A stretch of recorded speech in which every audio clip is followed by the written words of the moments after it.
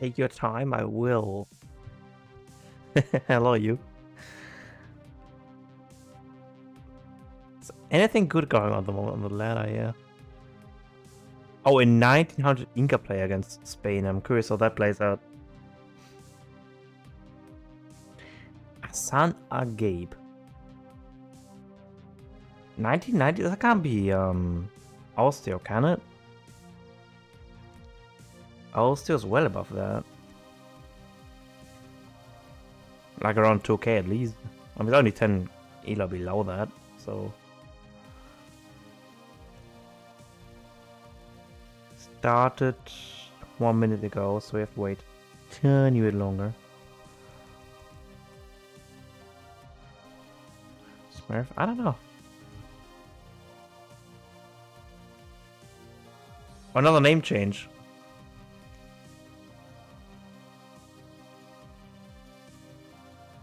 No, it's like 500 games played.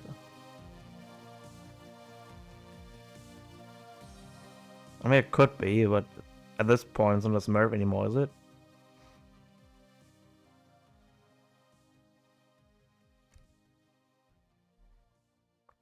$500 games.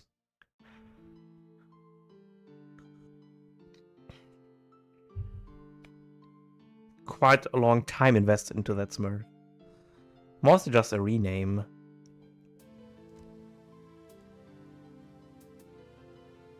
But Rohbrot has gotten like... Rohbrot has climbed a lot as well, didn't he? Wasn't Rohbrot like a 1900-ish player? 18, 1900? Roundabout? With Spain? And I've seen him... Alt maybe, yeah. Probably. Because I've seen him... expand to other civilizations as well.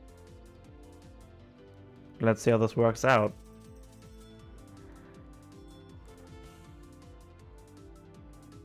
Inca, not a strong start, just 45 experience. Ideally, you want to get yourself a wood treasure. We have plenty of those behind our backs. So we are out of also the option to go for water here. For Inca.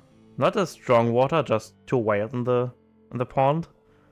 But I don't think that the game gonna go as long as this Fusion of the Sea is.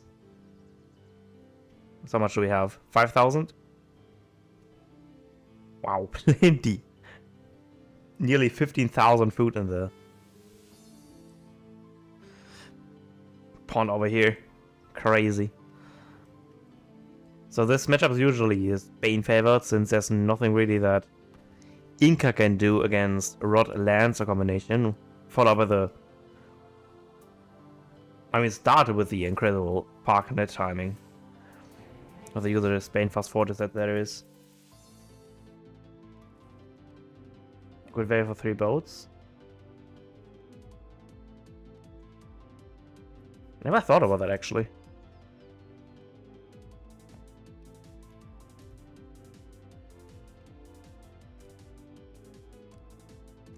Ah, he makes Unity. Alright. Hey, Radiant.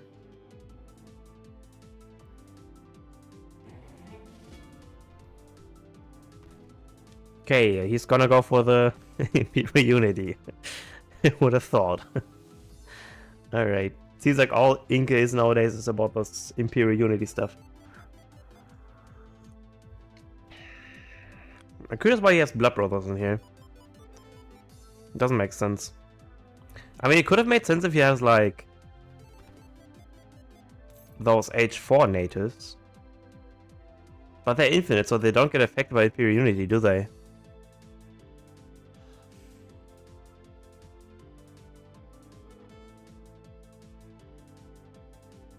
Oh wait, they do.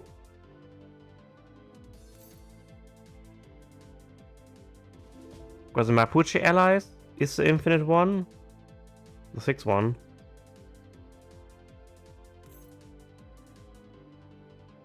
And I think the 70 million allies are also the infinite one. So if you would have had one of those in the H4, then I could see the value of Blood Brothers. But besides that, not really. We do have the option of anti-water, but I don't think we are going to go water ourselves. We do have all the upgrades for our... not upgrades, but... mercenaries. Two-piece, Jesuits, Spanish, Chinta support, Chima support, and Kayamarka support. All these. Yeah. If we would have had those inside here, then I could have seen the value behind Blood Brothers. But at this point, it's just a score increase. More or less. Okay, we are going to age up with a wise woman.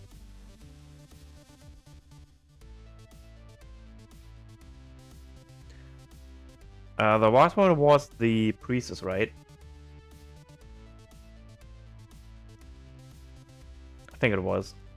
The three priestess ones. A very good age turn too, at like 245. Very strong. Rohbrot has an even faster age up. Age up 16 volts, 14 volts. I was about to say what? Doesn't make sense. At an even faster age up, he's looking for about 5 to 10 seconds fast age up time. I didn't went for a trading post, that's why. He went for a market start. Okay, that's interesting.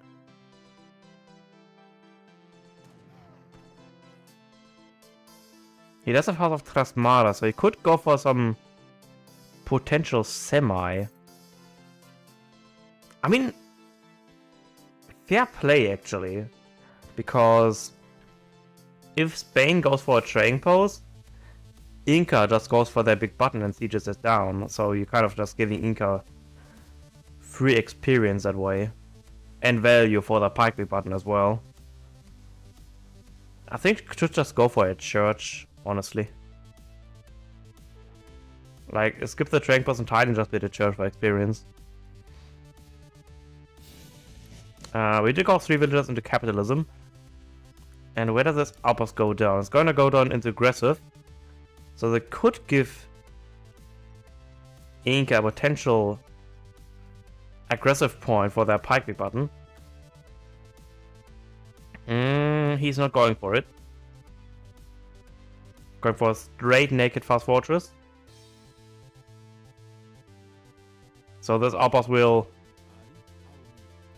Oh, this chassis actually forces outpost to go down more defensively.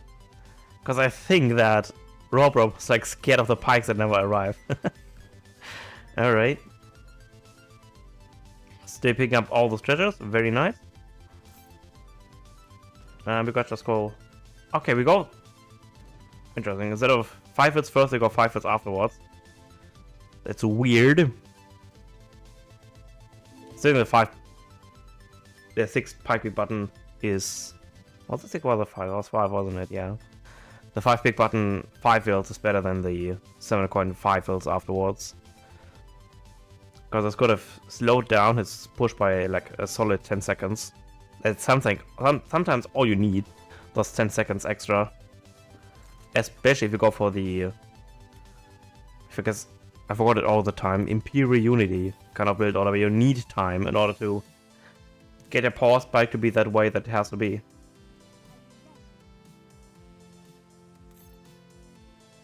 So both players go for a fast forward play style. We go and age up with the messenger, and he's probably going to age up with the for hussars. Yep, the scout, which is going to give him 4 hussars, which are not going to be very useful here. I would have loved the pikes, honestly. The pikes or the crossbowmen.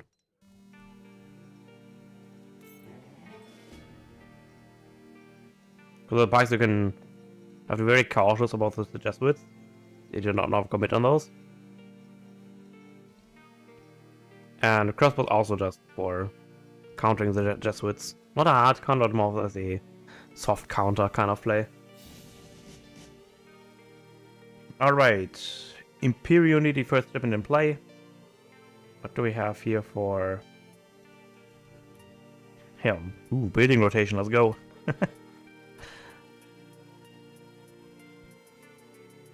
Getting ourselves a 90 coin treasure here. Very strong. It's like 5 musketeers nearly. Do we got steel traps right now? We didn't. Oh, we do.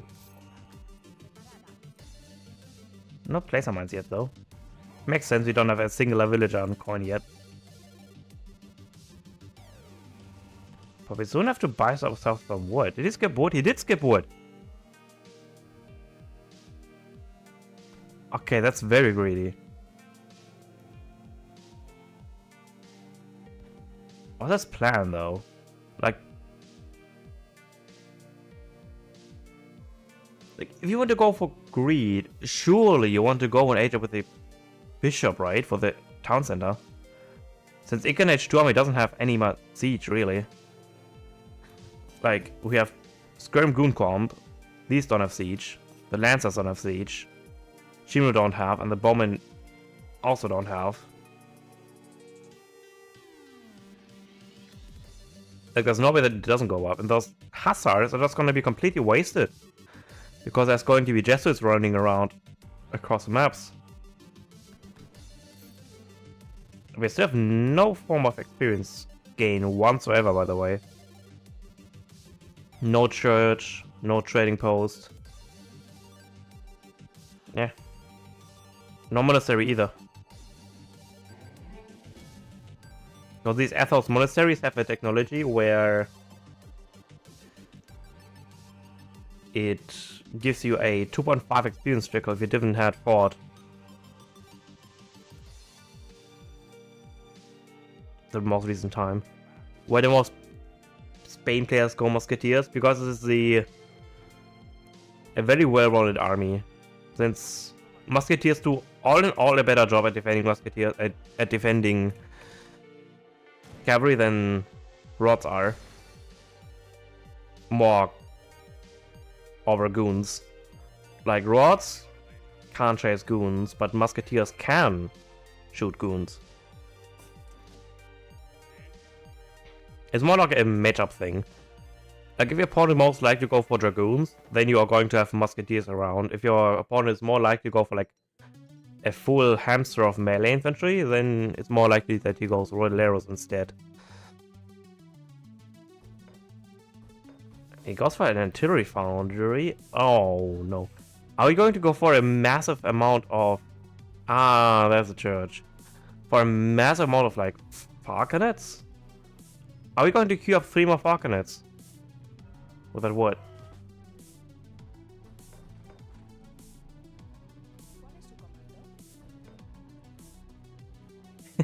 It's interesting that he has 4 Corins against Inca.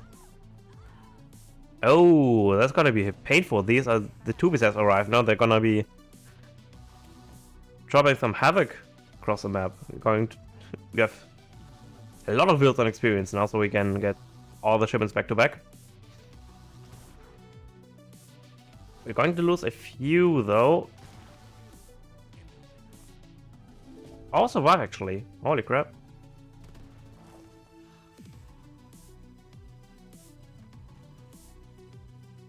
Yeah, all 20 survived. There comes the Lancers. If he's smart, he could go to War Dance and pretty much just smack this. Like, all builds on the plaza War Dance and then just smack everything here. But it seems like he's just smacking it anyways. And those Falcons are actually kind of wasted, if you think about it.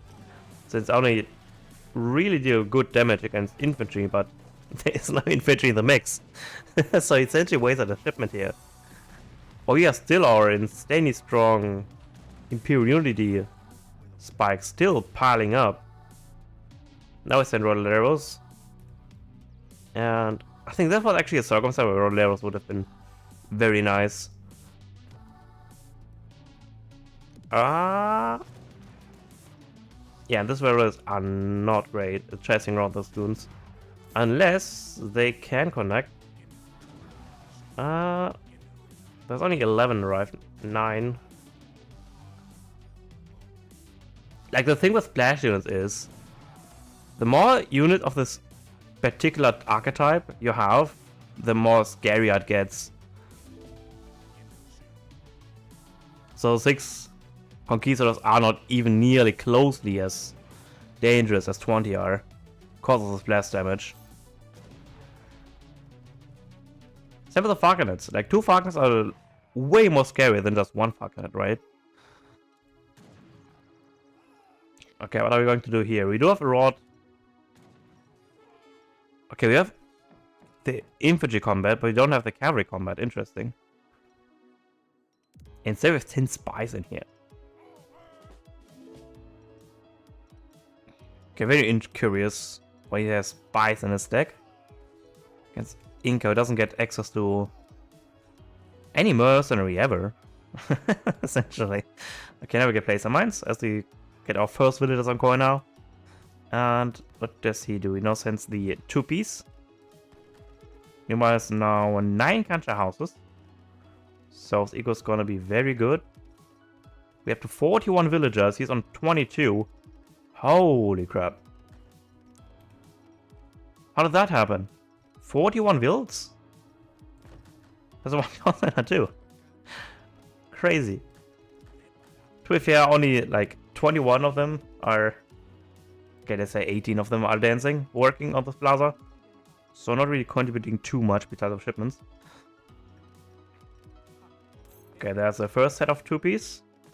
The second set of 2-piece is gonna arrive very soon as well. Rohbrot going to go for even more lands. It's so many royal arrows. 17.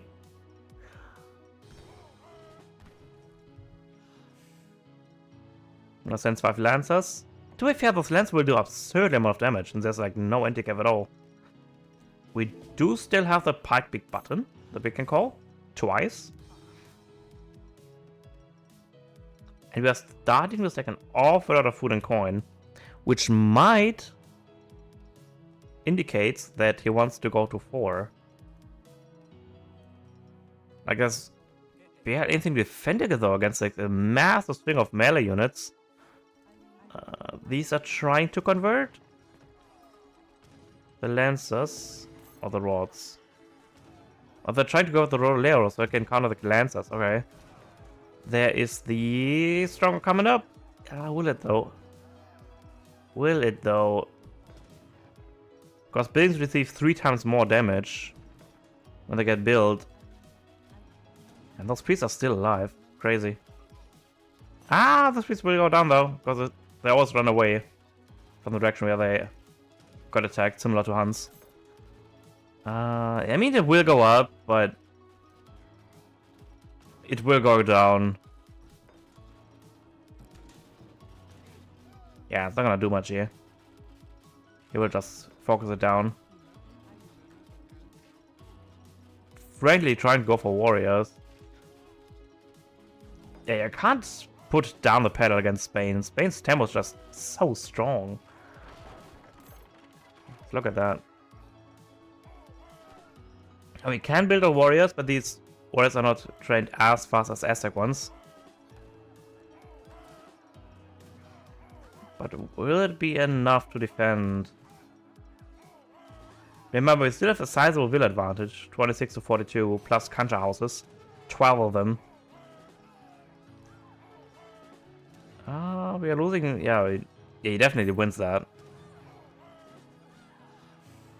You're losing a lot of wills now down to 40. Let's fall off on Rohbrot here. Even more rods.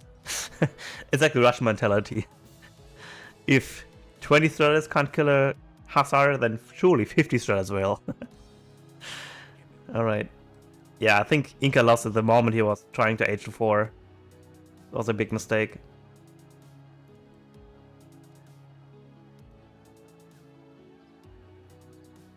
Need at least another shipment of 2-piece to defend himself here.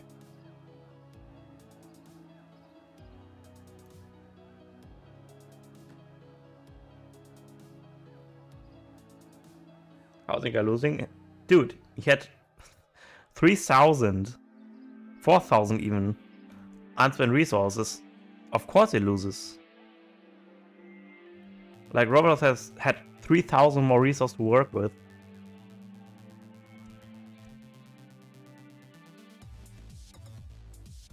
Even more resource too. Yeah, how did he make so much villagers though?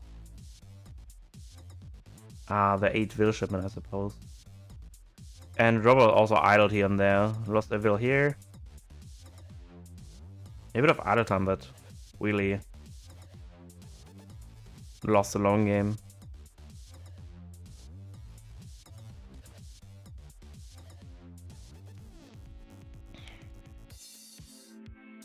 Yeah, and I think Inca didn't gather that much because of the plaza here. That is also those villagers were dancing for experience, working for experience, and weren't gathering. So a lot of the resources were quote-unquote in their shipments. What about the shipments actually? Experience. Not that much different. Like 10% more.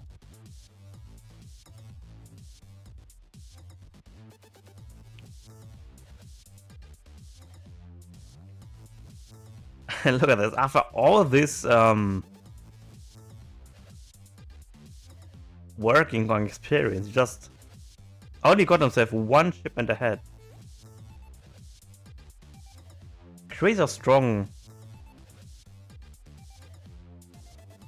Spain's shipment curve really is, huh?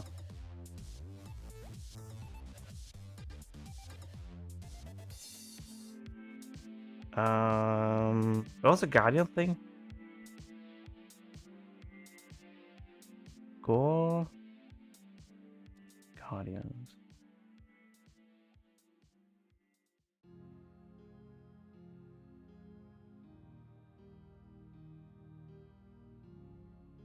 We were like working for experience almost always. Besides of here when we got attacked. Crazy. And we also had a trading post working for us as well. And the 3 priestess. Ever since the age up happened. So it like 4 TPs. 3. We had like 3 TPs fighting against a church. And Spain still only got like 1 less shipment received. That's absolutely nuts. That's kind of crazy actually. And Inca doesn't get any shipment penalty either.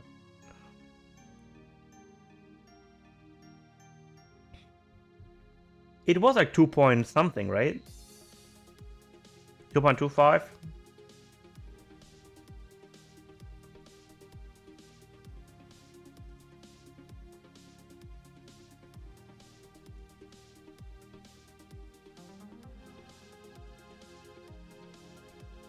Rohbrot against Batu?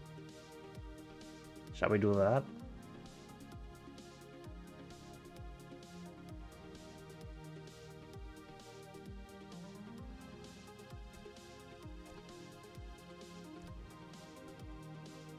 Batu didn't play it for ages.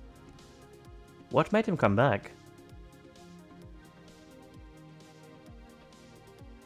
Spain mirror, Spain Estia, yeah. Spain is very strong.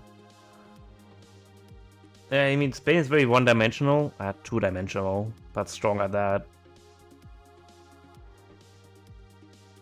Like, usually Spain was just a fast fortress kind of civ.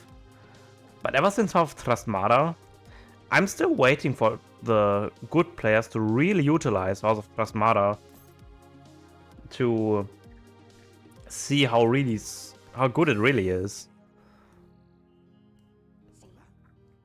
I think people still underutilize the House of Trasmara card still a lot.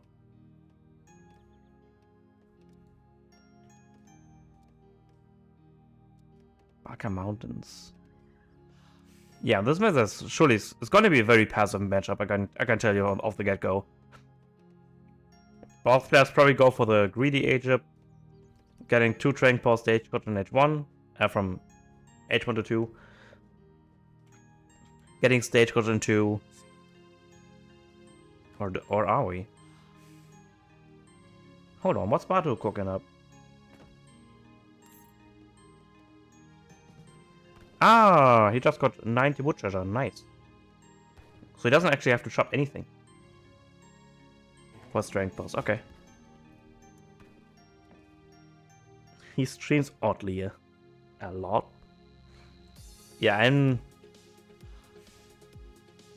not around a lot late. Ooh. A semi-fast fortress. From Batu. Rohbrot. Oh, it's identical. No. Robert has the hit points for his archaic infantry and Batu doesn't. But the tree is the same. 4211. It's all the same.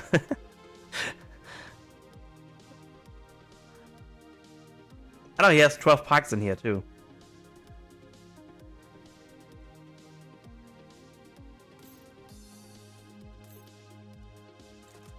Ah, okay. Batu has the marvelous year, while Robert has the 12 pikes. Okay. And H2 he has 6767.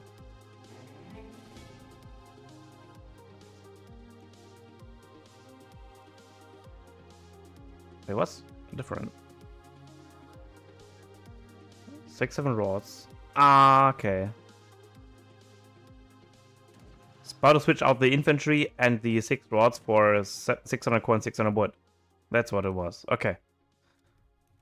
So both go for 3 versus capitalism. Nothing changed here.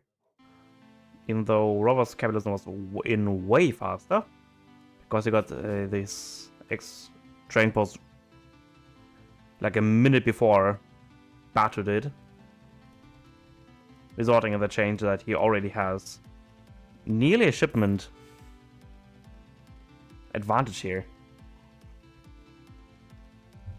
Okay, Rohbrot's H-up time this time is not as fast as last time. Batu's on the other hand, holy crap, look at that. Must have H-up like 225 or something like that. Crazy. Okay, he's now getting all this on wood. This probably means that he's going to go for his second train post. Rohbrot is, I think, doing the same. It's all the villagers on wood. Curious if the pillars still go for a market. I think on this map it could be very good if you go for a Hussar semi.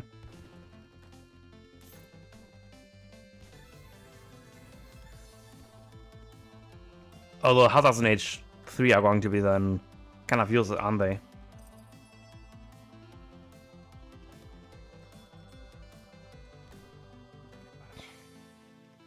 And if you double down the Rod Lancer combination, then it could still work. Okay, we're going to go for Hunting Doggies ASAP on Batu's side.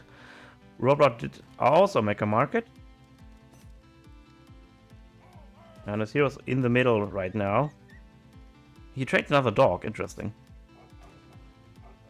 Ooh, nice, 1 dog down.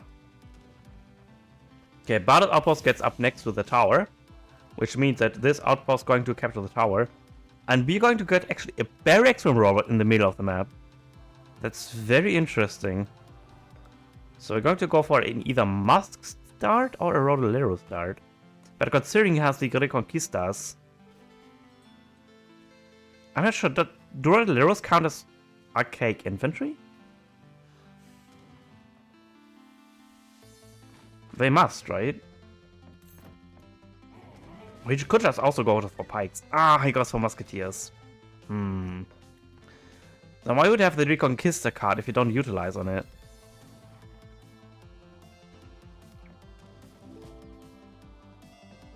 I would just buy wood and make a batch of pikes instead. All honestly, either pikes or rods. Just use your coin. Because every 3 that you lose, this would have been already a free goon right there. And they also have more siege as well. Like, there's no downside when losing pikes here. Since there's no units at all from Batu.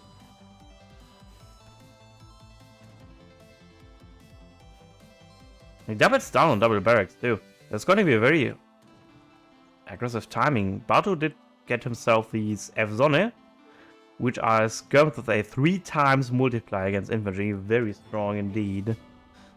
Just 12 range though? Oh no, I think it was 14. I think it was 14 range. No, 16. I think they had the same range as crossbows. So 16. Very tanky though. Going to go for barracks behind the base. We're going to go to 3 with Adventurer. Now queuing up our first F-Zone. Which is pretty much all we need against all what he has. Though...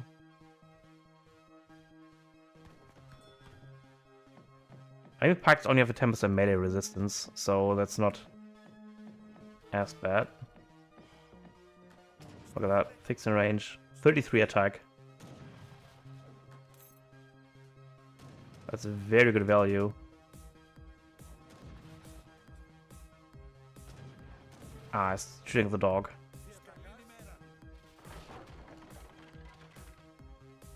Okay, how much way I can get out? Look at this mass, though! From Rohbrot, there's so much infantry! It's like 30 units right there. With the double batch of musketeers following up, too. 2 dogs getting trained. Meanwhile, battles actually should be nearly here. Make more musk. We have still the crossbows that arrive from here. You probably should have timed with like another 7 rod shipment. Like, time with the 7 rod arrows, Minutemen, and 8 crossbows. I think you should be fine to defend this. Your hero is still alive, can train... Could train doggies, but I don't think he can now. There comes a Minuteman. That's an awkward position to be in. There's Militiaman. Now there comes the crossbows, and they can't even finish the batch of musketeers too. Yeah, that's a very awkward positioning here. Do we got great codes? We didn't even get great codes. Ah, that sucks. Yeah, it depends on how well the fight goes. Because for an emergency, also he can send his shipment. These Azora has still survived though. They went all the way back to now rejoin the fight. But I think there's still way too much stuff from Rohbrot here. And the funny part is, he can just send the House of Trasmada and age up in like 15 seconds. To 3 himself. Yeah, I don't think there's much Bato can do here. I mean, there's Lancers coming in, Rods, I mean. But what else Royalero's gonna achieve?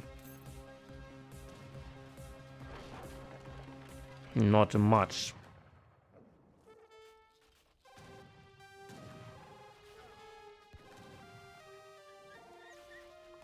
But Robert does decide to go for the 5 Phillies instead. Seems like I was completely wrong about this. I'm like, yeah, there's gonna be a social passive fight. They're gonna go for both strength poles and stagecoach and go to 3. Boy, how wrong I was. Now he goes for the train posts. Smart decision. Since Boughton though needs to invest a lot wood into his infrastructure, might be worth to even pick up Gangster at this point.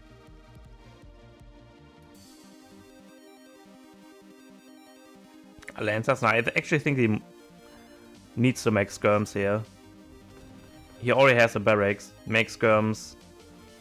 Send 8 Roleros if you can. Because rods are still a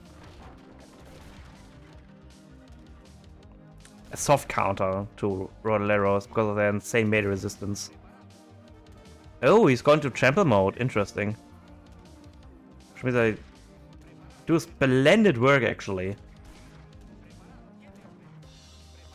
You saw the weird attack they did? Where the horse like stood up? That's why they do the trample mode. He actually cleaned him up, wow. But look at the will difference. 30 wills against 18. And Rohbrot is aging up with the House of Trasmada. He lost a train post in the process. So it's gonna be very rough for Bato going out from this fight here. He was idled for a lot. He needs to invest into infrastructure a lot as well, since a lot of houses went down. Like, what's left to do here from Bato's side? You even have a church from Rohbrot too, for an additional experience influx. Now we get great codes. What's tricking in? Just in case Bato goes for some weird raids. That's too fucking. There is the Scout? Quite literally the scout. Yeah, that's quite the fortified position, actually. What if, like, we could be able to capture this city tower? It's a quite good army, actually. Uh-oh, these assassins will get a few nice hits in this Parkanet. Yeah, one connects. The roads connect from the shipment to the other side. Ouch, and this is just a complete wipe. Yuck.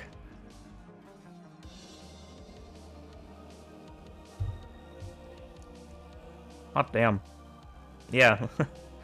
Morale of this match is that you'd never win a Spain mirror against Rohbrot.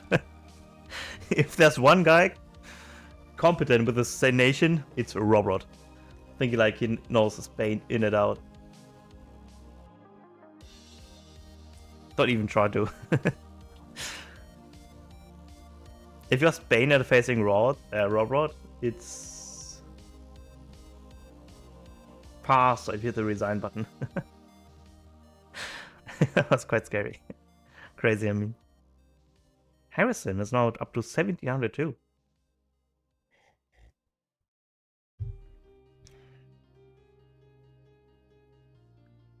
Wait, I want to see Spain against... He is Spain, right? I mean, he's... Like, his nationality is Germany, but in his heart, he is Spain.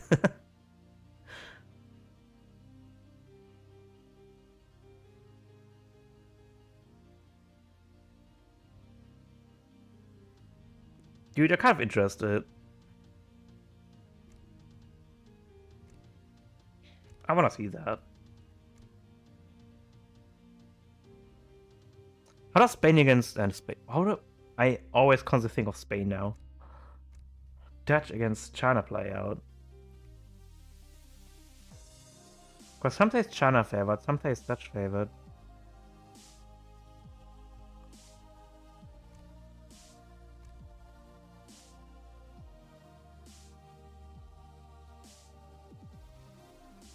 Whenever I play Dutch against China, I lose.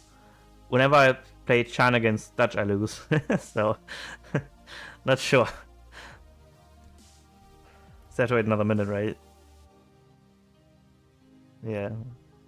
Because the game has a 3-minute timer before you can observe live matches.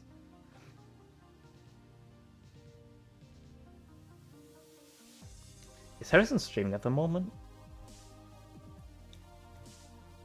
For my own curiosity. I think he is. He is.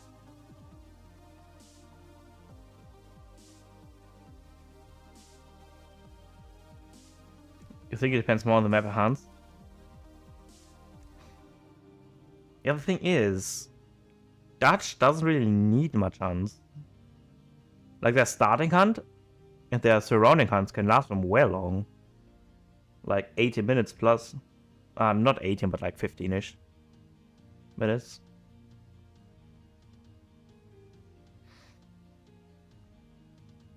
It's Mongolia.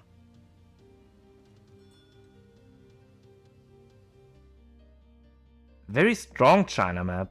Like a very, very strong one. Since your villages act as a livestock pen too.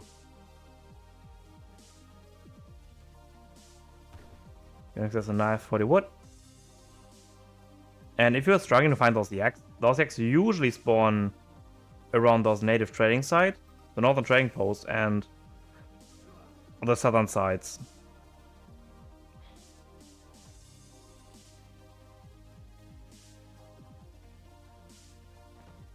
Oh, what? A monastery first? That's so expensive. It's like a more expensive trading post. Wow. So he needs to chop a lot of wood. Where's hero? Like, can you find any wood traders nearby? Not really. Yeah, he has a chop for it. Only 170, so not too bad. Oh, 180. 180 it was, alright. Just leaves a coin crate on the floor. Smart thing to do. And I think Harrison just wins the yak race. I don't think we want to... Oh wait, we have 2 yaks. 5 yaks. How much does Harrison have? Harrison does have 4. There's still 3 more yaks to go. 4 more yaks. 5 more.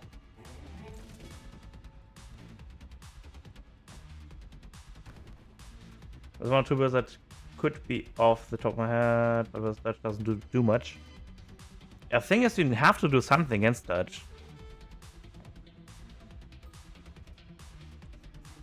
So which timing is better against which? The thing is, the Chinese timing revolves around military shipments, while the Dutch timings kind of revolve around their banks, in all honesty. Like, once they have 4 banks out, they can pretty much go for, like, double batches of military constantly. That's why you don't see a lot of military shipments in Dutch Second Age 3, because they are a very strong economy that powering through them.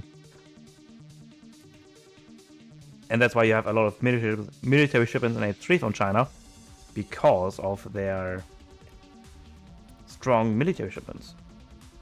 Not strong, but like strong in units. Strong in numbers, so to speak. Like normally you get 7 skirms, but China gets 10, and so on and so forth. Very late age up though. 320. Porcelain Tower. He also went for this. Yeah, it's a very late age, very sloppy. Forced to age with 8 villagers. Just to make up for his mistake here. Since the first 4 villagers save up each 10 seconds, and the following 4 save up each 5. Just to... Yeah, it's gonna be quite painful. So you can only just get barely his town center up and running. Harrison did go for 15, right? Yep, he did go for 15. Like, if you get a really good coin treasures in H1, like good coin and food treasures, you can skip a villain and go for 14 age up. Bang is already up. Very nice. Well, as Quartermaster, probably going to go for Samuel first, since it's China. What does a scouting pattern do? Like, Harrison did a very good job of scouting his opponent. But he doesn't know what concert he's on. But considering the deck, like this... Actually, there could actually be a rush here from China. Flamethrower and Castle Rickshaw.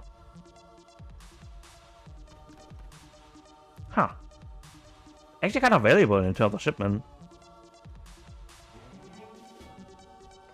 What do we get here? We get Grants here. Never mind. He switches his alliances.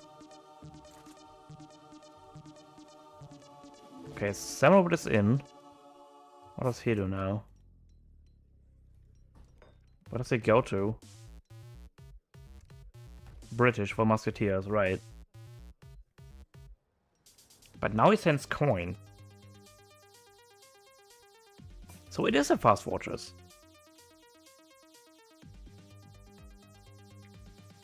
But what are those Musketeers going to achieve? Like, Harrison builds now a barracks, a house, and a mark in the front. Very nice building, by the way. Like, those positioning of those buildings are definitely well done. The second bank and third bank is now up as well. Now building this barracks. 600 with a second shipment, interestingly. There's going to be maybe a fourth bank, actually. Huh. Okay, so he just goes 300 influence export into 700 coin. Yeah, no, Harrison knows that those red coins are around. So this was kind of pointless. Like, he knows that there's Okay, not much sure what he's going for pikes here. I think he just goes for pikes for, in the case of he sends 7 steps, because you never know if they're going to arrive. 7 steps can just completely demolish your skirms there. Yep, there's our 4th bank. Game for steel traps and greatcoats. I suppose we don't have placer mines quite yet. Yep, there's a 5th bank. You're going for a 5 bank, dude. A 5 bank for semi-fast fortress. And I really hope that China can do something against that.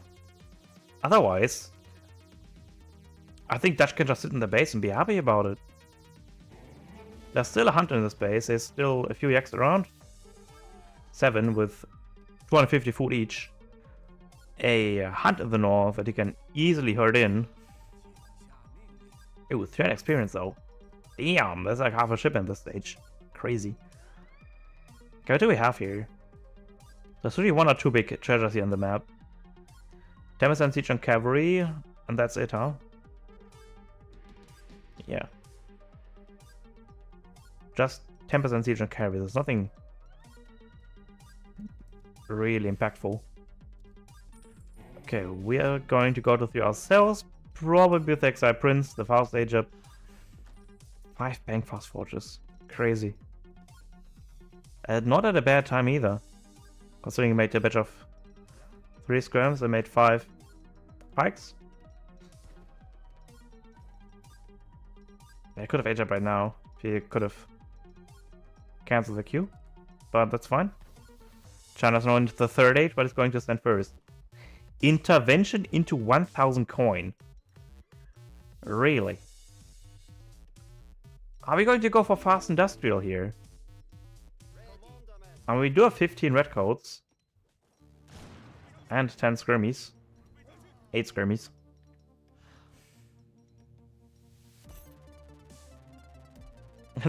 This is completely scavenged, by the way. Like no treasure remaining at all. There's like 130 con over here. And then 4 small ones on the northern side. Can we go for flying crows? Do you think we actually go for like a big timing of some sort? Like we're eating the yaks. The corn arrives very soon. What does it have to like do even? Like the only really good one is like this summer palace we can age up to 4 with.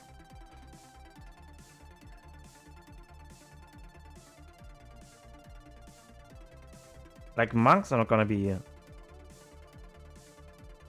very strong, the disciples. Like need all those technologies, which are kind of pricey.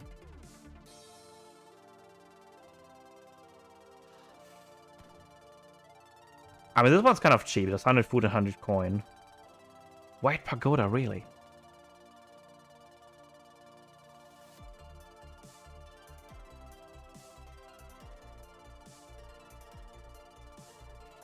Really? Monks are bad against Dutch anyways. Depends. Monks count as shock infantry, so they kind of actually wipe skirms out kind of fast.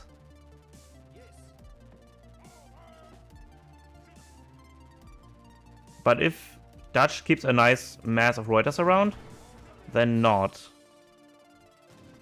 Oh, that's 2 bits on already. Very sloppy. Reuters coming to the right side. See if there's anything they can raid.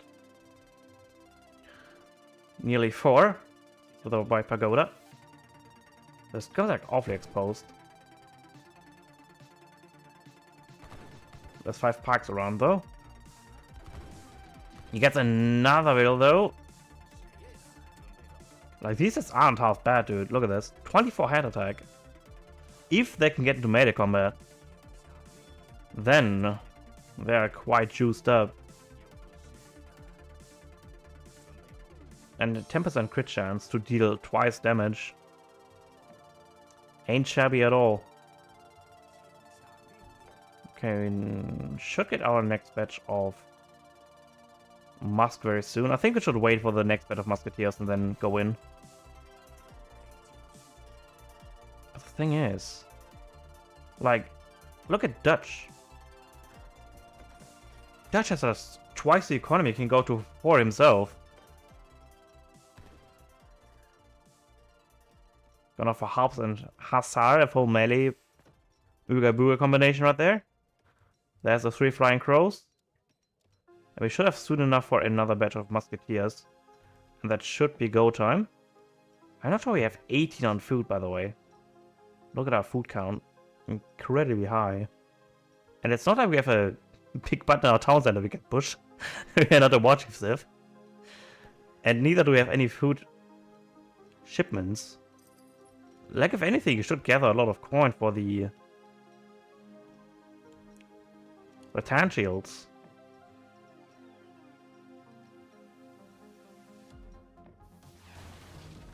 Okay, another first bank under siege. Should go down quite fast, actually.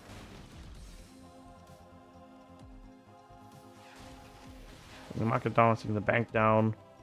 And I think that's just fine there, because that's just aging, not aging up, actually. That's just not aging up. Okay, I thought he would age up to 4. Ah, he doesn't have any Carcinage for it, makes sense.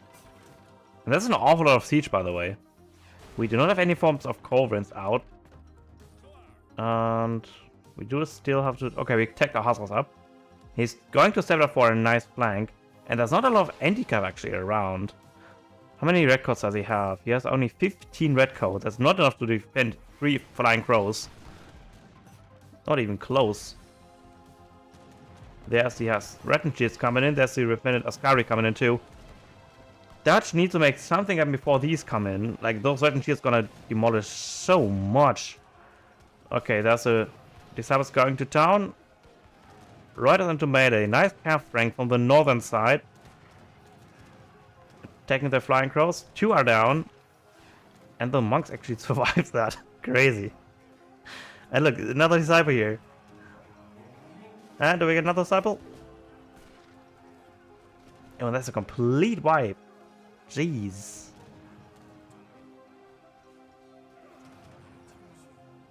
Another disciple. How many do we have still? We still have 9 disciples. And there comes the Rattan Shields. Only 3 Rattan Shields, but 26 of them. And that's not 17 Arquebusiers following it up. Yeah, it's now down to 4 banks, 18 wheels idled. We still have the Arquebusiers. Should probably sell some wood for that. Like, build a market, sell wood, and get those Arquebusiers up and running. But I think by then this town center will die.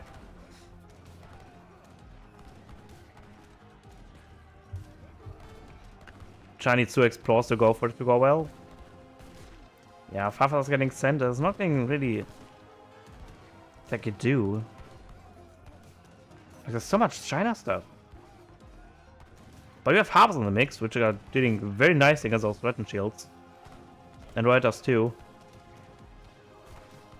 If Harrison finds a way to survive this, like, the main threat are really the Rattan Shields. Oh, nice Hussars! That's going to actually get on top of these Arquebusiers, but it's not going to be enough. Damn.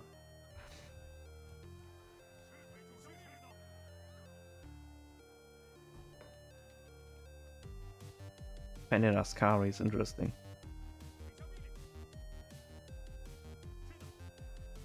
Yeah, I still think it was over. 24, the eco was like evened out now.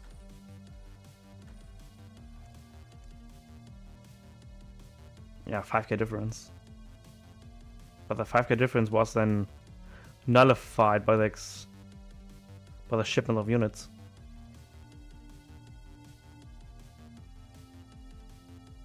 Just gathered, yeah. Mittag. Hey, Toby.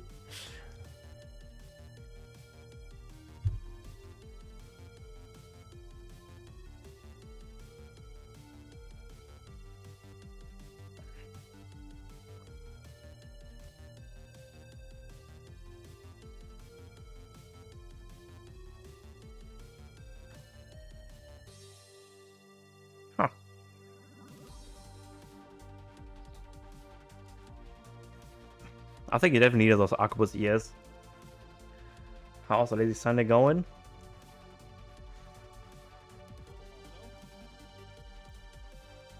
As long as I can still be lazy, it's fine. But somewhere I still have to go to work. I need not to go to work, but work on my stuff. Commando.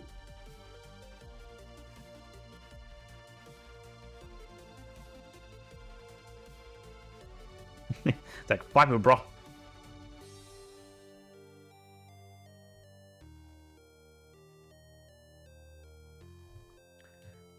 To be fair, I would have loved you would have the H1 card that boosts up disciples too. How much was it? Like 30%? On the top of my head, or how much was it?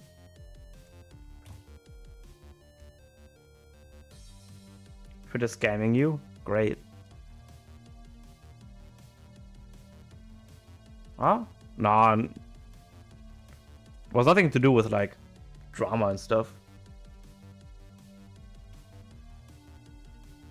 We never had an issue. He just said his opinion, that's fine.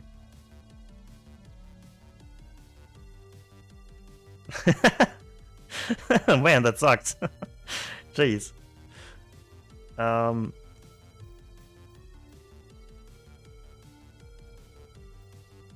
was it.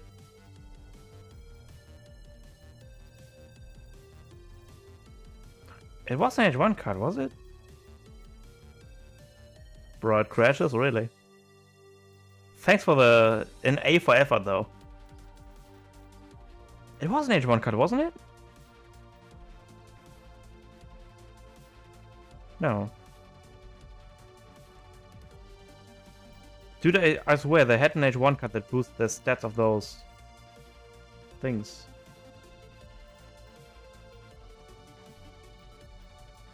Monks. Did they move it to H2 or what?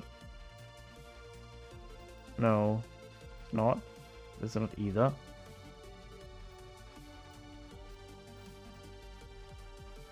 I could have sworn they had it. H2 there is one. It was previous H... It was H1 before that. Snatch the paddle. No, I was just curious.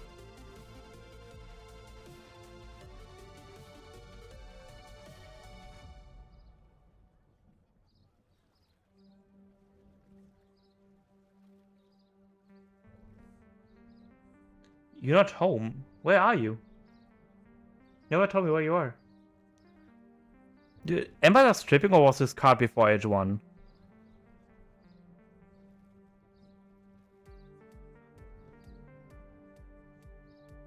I might also be misremembering things.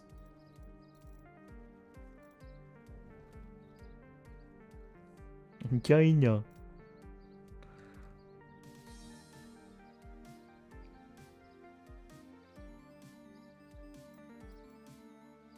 Where's the standard army in? Doesn't make sense. It sucks. Don't have the H4 card.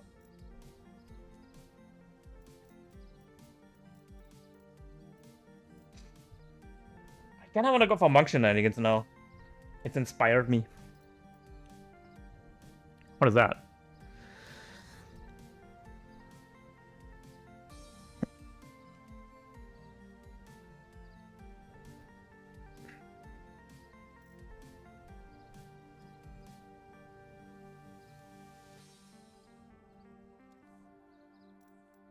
You have the goat, you have the tiger, and you have the dragon, huh? Why is not Year of the Pig? Missed opportunity. There must have been a Year of the Pig. Rip. Fishy.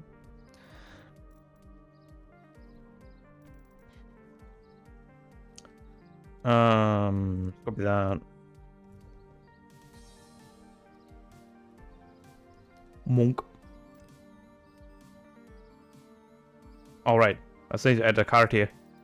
2, 4, 6, 10 now we have here. What do we get instead? Another H4 card maybe?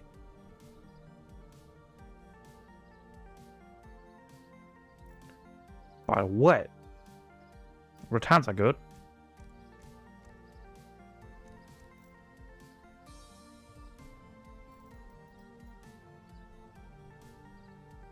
3 flying crows are also something.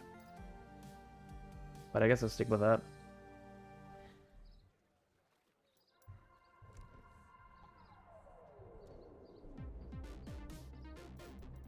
So, 1v1 monk. What do we not need? We don't need northern refugees. We don't send that anyways. We do this. Bro, where is it? There. Do we need the 5 speed? Don't think we do. Let's get rid of one of those and get you instead in.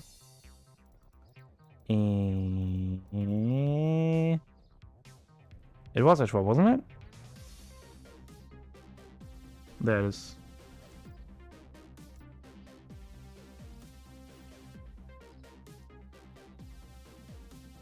Seven hand mortars.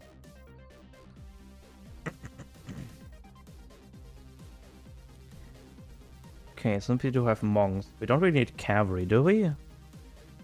Our monks are the cavalry. Let's get those hand mortars in instead. Where are the hand mortars?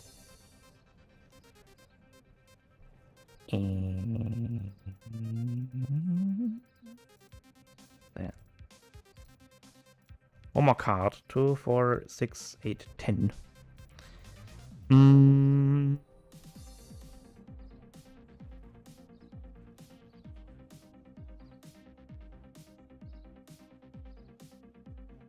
Should we just go full in like H2 ways? Stack our bows and steps and shit up. Let's do that.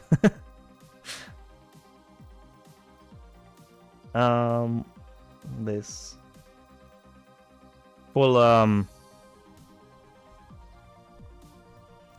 get those two out. This and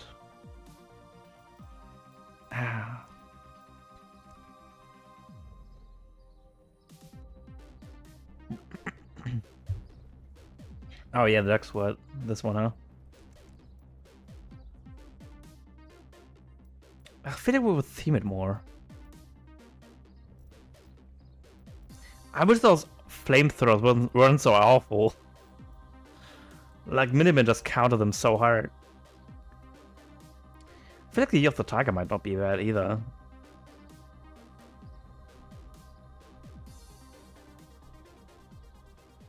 A pet? Pet white tiger, that's actually not bad. Like, I could get rid of, you. This one is not good.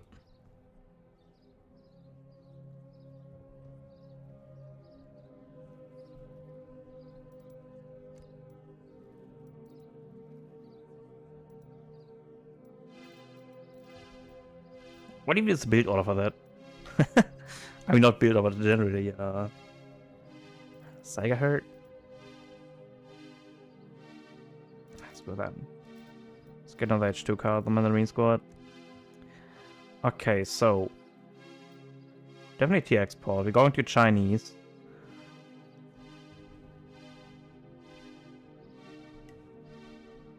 Yeah, I think most people don't know that, yeah, mostly you're right. I don't think many people are as knowledgeable as I am on this elo range. Heck, there's even people like Kang, way below me, that is know everything in the game. No offense, by the way. Luvia.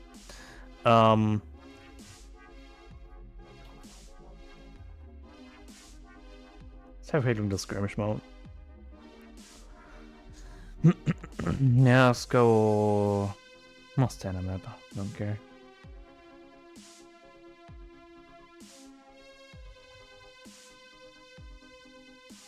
Just to check things out.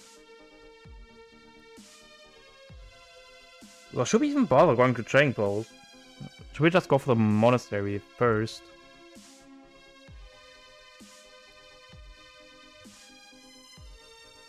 Because we don't really need that second technology, do we? Oh shit, it's fast. Oh shit. Oh shit. Run, boy.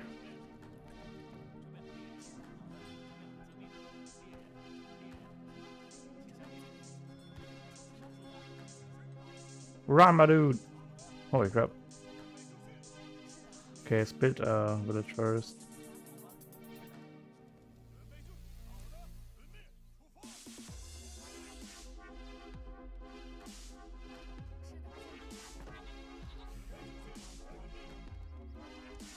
Monk.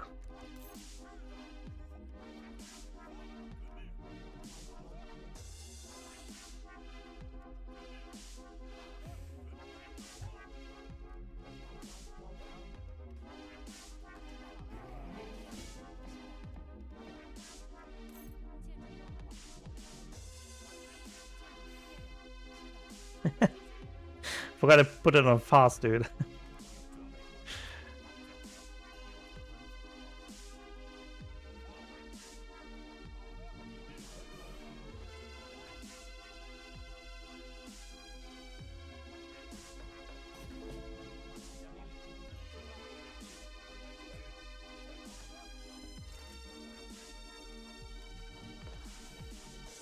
Oh god.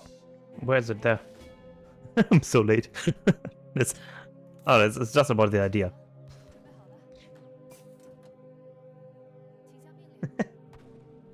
Game ain't fast enough, dude. It's so fast. It's very fast. Okay, let's go there. Don't have the time to do that. What do I jump with though? The two. But do we go this all the way? Does the disciples?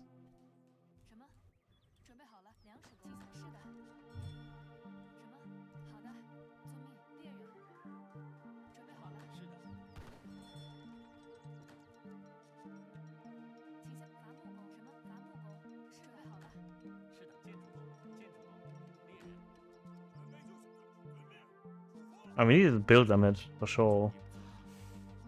Right?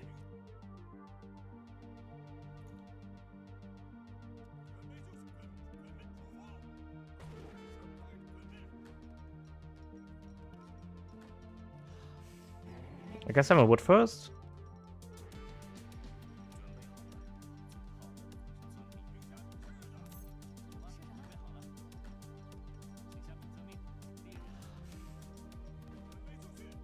Can make 10 only.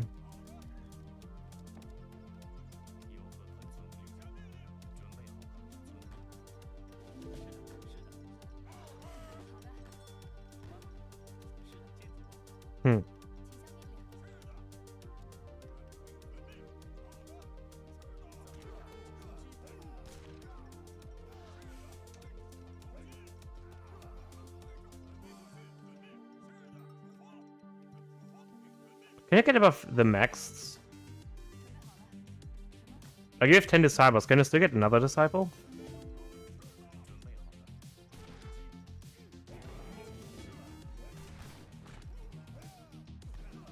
You can. I didn't know that. Oh. Interesting.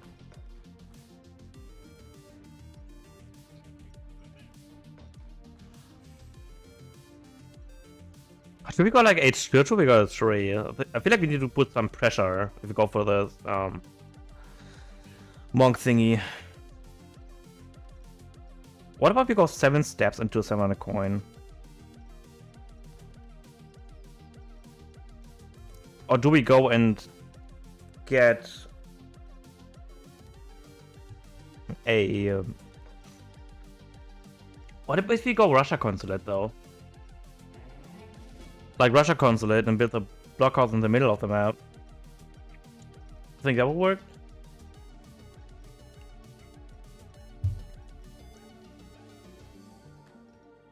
For grand timing. Needs so much influence though. Export. I guess 10 minutes into the game, we still don't have enough for that.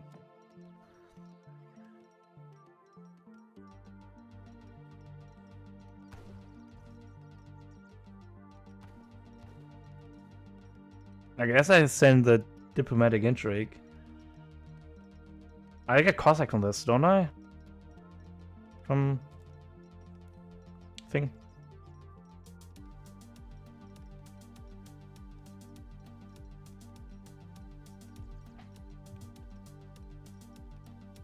Yeah, I think we need to switch at least wheels on wood to get the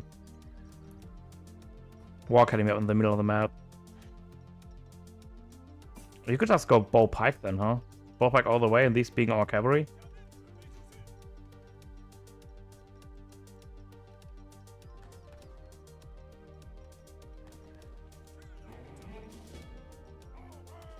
$32.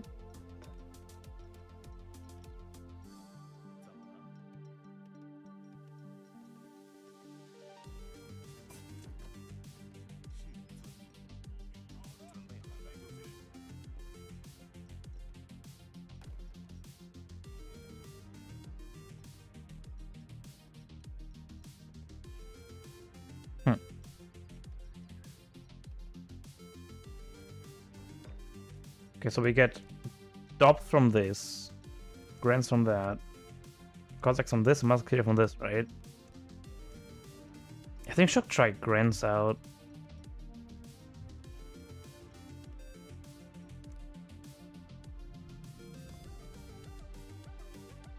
Like, if they don't go for Brits, for France Consulate, you just age up so late. Just so damn late. Like, you can't do that.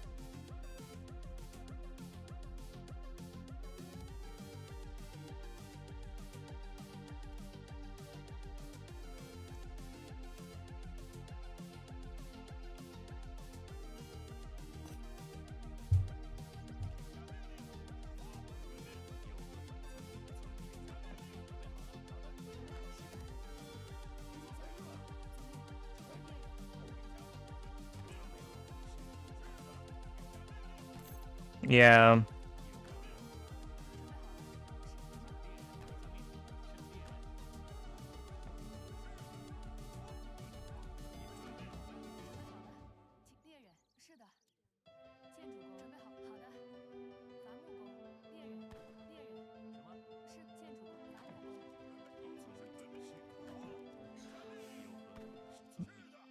Oh, that's very good.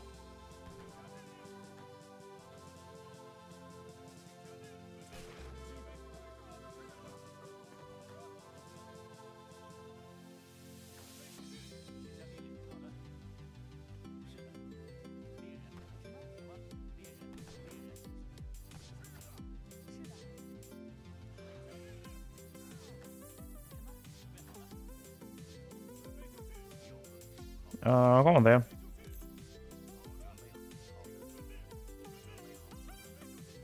Okay, unless it's a treasure map with like a lot of food treasures.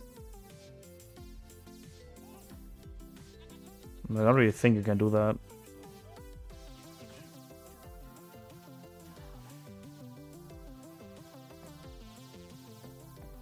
The 10% tech.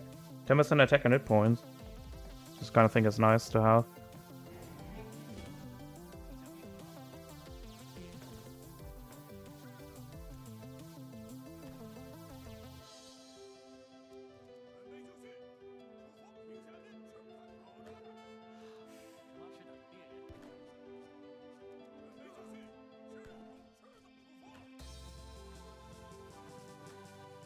The second upgrade is way too expensive.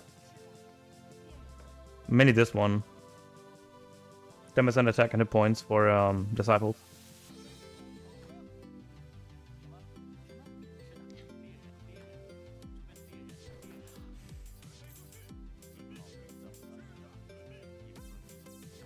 Since you want to get the monastery anyways at some point, you wanna get it now.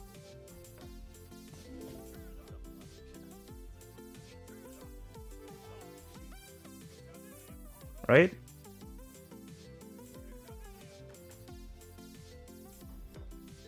Yeah, but I need the monastery anyways at some point. So when do I get it?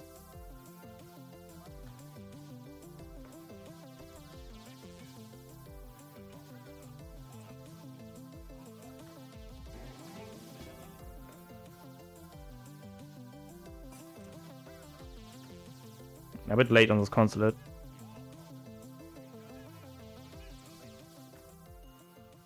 Send wood, I guess. Yeah, but when I never send it, what then?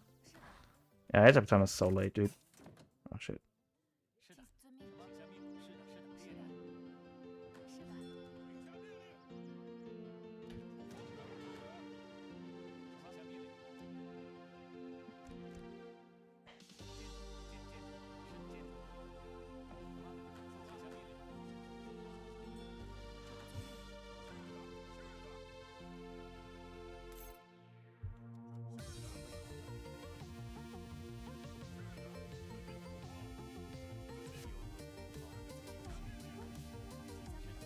I mean, it's like having an extra monk, isn't it?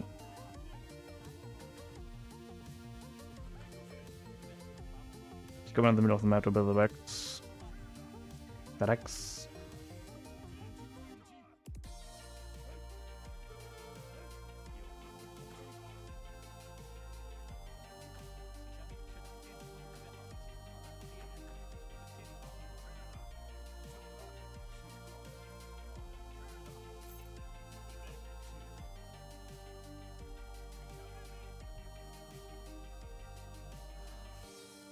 I mean, if it hits like a breakpoint where they survive one more shot, then why not, right? I'm not sure if they do or don't.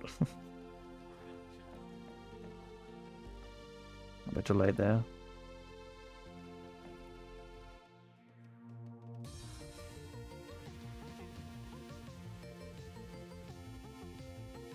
Yeah, I need to go export first.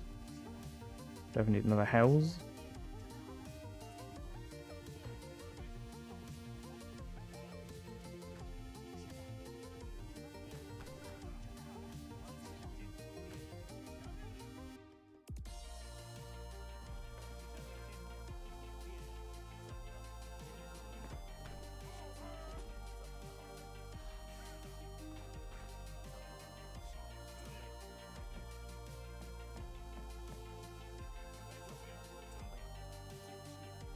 So let's imagine this is like 20 seconds faster. Like 520, is it really something worth?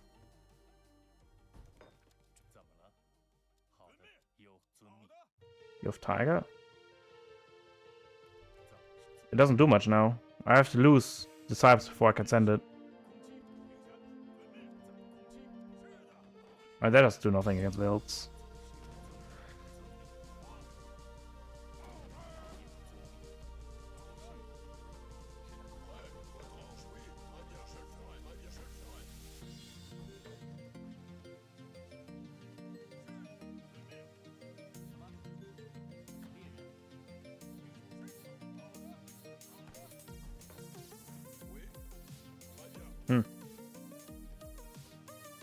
Yeah, it only gives tigers when I lose disciples.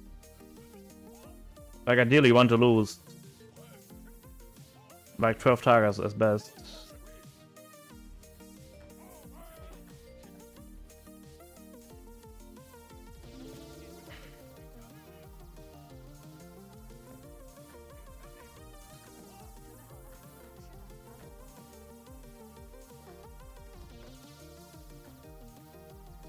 Oh, maybe close. Yeah, I think it's way too slow to do it in H2. At least to the extent I would like to.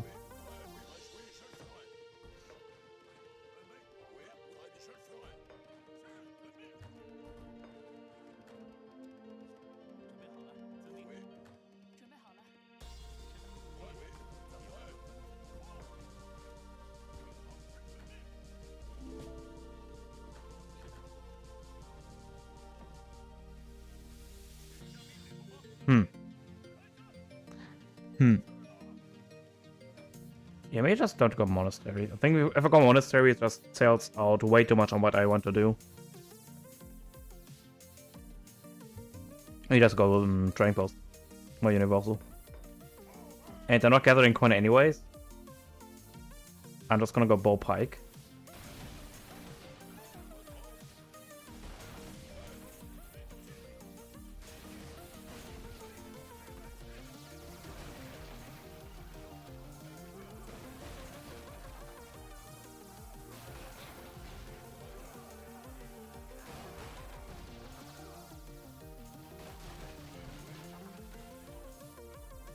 Like 10% is what? 12 hit points. No, not even. 8 hit points. 8 hit points, 1 attack. Make it 2 attack with a critical strike.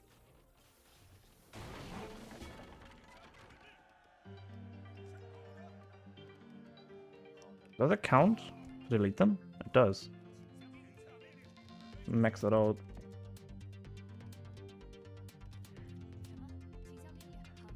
How good are those tigers?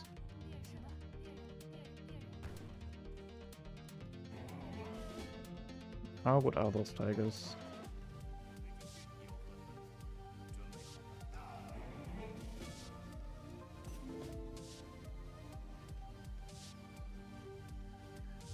Pretty decent.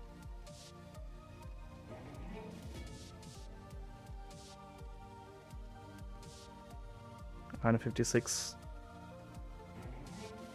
15. Another calf unit.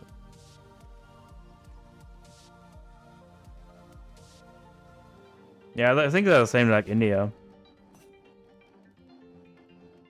Do they shadow tag? They should shadow tag.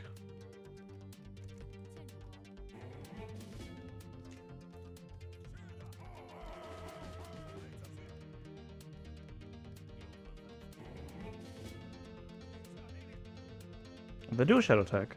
Okay. So that card doesn't lose its value. But the disciples don't.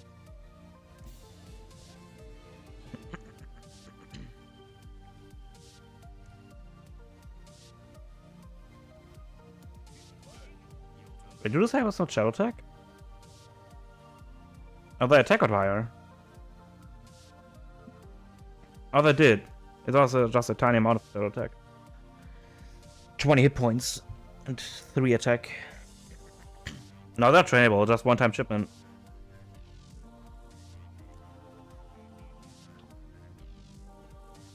Like a 12 tiger shipment is still good.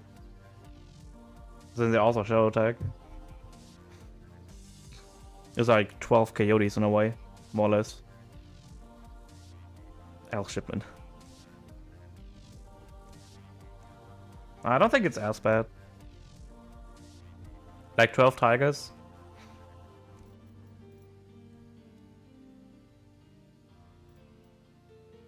Don't think it's bad.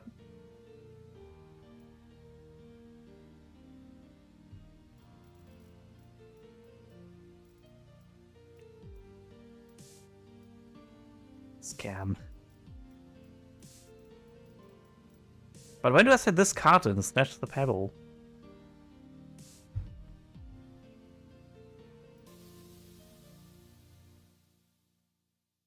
Don't think there's room in that. So you want to go aggressive, you should...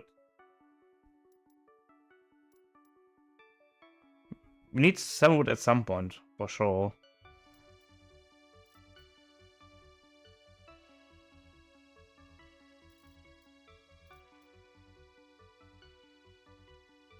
You think it's worth it to make like a village in the middle of the map as first? Because I don't really need a second village. And I waste like... Let's say like 30 food.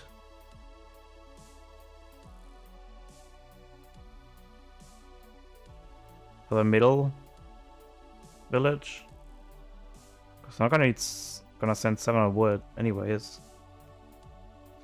Because it definitely needs to send the Holy Trinity of units here. 9 pikes, 7 steps, 8 shogunuts. Progression.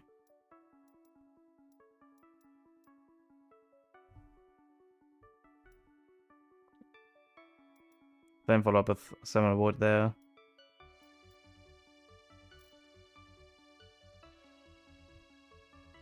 And I think we just don't do any villages, any militaries at all. Does on food, gets a market tax, and goes down on coin, age up, then keep up the pressure on S3. I think that's what we do, right?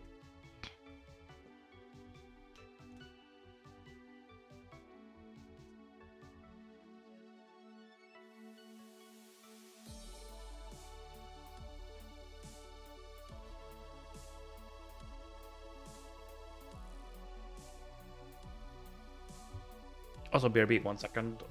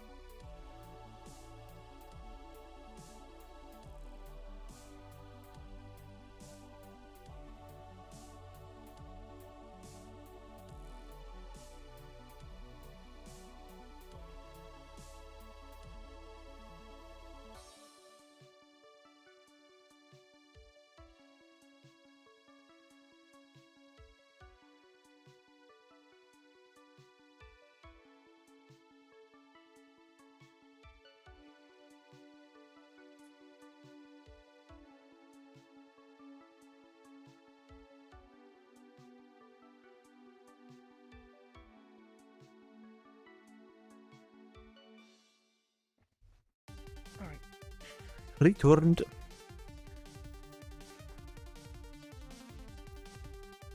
Was it Yes the Dragon Duke give again? I was just saying right. Blaming throwers.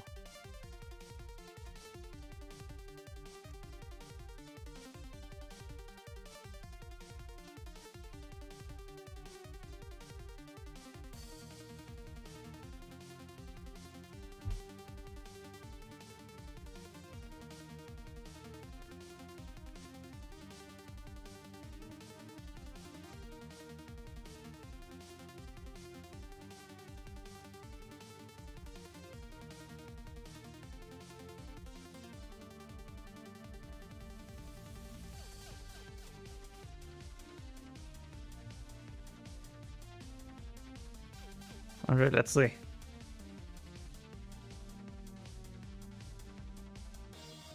If it gets blood away, it's like one of those two. Lakota even. Oh. You might actually have a fair shot against this.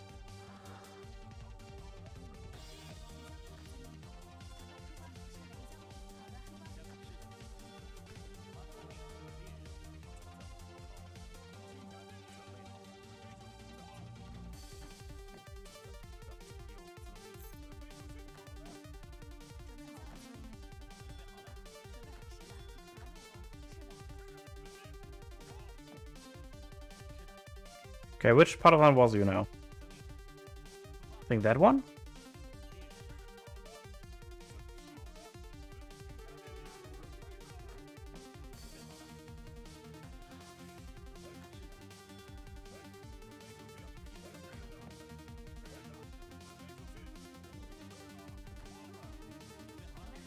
I mean, Japan is, you know, not the funnest stuff to play against.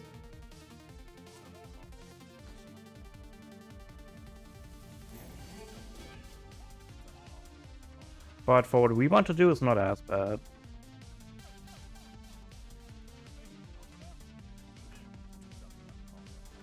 I think delaying the training boss 400 experience was worth it.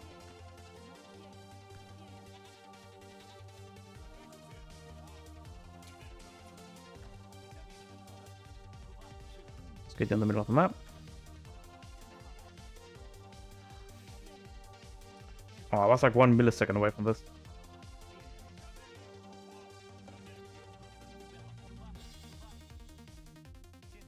Let's get over here. We idle otherwise.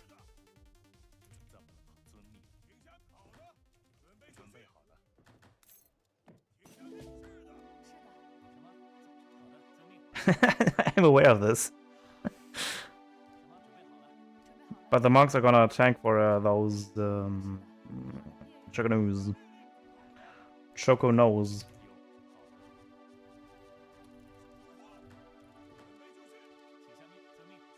Oh shit, where's even a hunt? Oh, bro. Let's go there, I guess.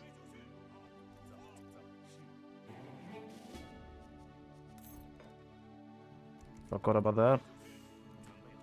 So it's not too late.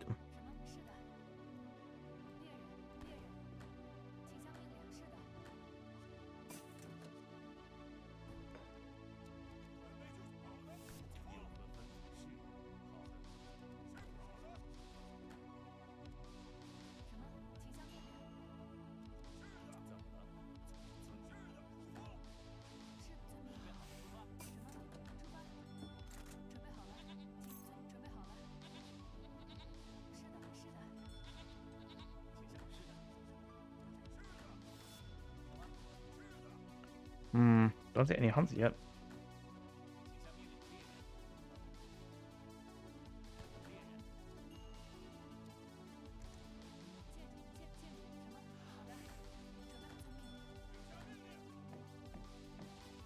Come on, gimme.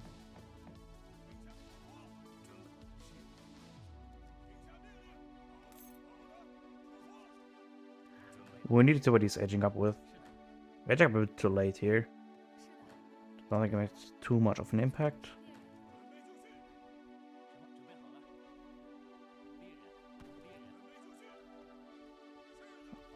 It's the gates, isn't it? Pretty sure it's the gates. Yeah, it is. But who knows?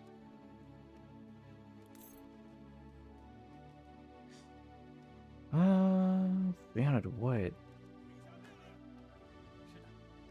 What is this?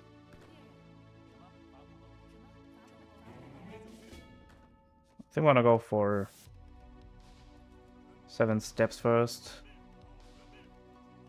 Be annoying seeing some shrines down. We definitely need a second house too. Little village.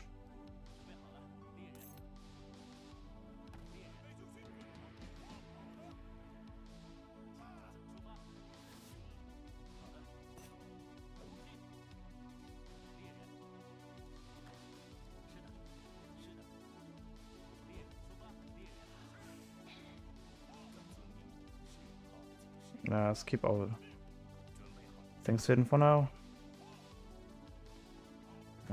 Very back of the map. Best thing.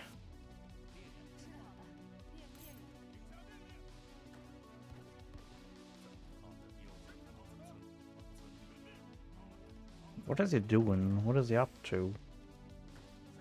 All those things, I don't know.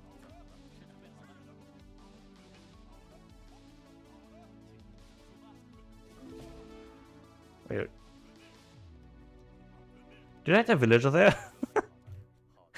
Was it a villager of mine? What was he doing there?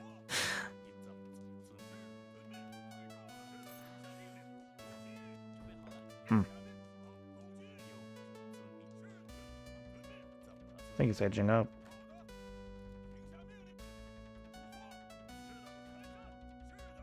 He's going 3 to 3. Might be.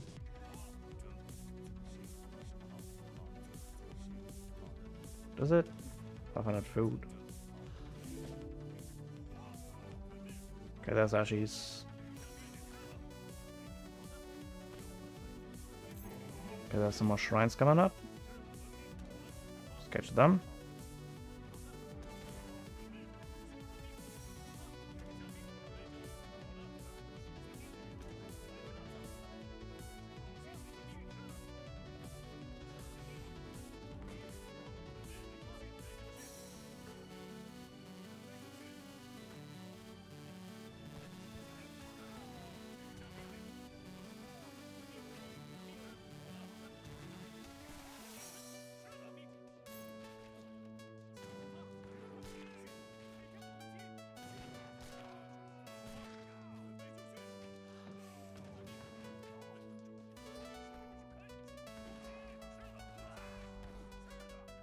I want to train those disciples. Let's.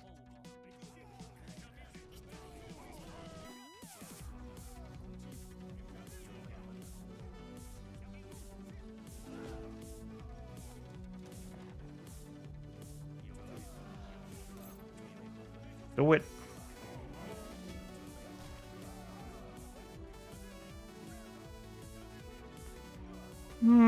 Okay, doesn't really work.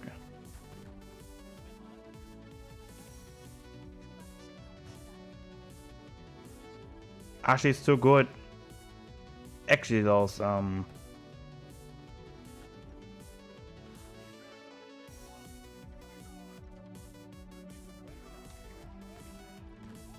she knows actually did all the work. They kind of did stuff, I suppose. Just gonna chase me all the way, isn't he? No, he's not. Good. Grateful. Should be all running out of hunts. Yeah, the samurais achieved the unthinkable. Siege on my trading post. Let's get the wood over here and then change allies. So what are we gonna do now? I thought Shinobis, dude. Absolutely broken.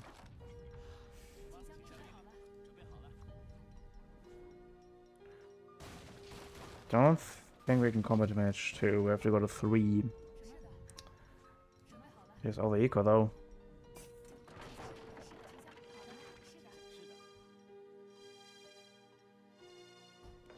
He's always like siege on my beautiful, beautiful consulate.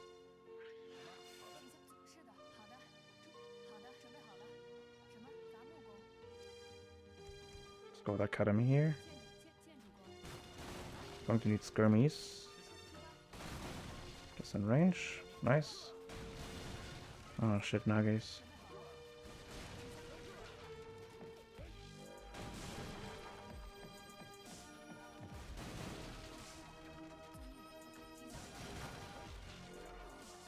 The Nage ways. Okay, so I guess it doesn't work.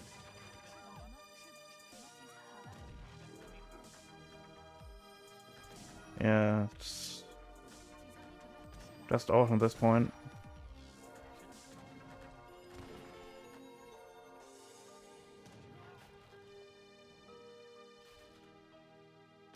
Ah, they are a siege trooper. They don't. Oh.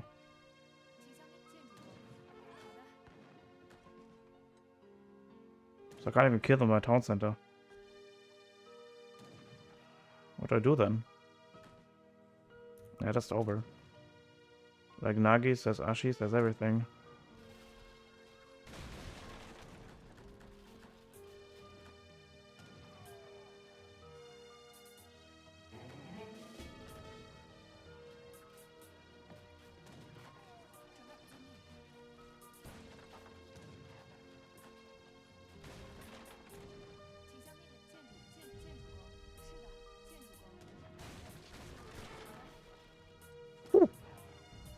Did you saw that dodge, dude?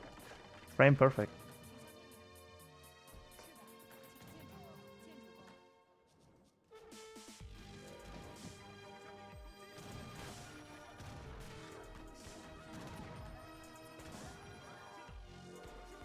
Yeah, it's just over. Nothing that I can send stays me here.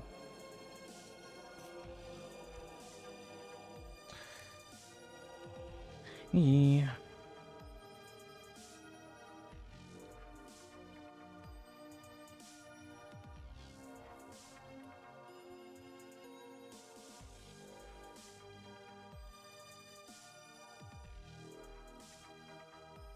Yeah, I was thinking of Mandarin Squad actually. So the coin. But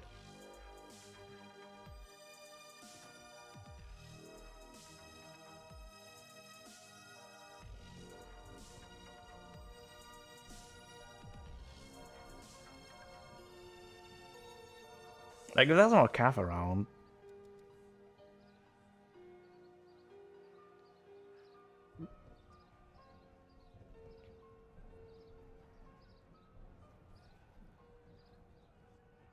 There's a lot of units.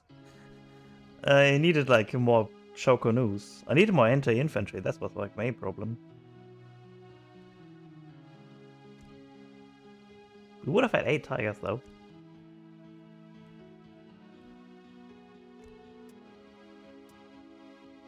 Okay, post-game review. Grande Italia.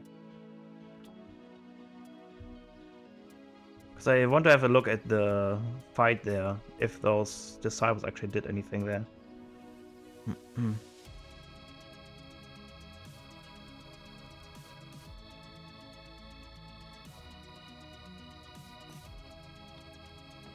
If it doesn't, I think that is. What is this card order? Did you just send 300 wood first? No, this one. Mortmore, yeah. Oh, he's very smart, he waited for the car to arrive. This gave him a lot of resources.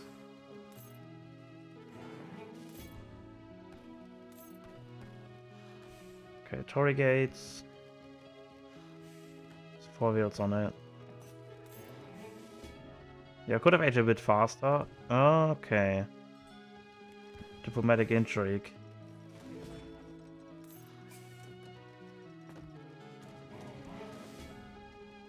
Into shrines, into Musk. So he isn't even that all in. I don't think I should have sent Step Riders, because there was like not much shrines around yet that I could siege down. And they only do like what? 15 damage per hit? They do like 20. 2.63, that's well high. Why do they have such high multiplier against shock infantry? I feel like that's higher than the normal amount of Isn't it usually like half as high?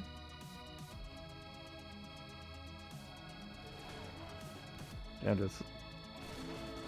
Like 30-ish damage against melee. Yeah, it's just that I completely wasted.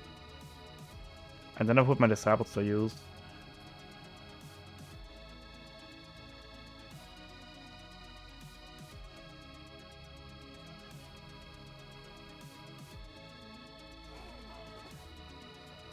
Might do 14.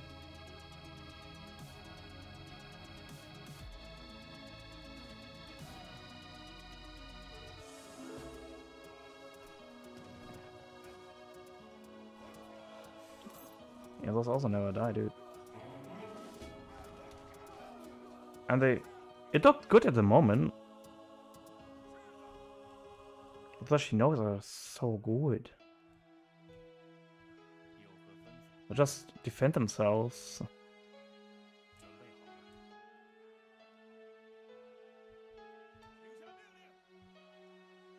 I think we need to go for like some sort of different timing here.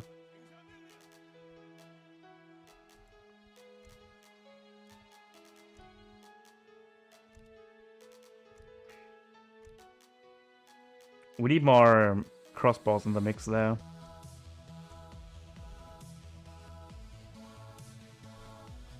Yeah, we need more supporting units, that's the problem. We needed a front barracks for units. Alright, Grande Italia it is gonna be.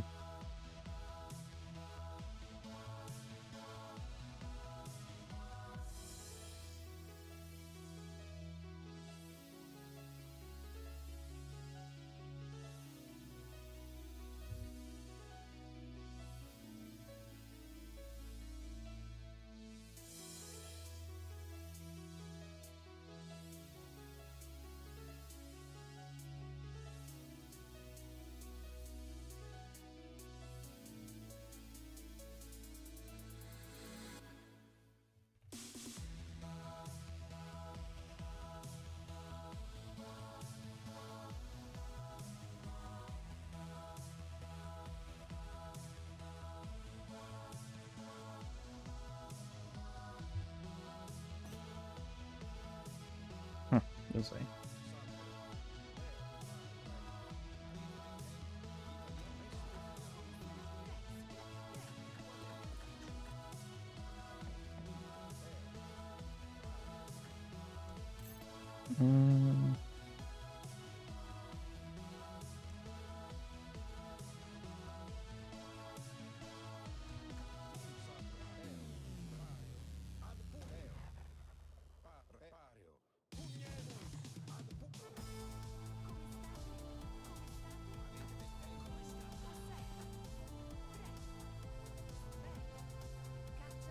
Bad matchup. I think it's fine.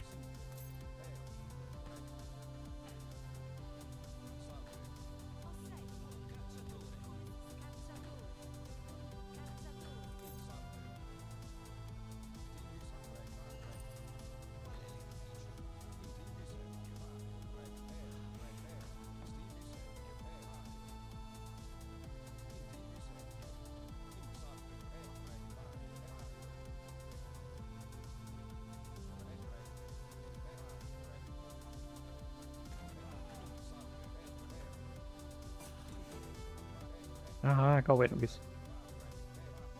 Why are you so mad, bro?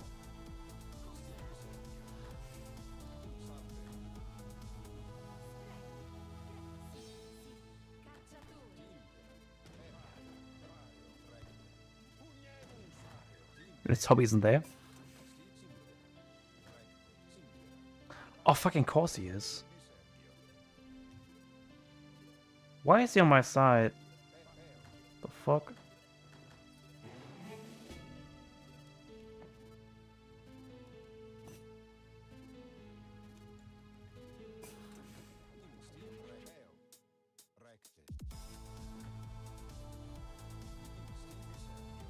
So random.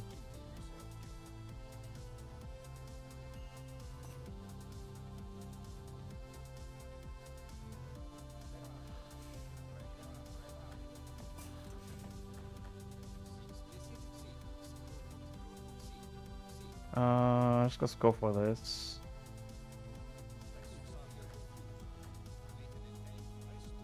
Oh, it's too bad at job hurting. Awful.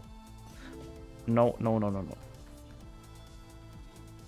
Love when that happens. You shoot in one direction, they go the completely other way around. Yeah, let's go 16.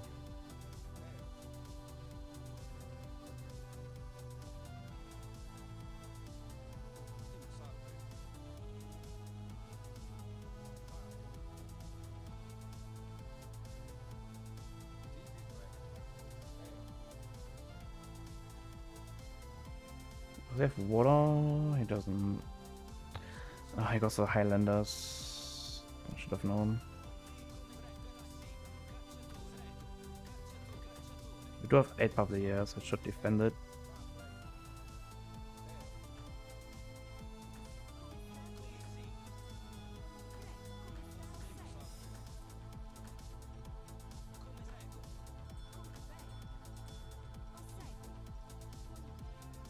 I do a good job at hurting. Let's get those ones under control. Can't steal this one, can you? Mwahaha.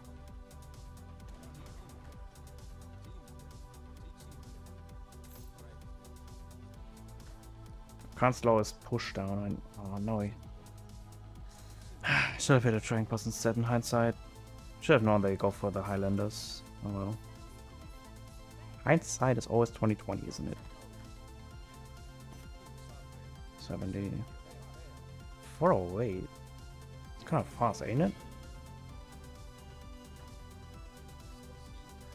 Kind of is fast.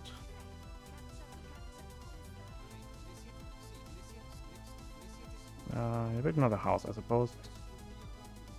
Gonna need it anyways. So we are on the defensive. We need definitely siege on this thing. Can't though, because you don't have any siege in H2.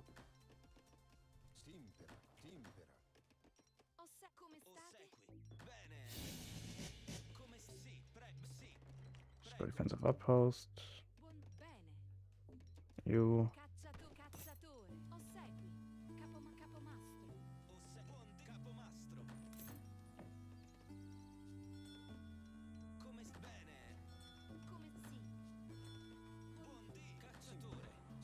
So we just go and... Yeah, this bit is kind of slow, we can just...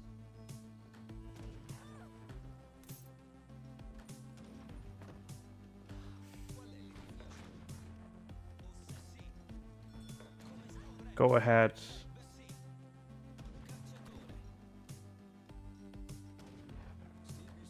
And make some mosques.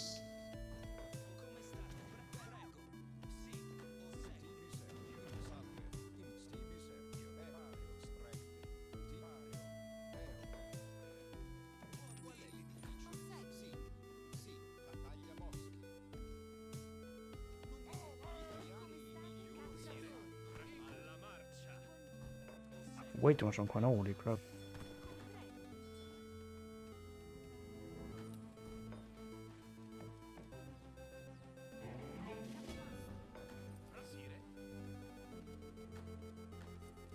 No, need another house.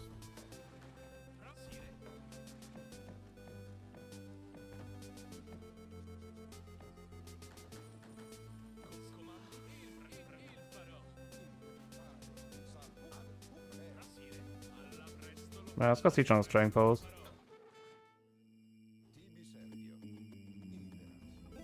Made Hazas too. Okay, he's actually smart about his. Let's going to go for Maskas timing.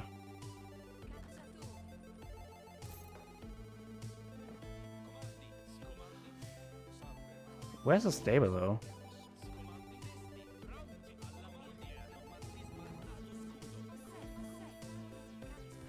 Shit.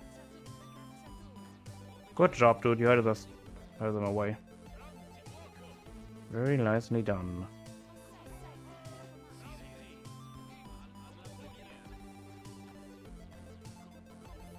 Thing is, you could also just go to 3.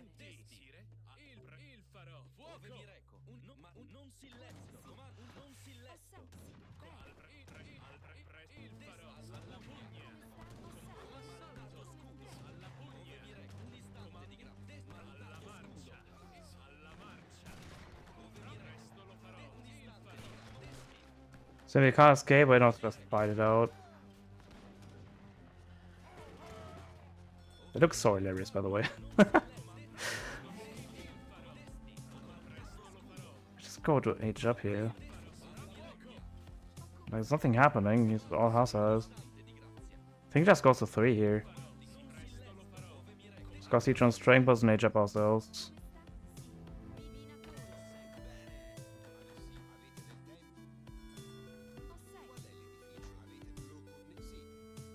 Do we need this?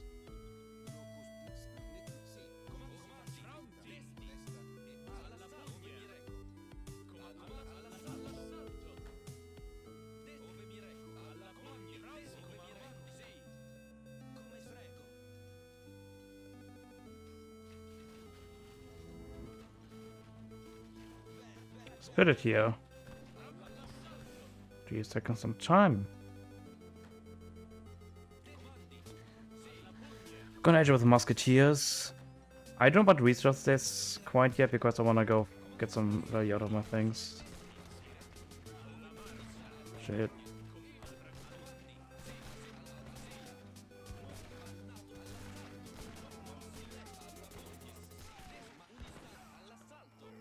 Oh, and they are Highlanders.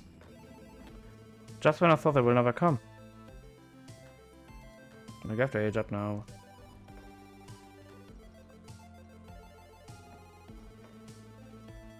Yep, need some musks.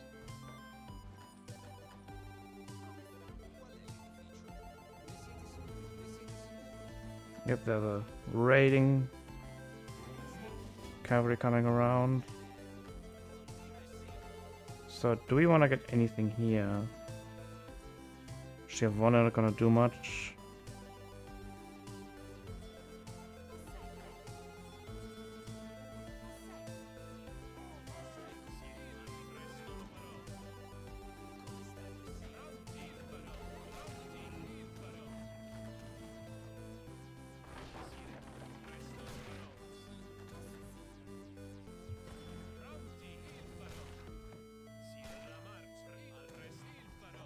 Match up with the adventure, okay.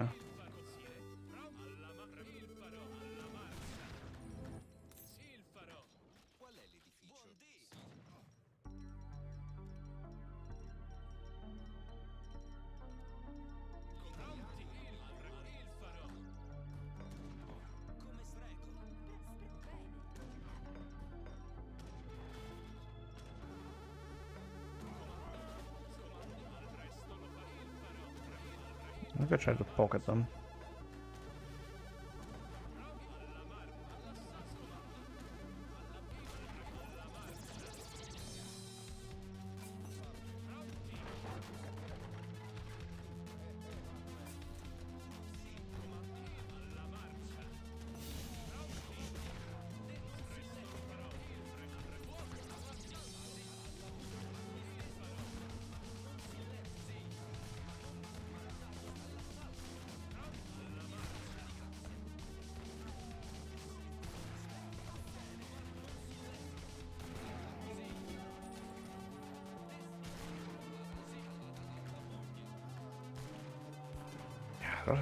That's such a good build order, dude. Hey, Casto. Why is the shifting not working? I tasked them to attack, you know. No, no, what if we don't? What if we send the Broken Lance Company instead? Focused on the Highlanders. I should clear this up.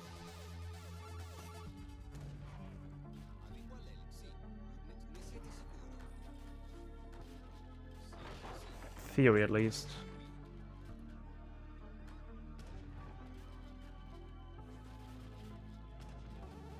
What is it? Just 4 carpet. Yeah, I'm not sure.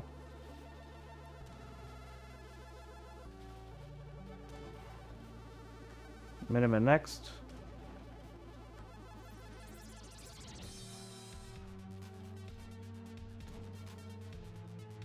What? Why did I?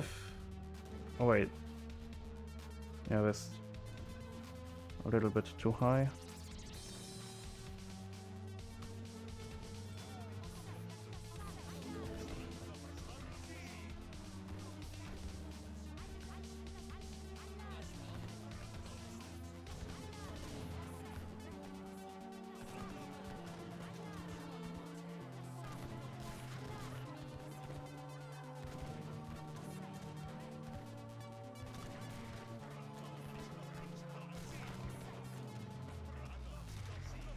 Yeah, it's over.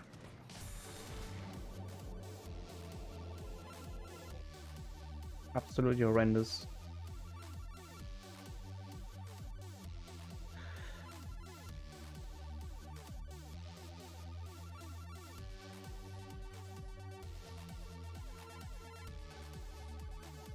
I didn't pay much attention. Is there anyone to cast on the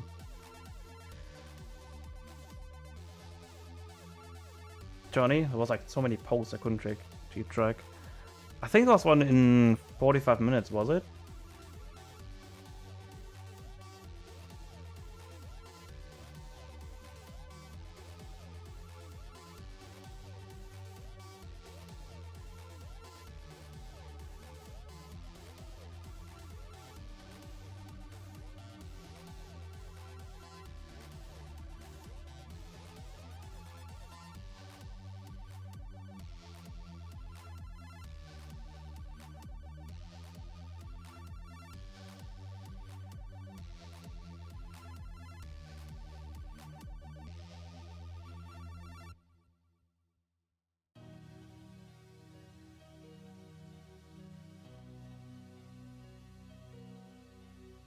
Last Pfeffron games on Radiant.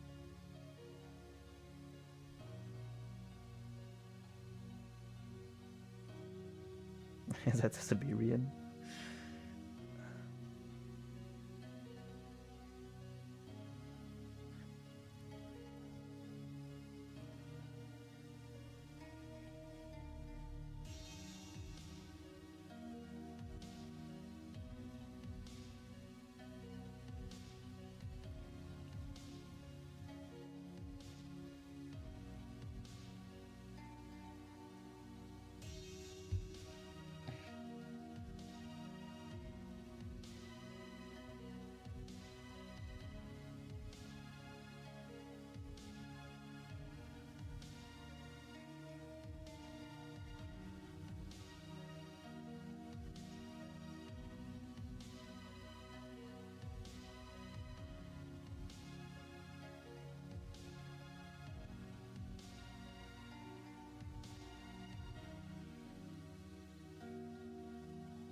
I actually cast something else pretty soon.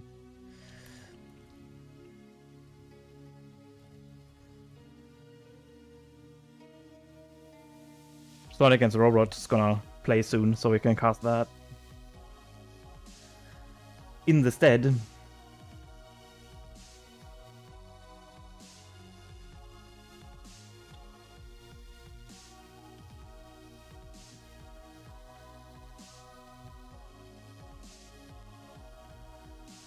Did you ever see what we play?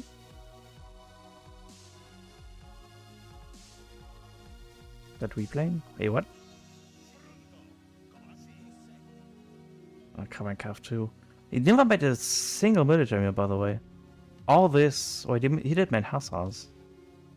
What was a stable? Like, where was a stable? For real. Wait, do you see a stable anywhere? Oh, there.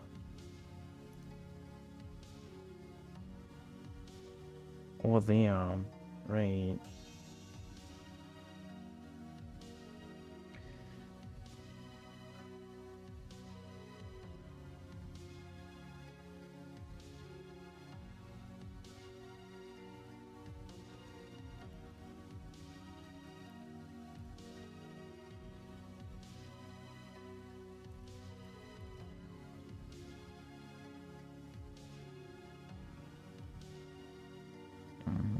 Okay, come on. Net. Where is it? Psionic there. Yuki, Psionic, Rohbrot.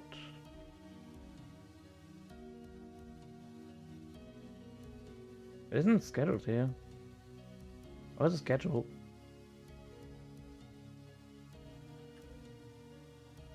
So I need to practice really fast.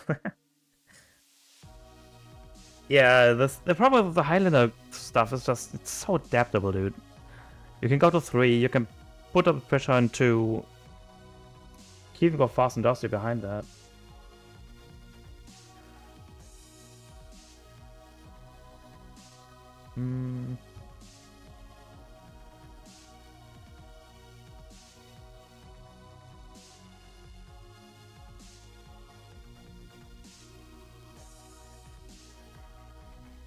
Who are you fighting, Casto?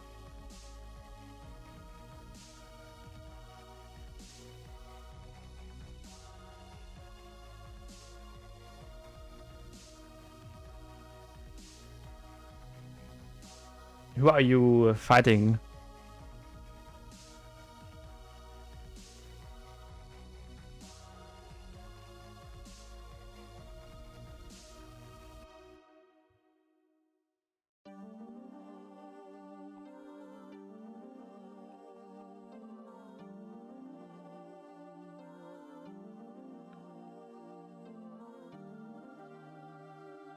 Okay, so I'm gonna get shakier in a bit, so you don't be confused.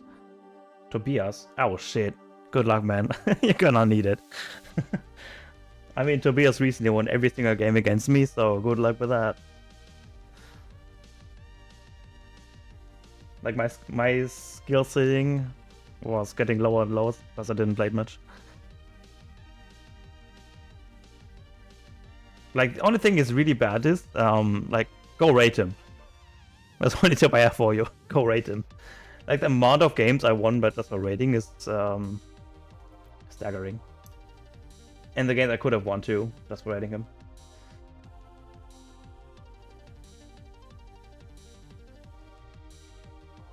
Yo, Nissis, what's up? Nissis is also the cast, by the way. What's good? We haven't seen each other for so many years. Okay, so you can cast the replay if you want while you wait for Psionic. I'll give you a link. I guess you can just observe a random ladder match, I suppose. Some that have been posted in the recorded games section. I don't think they've been casted, like whoever Red Kid played.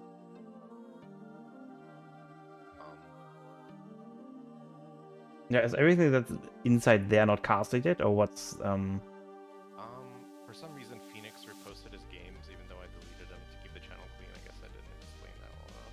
So Phoenix got casted, right? Or some of his games were, yes. I don't think Red Kid, whoever he played, that game was casted. Onibos Yuki also not, right?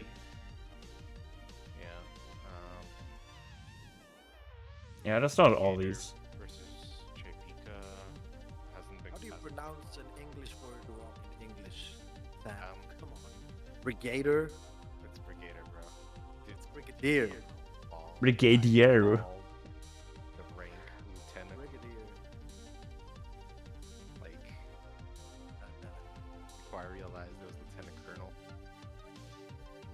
Like, there's no R in there. Fight me. Like, there's no R in there. I just download all of these and pass along. You could just pick one. It really doesn't matter. Just do the Red Kid game. No, after we're done with Red Kid, with Rohbrot, I mean, just keep it going. Just so we can be sure that everything of these are casted, you know. Yeah, just I mean, group stage is kind of like the meet the players kind of nice casual time. It's pretty easy to get to the group stages for like the better players, and there's so many games. So Yeah, it's just cool that everyone gets like the attention that they deserve. Like they signed up, so they should get at least a bit of coverage, you know. yeah, of course, the more games get casted, the better. And then I have time today, so might as well use the time, you know, to cast this. Yeah. I don't know how Shake is and the knowing of who's playing who when. I am. Let's say it like this, and I want you to tell this to chicks as well. I know it's early, and I know it's only the group stage, and it's only a bunch of noobs playing. But so far, the coordination has been kind of lackluster on our end, on staff end. And I consider myself staff, even though I'm not staff officially. I consider myself staff. It's been lackluster. You gotta boost Yeah. productivity. That's where you hear. I'm trying to, bro. I'm trying to, but I still haven't received a single role. Look at this. I'm a semi-pro player that plays in the tourney and still does the like all the fucking coordination shit, and I don't get not even a fucking silver role.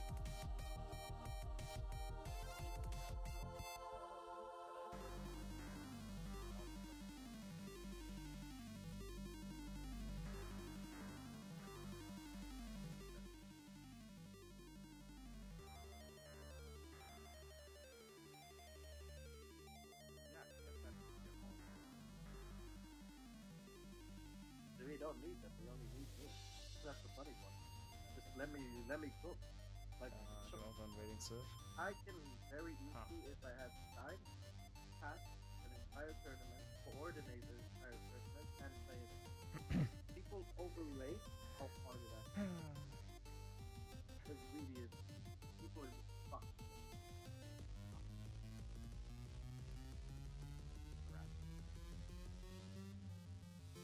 I did that before, right? So like the boss of the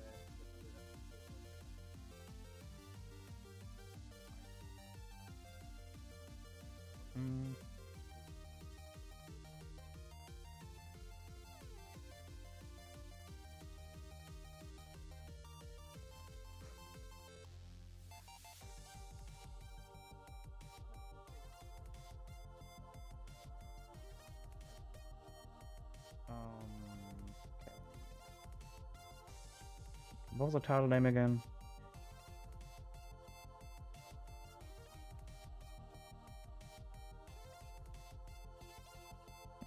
I'm live already. I just muted you. What?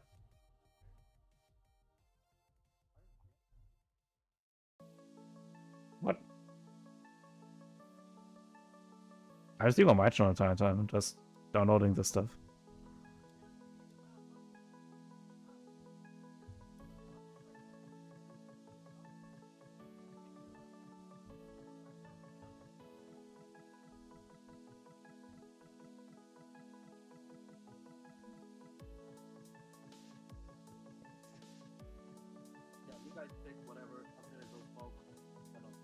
Yeah, soon.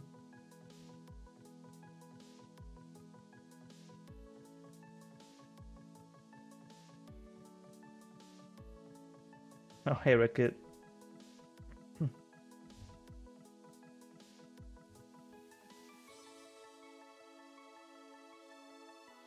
Where was that pink message? There.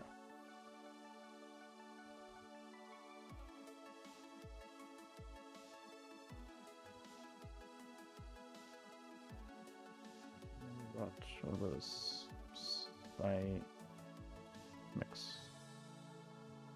and others?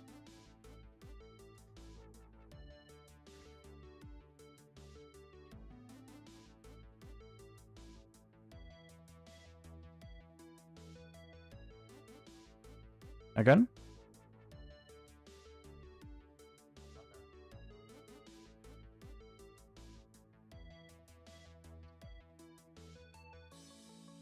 I mean my stream linking one, or what?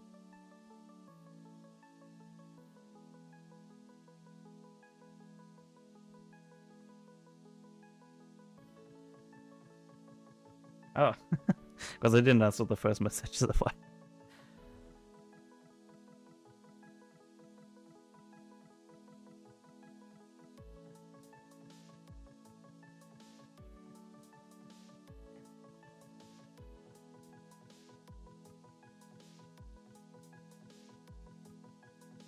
Let's do that.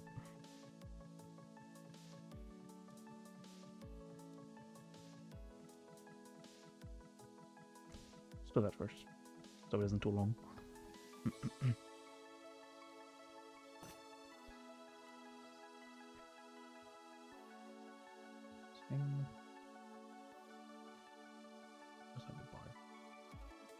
Yeah, that's all I need.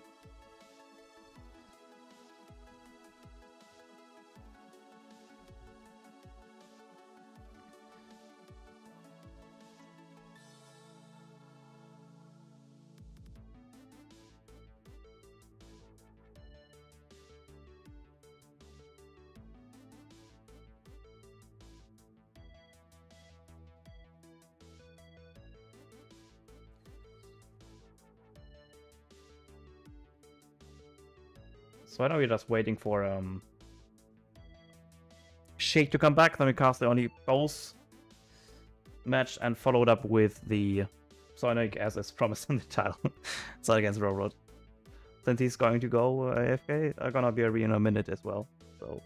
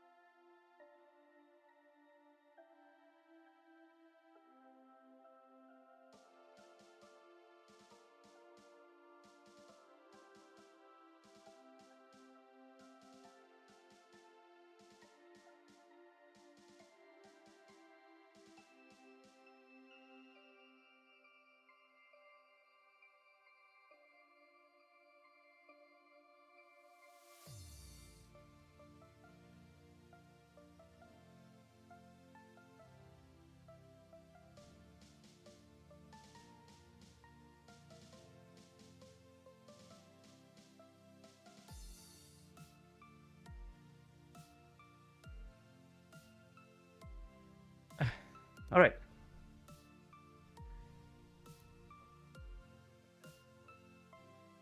Sure. So I unmute you now, so they hear what you hear.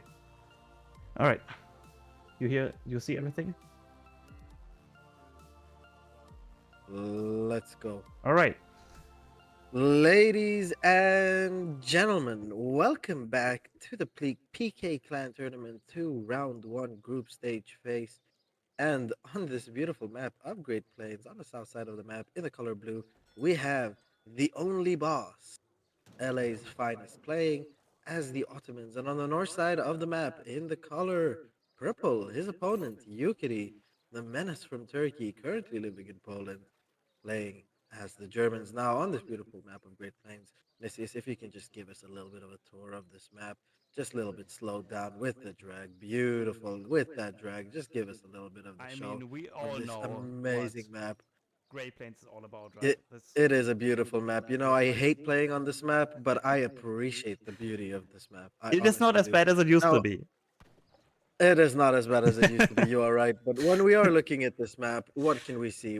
Can we Alright, it's a strategically see on very the south plain map, side when you're let's say. exactly when you're looking at the south side, you're looking at Boss. Boss is gonna look to try and apply early pressure on on um, Germany. I predict he's going to go more for a Delhi semi or for a double Rex Jan rush, which he can do as well. Germany kind of weaker in this H2 situation. Germany really plays well against auto when it comes to H3, but no, no, no. What do we see here? We have a prelude to what this is. This is the build that I used to win against Azamp today. A couple of days ago, excuse me. This is going to be a greedier Cav Archer Abus build. And yeah, I think this kind of plays more into Germany's favor earlier on in H3 with a snowball of shipments. Let's look at Yukidi's deck when he will pick it. I predict Yukidi is going to do something very standard, both very high level, very standard players, amazing to watch. And yeah, this should be a real banger this game, honestly. Nicias, tell me what are you feeling about the matchup? So I think it all depends on what Otto's really going to do. Like if Otto goes for a Janissary opening, but this looks very much of like a semi-fast forward kind of style. Not many huge shipments, just other crates. And what do you think about the Sublime Forte here in this kind of Okay, circumstance? so the Sublime Port build is really, really good against semi FF and FF, right? When your opponent's going to try and do a timing H2, it's going to be very hard to hold, but we're playing against Germany here. Timing H2s against auto is not really a thing they do. I love the fact that we have the ACAV combat and the ABUS or artillery combat as well. We also have Jan combat in the case we want to switch. In H4 as well, we have the flight archery card, we have the cheaper infantry card, we can switch to AZAPs, we can switch to Jans, we can keep on Cav archers. The anti-Cav options here are ripe. We have two upgrade cards for Abus. The anti-Cav issue is not going to be an issue for Ottoman this game. But again, it all depends on the mass early H3. This is where this matchup really shines out for Germany, right?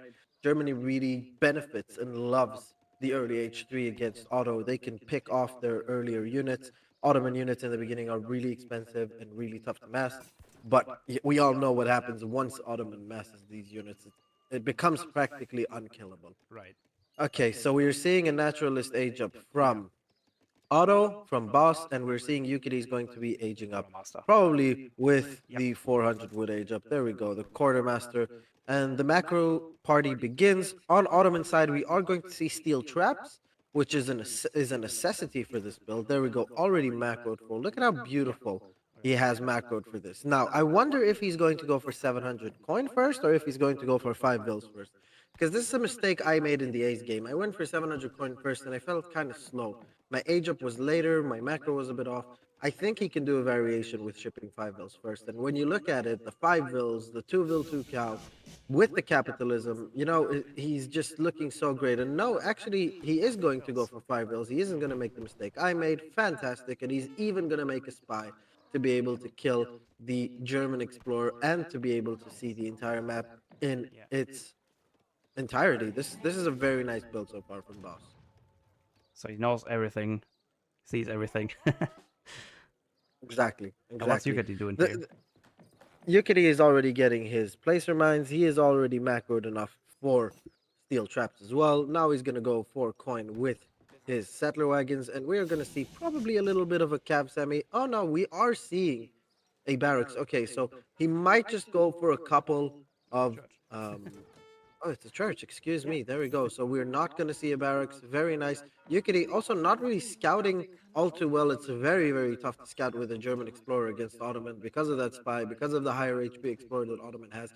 And for the rest, you know, he doesn't really know what's going on right now. He could potentially get double gen Rex rushed. He doesn't even know it. He doesn't even scout it. But looking at the deck, he probably assumes it's not going to happen. And he's going to go for a little bit of a calf semi here.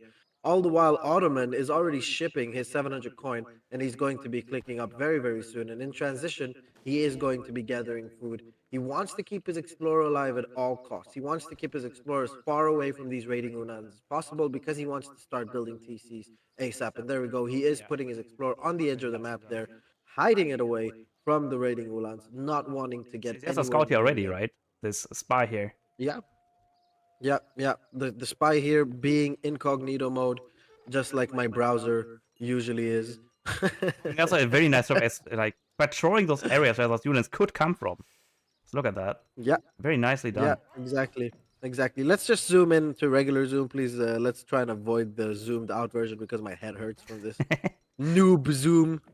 This absolute noob team player zoom. Oh, and we do see a spy as well countered by Yukiri. Yukiri building a spy of his own to try and find the Ottoman spy. Very nice little tidbit there.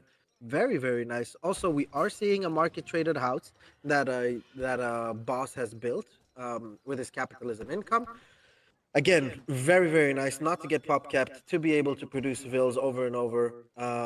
And yeah, this is looking very standard so far. Yukiri hasn't really entered the Ottoman base right now. Now he's going to try and come in, and it's already spotted by bosses Mabir. He already knows what's going on. 700 coin also hitting the floor for the German player, followed up by 700 coin. I don't think the 700 coin is very necessary. He can just macro for it. I think he can cancel it if he wants to, unless he plans on making more and more ulans, which I would recommend against. Very nice villager micro here by boss, not getting even a single hit on his villagers while letting the Oh, look TC at that. fire kill the Last second ulans, cancel, low Jesus. HP ulans. Yeah, yeah, yeah. It's the second time it's been cancelled already. The attack animation by the Ulans. You don't really want to get hit all too much by these Ulans because they can come and raid back. Like Yuki is not that kind of player that will just raid once and then stop. No, he's gonna try and come back over and over with these Ulans, and he's going to try and get as much value out of them as possible. Very nice job here by both players. There we go. Age up coming in, for Delhi coming in as well. Let's switch over to the Ottoman perspective, and the Sublime Port I'm is 40 almost coming in in. already. Yep, it 1500 is wood. coming in. These. Yep, yep, yep. It's gonna be almost 2,000 wood. There we go. 1,700 wood. Not all too much, but the TC on the left side is going to get built on the top left side, as Yep. we are seeing it by this Explorer, by the 5K mine. Very, very nice positioning there. And it's not even scouted. If we're looking over at Yukiri, yeah, he doesn't even know the Explorer is there. He doesn't scout that left side. And yeah, let's switch over back to boss's position. We are seeing him put down a stable, an artillery foundry, getting a mosque tech upgrade. Probably going to get his veterancy up before he makes an Abus gun, getting placer mines. He has all the wood he needs in the world right now. He can even get the next upgrade for the villagers, and it's looking very, very nice so far for Only Boss. And he is opting to first queue a couple of Apis guns because Apis guns are basically guard skirms from H2 anyways. So the the veterans you get for them is just basically for the range, right? And yeah, his opponent's not even H2 yet, so So it yeah, seems there like we we're go. looking for a huge timing for a.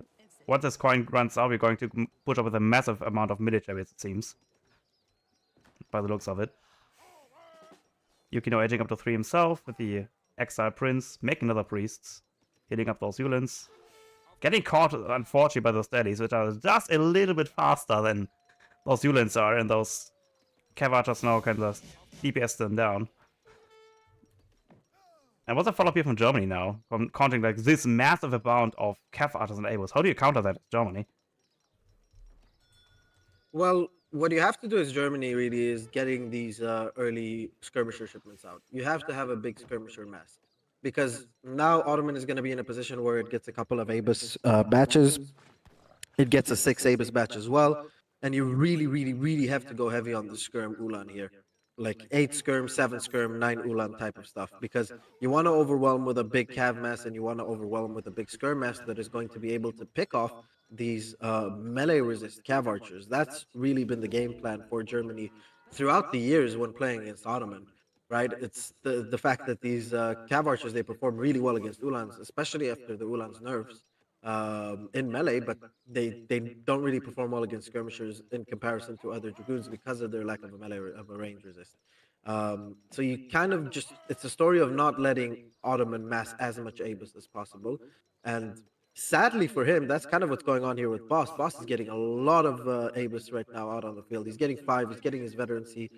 Next shipment's probably going to be 6. 1,000 wood hitting the floor, so he's getting another TC in the middle there, and it's kind of uncontested because Germany doesn't really have the mass to do anything about it yet. But as we're saying that, Germany is advancing mid-map right now.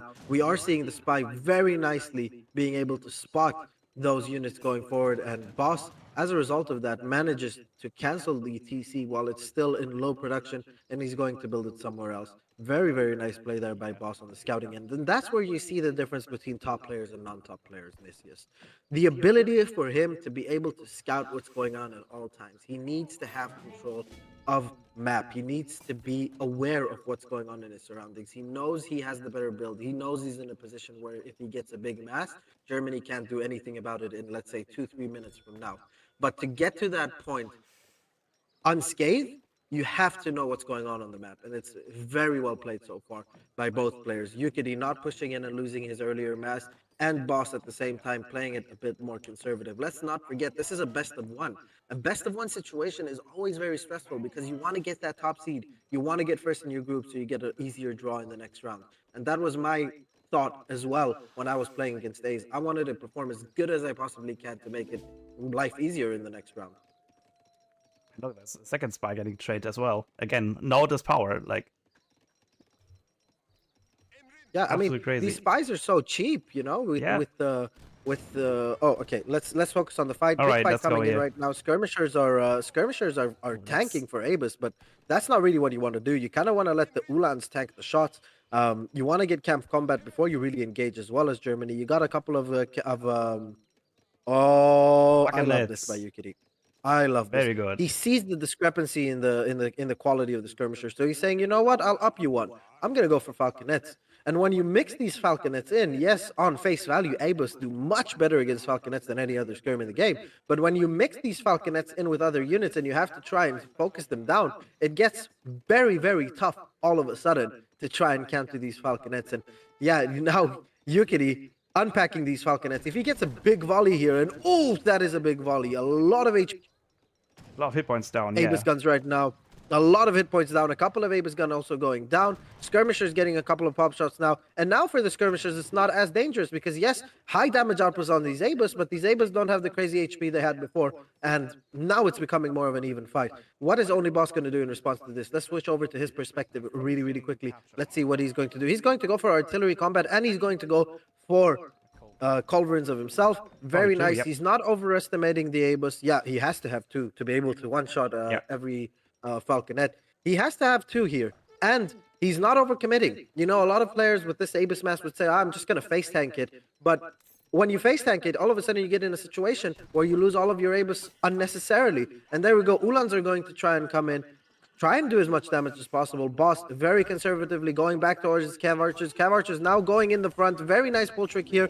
Abus guns are taking a lot of beating right now from these falconets, but on face value, these Cav Archers are doing an amazing job. All these Ulans have melted right now. We only have War Wagon skirms and a couple of falconets right now. Beautiful micro and pathing abuse right there by Only Boss so far. Falconets are taking a couple of shots, but these culverins are unpacking and they're taking shots at the falconets. And there we go, one falconet already going to go down. Target lock on the other falconet, but ooh, they just kind of got in the way, these Cav Archers, so the other culverin couldn't go forward. And now the Cav Archers and the Abus guns are going to go forward and going to try and do as much damage as possible to those skirmishers and those War Wagons. War Wagons trying to focus down the culverin, but culverin still surviving because of that combat card of the artillery. The culverin is getting so much value right now because so many War Wagons are trying to take down this culverin and taking so much damage. At the end of the day, Yukity, if you're not going to have any anti-cav, these Cav Archers are just going to right-click the falconets, and there we go. That's exactly what he's going to do. And ladies and gentlemen, this is looking over. Only Boss with the amazing micro right here.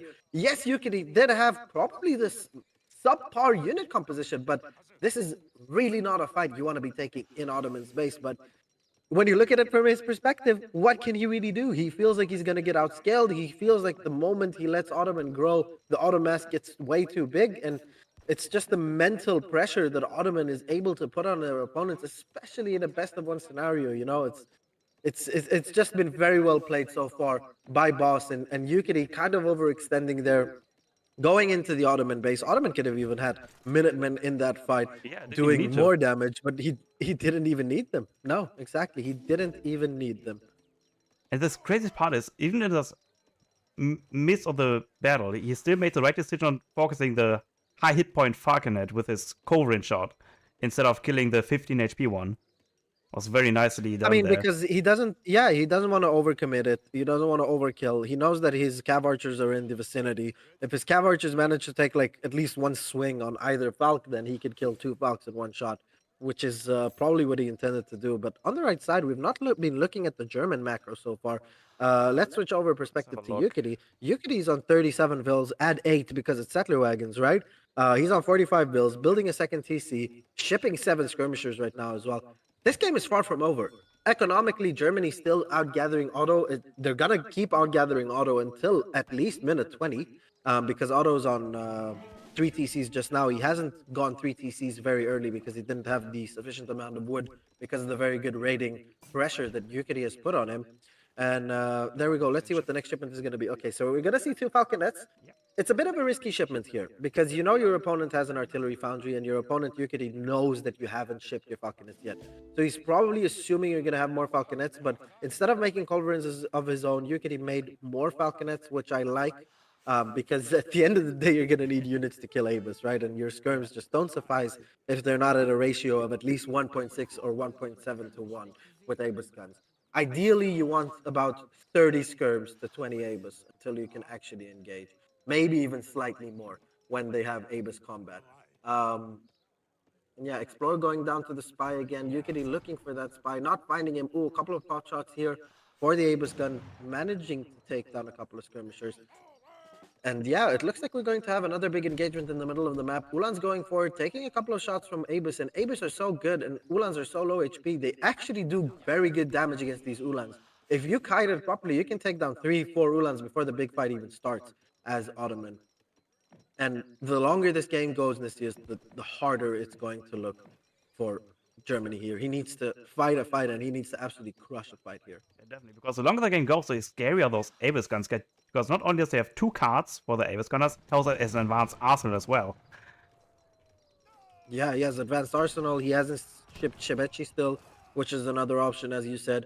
And also, we can have a spy or a mam shipment. Yes, we have a lot of war wagons, but these spies and mams, you know, they can do so much damage to your opponent. Okay, there we go. War wagons collapsing on the Falconets right now. 2 Falconets from Yukiri going down. Very nice micro right there by Boss. Again, an overcommit on these war wagons, and they haven't really been able to do all that much. For Boss, all he wanted to do was taking down the German artillery because he has his own skirm artillery. He doesn't need artillery. It's kind of countering the opponent's artillery here. War wagons not doing all too much in these big fights because they don't have any units they're really countering. And in a stand-and fight, they don't want to fight against these cav archers. And the Abus just do so much damage to war wagons that they have to back off. And look at the all Ulan's dwindling, and even Yukiri saying everything Auto does just better somehow. GG. My friend, I feel you. Everything Auto does is just better. And that's kind of been the story of this game and almost of this tourney so far. Yeah, because it seems like everything a unit auto has is just a little twist.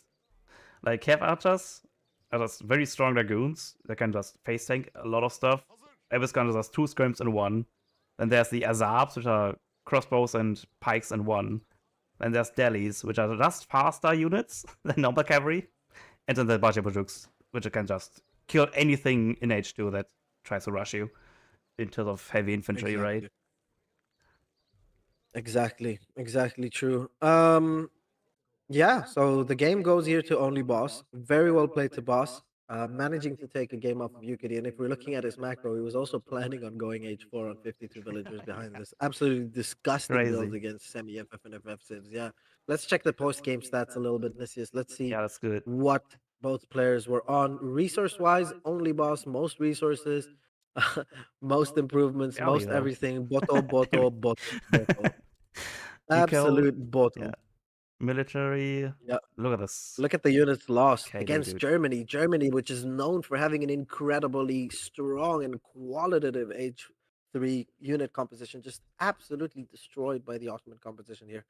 And yeah, Nisius, you know, Ottoman has always been a very lame, very strong civ, but there were builds. There were builds that people used to just outright beat Otto. But these builds just are getting phased out slightly, you know, like auto players keep finding new builds, and this is what me and my friends have been talking about all the time. When you have an auto main that's just an auto player, the guy's usually a shitter.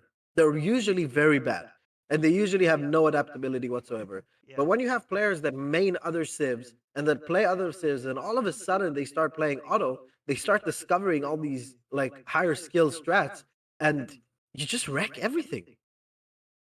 Yeah, as the moment where an Ottoman player starts to adapt, like the moment you see an Ottoman player starts to, for example, go for a dog start, you know, oh shit, I'm in trouble. Or whatever, you know? It's audit. Yeah, I mean, the moment, like, we've got a player like Caterboy, right? Caterboy, one of the best players in the game right now. He's developed 2 strats for auto, basically. Like, this strat that Boss has just done is a Caterboy build, and a Kaleli build, excuse me. It's a Keter and Kaleli build, and then there is his 2 Rex Jan build with the 5 Vills. So just proc saying the casters don't know all the game mechanics.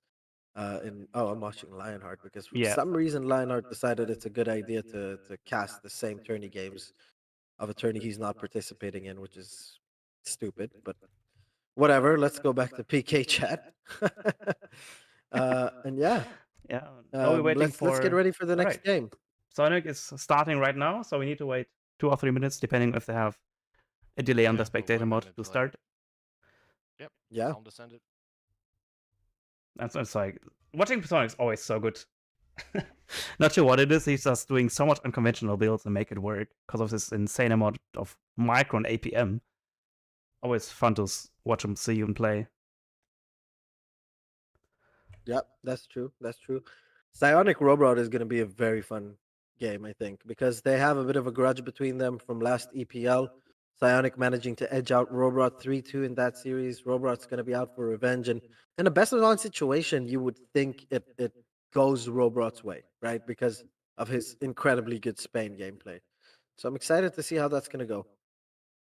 Yeah. Why do you think he's Sonic gonna pick? I think he's going to pick France. Oh, definitely. I don't even doubt it.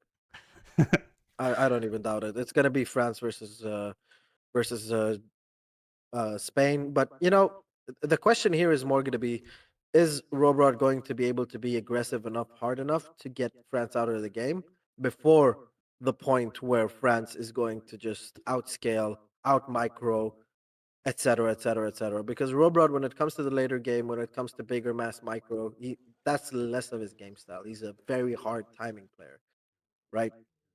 So that's going to be the story of that game. But first, we're going to start over with Psionic versus Captain Link. Yeah.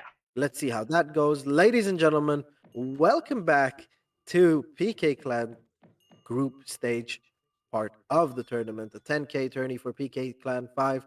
On the south side of the map, in the color blue, we have Psionic playing as the French on this beautiful map of Great Plains. And on the north side of the map, in the color red, his opponent, Captain Link, hailing from Taiwan, playing as the United States of Lame America. Now, this matchup, I don't know this matchup all too well mechanically. I haven't played it all too much. I know France does okay against USA. I know they can handle the Highlander rush as well. This isn't really a Highlander rush map. You've got a lot of native TPs, actually. It could work with native treaties, but France isn't really a civ that suffers from these kind of builds. France is like the anti-lame build civ. France knows how to handle these lamer builds better than most civs can.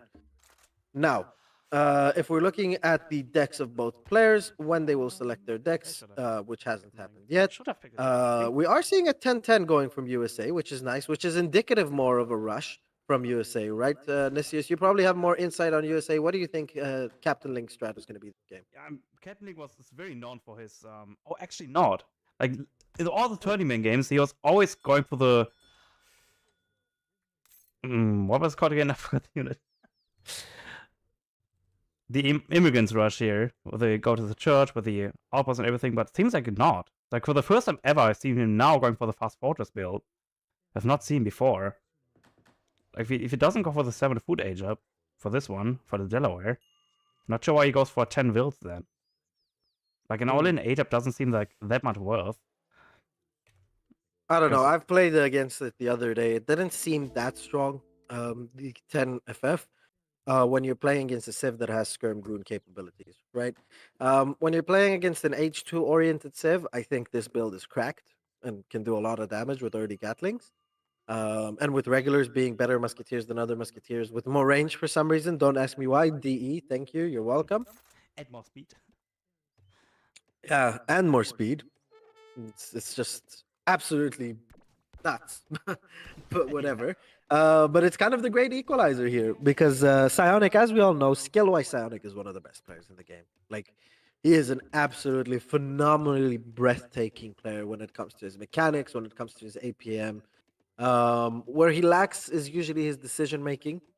But that comes with time, with more experience in Yeah. the game. He's only been playing for around about a year, so we got to give him time on that end, and he'll get there. That I'm not doubting that whatsoever at all. Okay, Scott with Quartermaster 12-10 himself. No trading post open. Oh, he does have for the middle one. Right. Since he wants to get the first pass ASAP. Yeah, yeah, yeah. Let's see now. Let's look over at Francis' perspective. I want to see his macro a little bit and what Psionic's gonna do here. He's getting his hunting dogs. He's macroing for his steel traps. He's done a 12-10. Got to build the house now, but that little wood treasure in base is going to help him with that. Um, we're probably going to see him gather 25 more wood. So he's gonna do 125 Yeah, for the features then. plus 25. So it's gonna be like 150 wood, just enough for steel traps, and then oh no, wait, I'm stupid. Yeah, Never mind. another My brain is not braining. Yeah, it's just gonna be 125, and he's gonna gather. He's gonna build a house and leave the rest for. Yeah, there we go. He's gonna leave the rest for the wood crates. Gonna build a house with it. I see Psionic doing this often, and I really hate it because he doesn't have a Villa pawn age up. There we go. Like you need to build that house first. Like build the market, then the house, then the hunting dogs, then you macro for the steel traps. Because now he's idled a little bit, and it is a couple of seconds, yes, but it's a couple of seconds we could have queued a Villa. You know what I mean? And especially with CDBs, it's 1.25 Vils that you're queuing. And not only do you delay your villagers, you also delay your shipment too. If you keep that in mind. Exactly. So exactly. delaying like 6 That's the correct villagers. assessment. And yeah, Psionic is going for a stable start here, Yeah. which is quite weird. Have we seen if he's scouted? Can we check his POV Has again a of Psionic? ball and field of let's views see, actually. So Captain Lake does not know anything. And Sayak does. He should know about everything. he sees the US base, but I don't know. It was if an he's H1 very- only, so he very doesn't know well what's aware up. of the Yeah. strat. Yeah, but there's no buildings currently out for USA. Let's switch over to his perspective. We are going to see standard semi-FF from Psionic. Game has been paused. Okay, we are seeing already the Virginia General Assembly being shipped. Yep. And Tennessee. we're seeing an age up already clicked up pre-minute 5, by the way, ladies and gentlemen. Absolutely crazy. Pre-minute 5 age up click. And we are going to see an age up with Tennessee. Tennessee. Yeah, and what gives Tennessee? Tennessee gives the beautiful skirmish, the scaling skirmish shipment, which is what everyone. Oh no, it's getting stuck. The skirm shipment, where you get 1 additional skirm for each shipment you have sent so far, and a coal mine too, which is I think also infinite, wasn't it? And there is the shipment of the 500, which gives you the Alhut, so basically like a 5 billion skirm shipment. Yeah, it? that's the scary one I want on it. Like it's good 1 skirm per shipment you have sent so far. Which can be the almost, like 20 skirms. Ladies and gentlemen, we are going to be age 3 in under 6 minutes here. This is the time where you use the other to click up to 3, by the way. But let's zoom in, please. Let's zoom in. Okay, we have 3 Hus out on the field, and these 3 Hus are going to catch a Vil for their troubles, which is already very nice because USA is only on a 12 Vil eco right now. That's a 10% less economy. Yeah, that's almost 10% of his eco gone right there in one raid. That is USA, but sadly they do not need any villagers anyway, so I don't really think they care. Okay, Russian American company coming in for the blockhouses and the gather rate on food. People always 20%. forget the extra gather rate they get, which is absolutely humongous, especially when you're on a rather low count of eco. Now we are seeing a barracks coming up and the church coming up for Psionic over here. Psionic probably shipping 700 coin behind this when he gets the availability for his shipment, and he is going to try and follow up to the next stage himself as France right now. Nice build by Psionic. Only sad that he only managed to get 3 Hus. You would ideally want to get 4 to 5 Bazaars out on the field. But yeah, so far so good for both players, I think. Both players quite satisfied with how their builds have gone. Link sending forward these Russian American company buildings in the middle here. Yep, exactly. Plopping it down in the middle, taking map control. He knows Falconets are nowhere to be seen for at least the next minute and a half to 2 minutes. So he is quite comfortable moving that forward. Shipping 1,000 wood as well. So we're gonna see maybe a TC boom as well. Like that's probably. not out of the realm of possibility. Yeah, it's not out of the realm of possibility, and I'm assuming we're going to see the Massachusetts 9th division, I think it is, the shipment that upgrades your units to veteran. Yep. As well. Massachusetts Volunteers. There we go. It's probably that shipment that's going to come over next, or he's going to save for Ulans. We don't know. He can build a Yeah, TC and there's ship a lot Ulans. of legions here around. Even the Oman's Legion for Yeah, boosts with it's 10% definitely a stats. possibility. Ooh.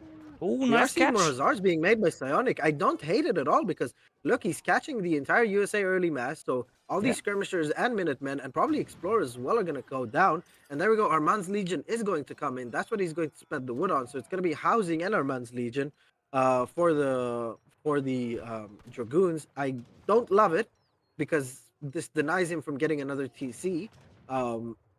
But yeah, he is focusing more on the units here, which I do understand for some reason. Regular is going to come out right now from these blockhouses as well. He's going to be able to get a batch of only 4 from 2, which is not really great. He could have had at least 7 there. Batch. Let's look at USA's base really quickly because we are seeing a couple of Yeah, a raids few raids going. here. Yeah, maybe a couple of villagers going down. At least one villager. Ooh, not going down. And there we go. Armand's Legion's coming in is going to just chase away these Hazars. Hazars already did what they had to do this game. Yeah. They're very happy and satisfied with the results they got. Skirmishers and Dragoons in queue for Psionic plus a skirmisher shipment. We all know the famous Psionic 30 skirm 3 goon unit composition that he's very well known for lately. And he's going to use it to full effect. Just sort of CDBs added for the handicap. Yeah.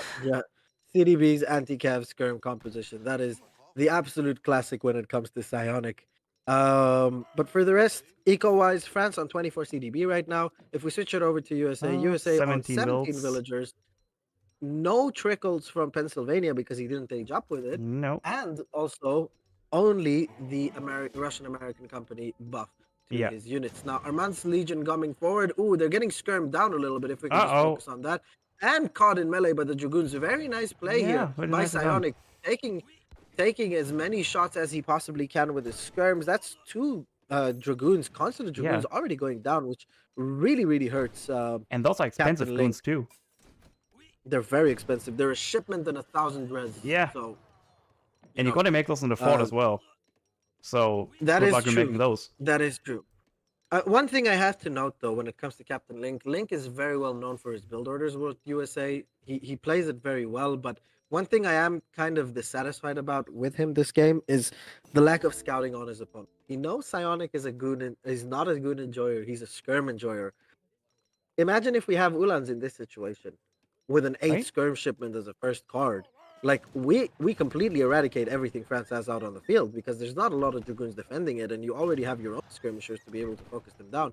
He could have taken France's early unit composition out completely and put himself in pole position. But regardless, we live and we learn. And yeah, I think the longer this game goes, the better it's just going to get for Psionic because we are seeing outpost wagons right now for some reason rather than seeing TCs, which I'm really not a fan of. You want to have TCs to control maps, to secure map control, to be able to outboom your opponent. TCs are essential in H3 in this game that we play, that we all know and love. But yeah, at least it upgraded his blockhouses and it's gonna upgrade the outpost as well.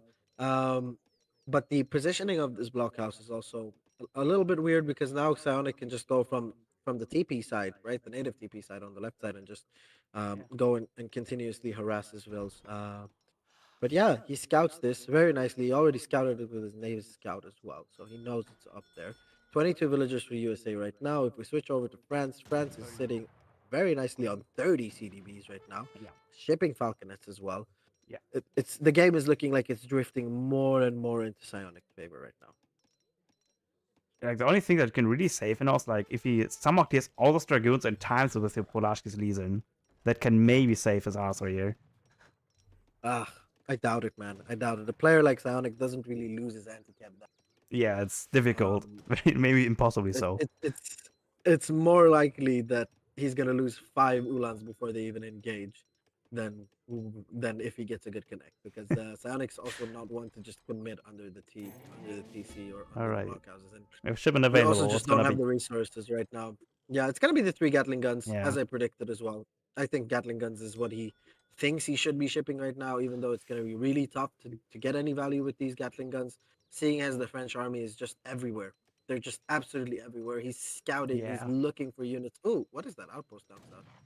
Okay, There's an he's outpost trying to in the middle of the map. yeah, he's trying to get France off of resources that he now in this game. But the two falconets are there, and they're gonna make absolute short work of this tower.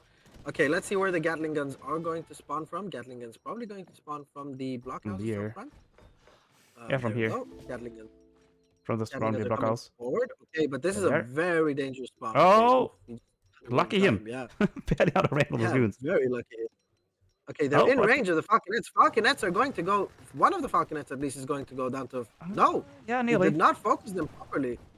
Okay, all Oh, three no. Gatling guns have gone down for 0 falconets. I don't know how he managed to do that. He had a clean shot on both the falconets, but he decided to accidentally shoot the dragoons instead, and that cost him his artillery shipment. And if France was ahead, France is uber ahead right now. A bit wasting those falconets. Falconets can stay out of range of those frontier blockhouses. 2 range difference. A lot of good skirms here on the back, though. Like an insane amount of skirms. How much is that? From Captain Ling. It was only 12. Thought it was more. I think there's a miniman in the mix there.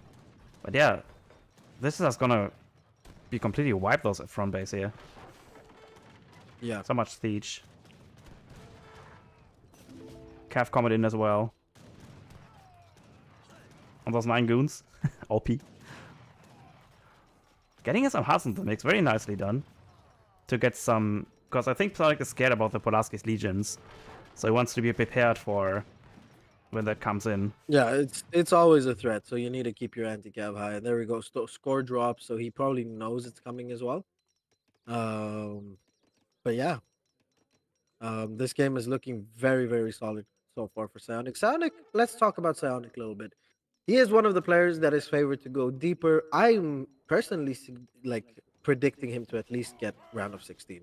So this round, the round after, and then it's going to get tough for him. Then he's going to start getting opponents that are at his level or higher, and it's going to be really tough for him to win games from there. But I'm not ruling out a quarterfinal appearance for him at least. Legion. Quick and nice flank, but the capital is kind of standing in his way. But now that he knows it's there, so he's not gonna letting those units gonna touch those skirms ever. Especially with those halberdiers around. There's another outpost. With the blockhouse there. It's going to take a long time to build. 40 seconds. Yeah, what's this USA doing? There's nothing here in the shipments can really save his ass here. You know, Psionics that still has 7 skirms around. Steal the crates. 1,000 wood and 1,000 coin crate in this bank still. They could use... Units try to capture those skirmishes, but it's a very strong position, very strong choke point here at the house and the state capital is giving him. Yeah, he's pathing abusing in his opponent's Yeah. face. Beautifully done. In his Very opponent's well played base by too. Psionic. I'm feeling happy for Psionic because this is the first game he plays in the tourney, gets him warmed up, gets his first win. Not against an opponent that is really at his level, with all due respect to Captain Link, very good player, but Psionic is really the cream of the crop, isn't he? So, to get a good, hard-earned win like that against a strong Civ, he must feel good after this. Very well played to both players, and respect to Captain Link for showing up and playing as well. 100%. I think shout out to everyone who really signs up for this. Like, with all the players signing up, this tournament wouldn't even be a thing. Yeah, exactly. We got so many signups. This tournament is so huge right now. So many people coming in, playing. This is gonna be a banger of a tournament. This is gonna be one of the best 100%. tournaments in a very long while. Very long while. Okay, so we'll look at the All right. post game here. This Anything is you always- take over for 5 minutes, and I will be right there with you. Sure thing. 40 players waiting on waiting list. Yeah, that's always crazy. This tournament is spreading around. How much hype is really is giving up. So you think about it, it's like the biggest tournament we've had ever since the official sponsorship of the Knights of the Mediterranean And you could think that's already a even bit higher, since there's like a bit of bonus cash being thrown out here and there for the participants as well. Look at this Look at the staircase. Staircase to heaven. Not a single second idle time. That's crazy, dude. I wish my will curve would look like that. Yeah, look at that. Just way more eco.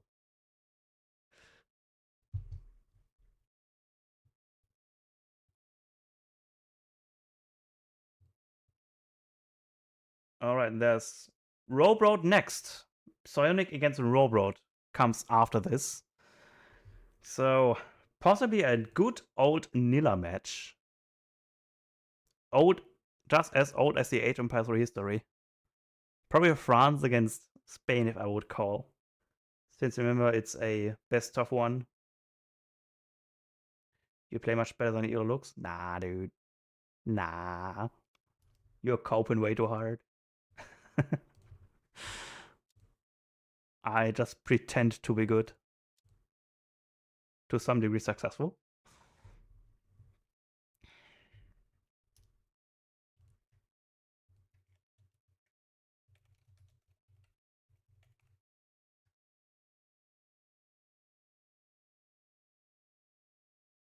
Is there anything in the chat that I missed? Now that we have the chance.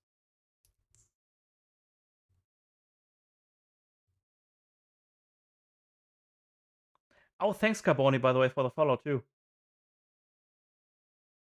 Andrew and Bombalicious. I missed so many follows, holy crap. Why? Why is it muted? Ah, because of the alert box. Right. Next is the actually promised game. Psionic against Rohbrot. Yeah, Harrison, the coffee thing is muted because I don't have the scene here. Because I don't want the cars to get bound by like notifications. I will play it later, Harrison, if you are around still. Yeah, we're just waiting for scam stuff. We're just waiting for Psionic and Robert to start the game. Since Sonic is restarting his PC.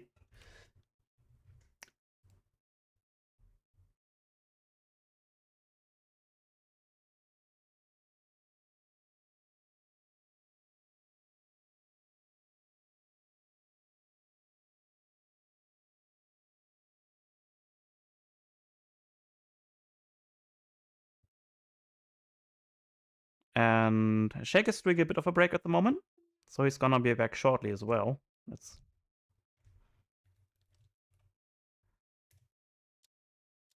Let's spawn camp those guys and observe the moment it shows up. What are they here? Doggy about this. Wait. Ah, I see what I did there. Robot against Goat. Who are you rooting for? Are you Team Robot or are you more like Team Psionic? I'm off a Team Psionic. Because I just like to watch him play. So crisp.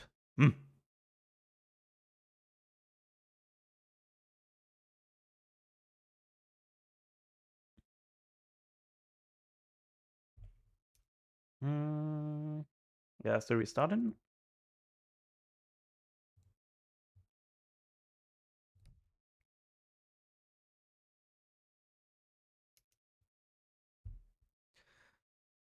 Just be a minute. All right, I'm back. Welcome back. Yeah, so we're going to cast Rohbrot against Psionic soon. Psionic's just restarting his PC. I'm excited for that one. We've also got Ezad versus Jalafay pretty soon, which is going to be another great game because Jalafay is a player that in a best of 5, best of 7, his versatility isn't as good, but his India is a very solid civ. So I'm looking forward to watching him play Ezad in that one game, and that's the beauty of best of ones at the end of the day. You can see some upsets. So far, we haven't really seen an upset this tournament. We've seen most of the players that that were supposed to win. The only really close ones were Baus and Yuki, me and Ace so far. But we're out for some bangers in a little bit. We're gonna see Kevin versus Breeze, I think it is today, which is supposed to be a very good one. Both very good Mm. players. We're gonna have Opti versus Catcherboy down the road, if I'm not mistaken, if they're in the same group. So yeah, it's gearing up to be quite competitive and nice. And if there's ever a place for cheese to be really strong, this is a place to be.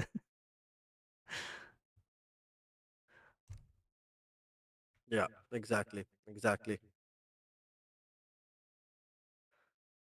All right, that's any.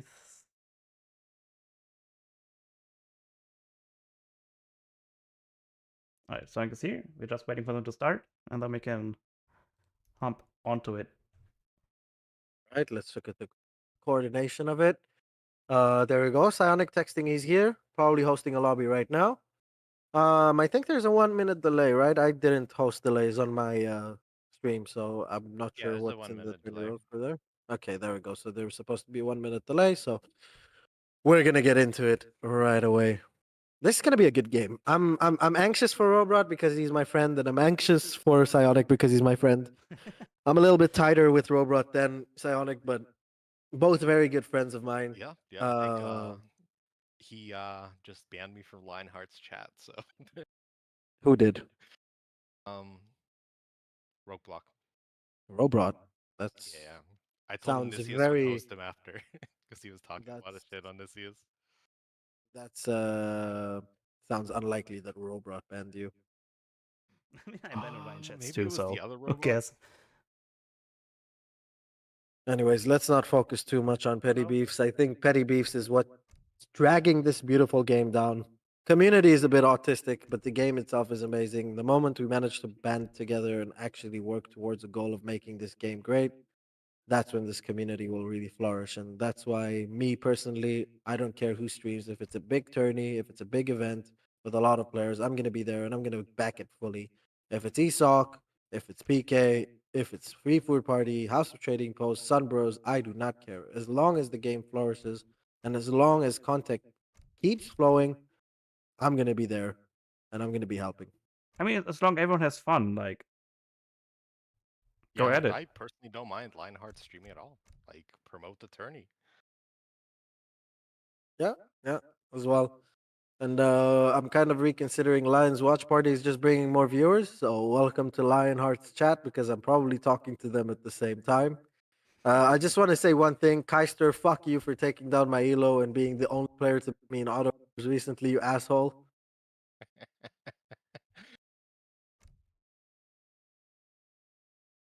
How's he looking? Is Kaiser looking in shape?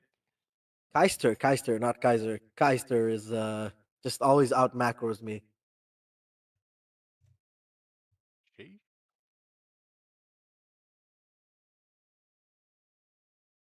Keister is just a macro legend. Just always manages to outgather me with less vills somehow. I have no idea how. Just be different. Exactly.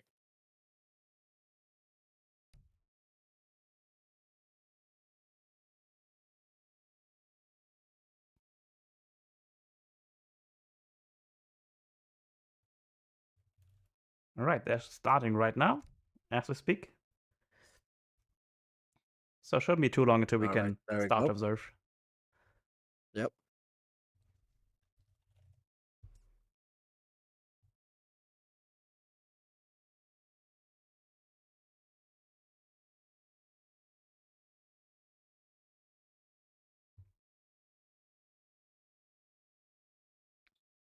Yeah, people still speculating of either Refnik or Kevin will win. I think it's I either think either Kevin game. has a good chance. I Yeah, think like Kevin has a good chance of Kevin's hero beating is very Breeze today. strong, very scary. Oh, he's not gonna play Hero, that's for sure. I can guarantee you that he's not gonna play Hero against Breeze. But I think it's slightly Breeze favored. I think Breeze is slightly better than Kevin right now, but Kevin is an amazing player. All right. let's get right into the game, boys. Game is already ready. Oh, it is. Oh, nice. There we go. There we go.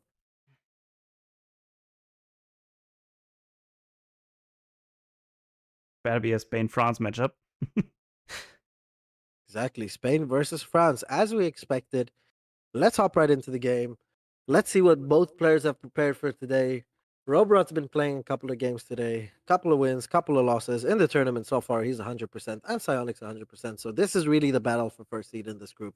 This is the big money game of Group F. So, ladies and gentlemen, let's hop right into it and welcome back to this group stage game of the PK Clan 10K tourney hosted by PK Clan and PK Chicks on the south side of the map in the color blue.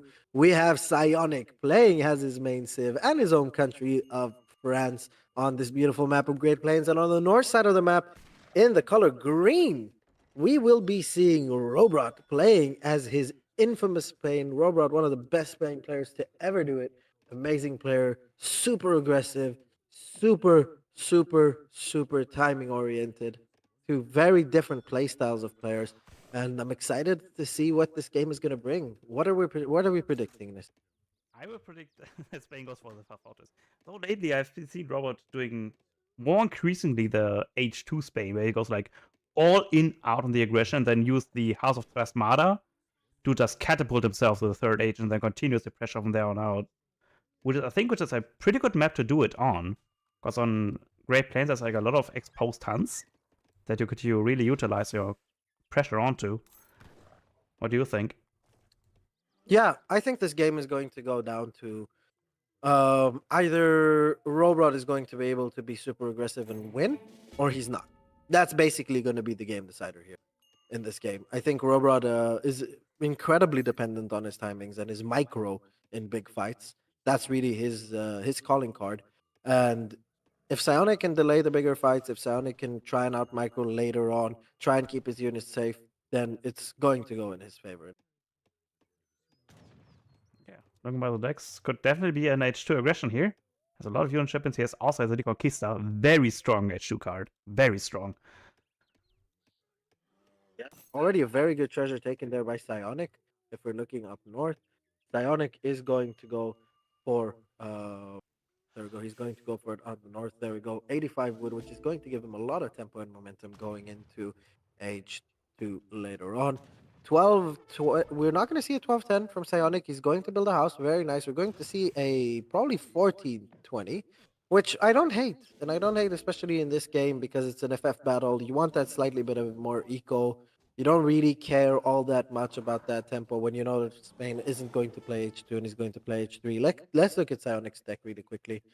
So I guess all Psionic the is cards. going to go for, yeah, there we go. And he's going to have a lot of upgrade cards. He's got Wilderness Warfare. He's got Pioneers. His CDBs are going to be absolutely insane for big fights. Probably he's banking on pulling CDBs in those big fights, which is going to be very beneficial for him when fighting against Falconets and Rodoleros, units that usually have um, lower damage against villagers. Now, Rohbrot chasing the French explorer with the War Dog right now, managing to take down the French explorer to 50-ish HP. There we go, Two HP, more shots, 40 it's dead. HP, and now, yeah, no, a couple more shots. Rohbrot is going to be able to take out. Oh, now Rohbrot is going to shoot at Psionic, and Psionic is just going to take that treasure, but at least the 45 XP goes towards Rohbrot, so he's going to be happy with that. That's more than that 30 XP. Plus, he managed to kill the Guardian as well.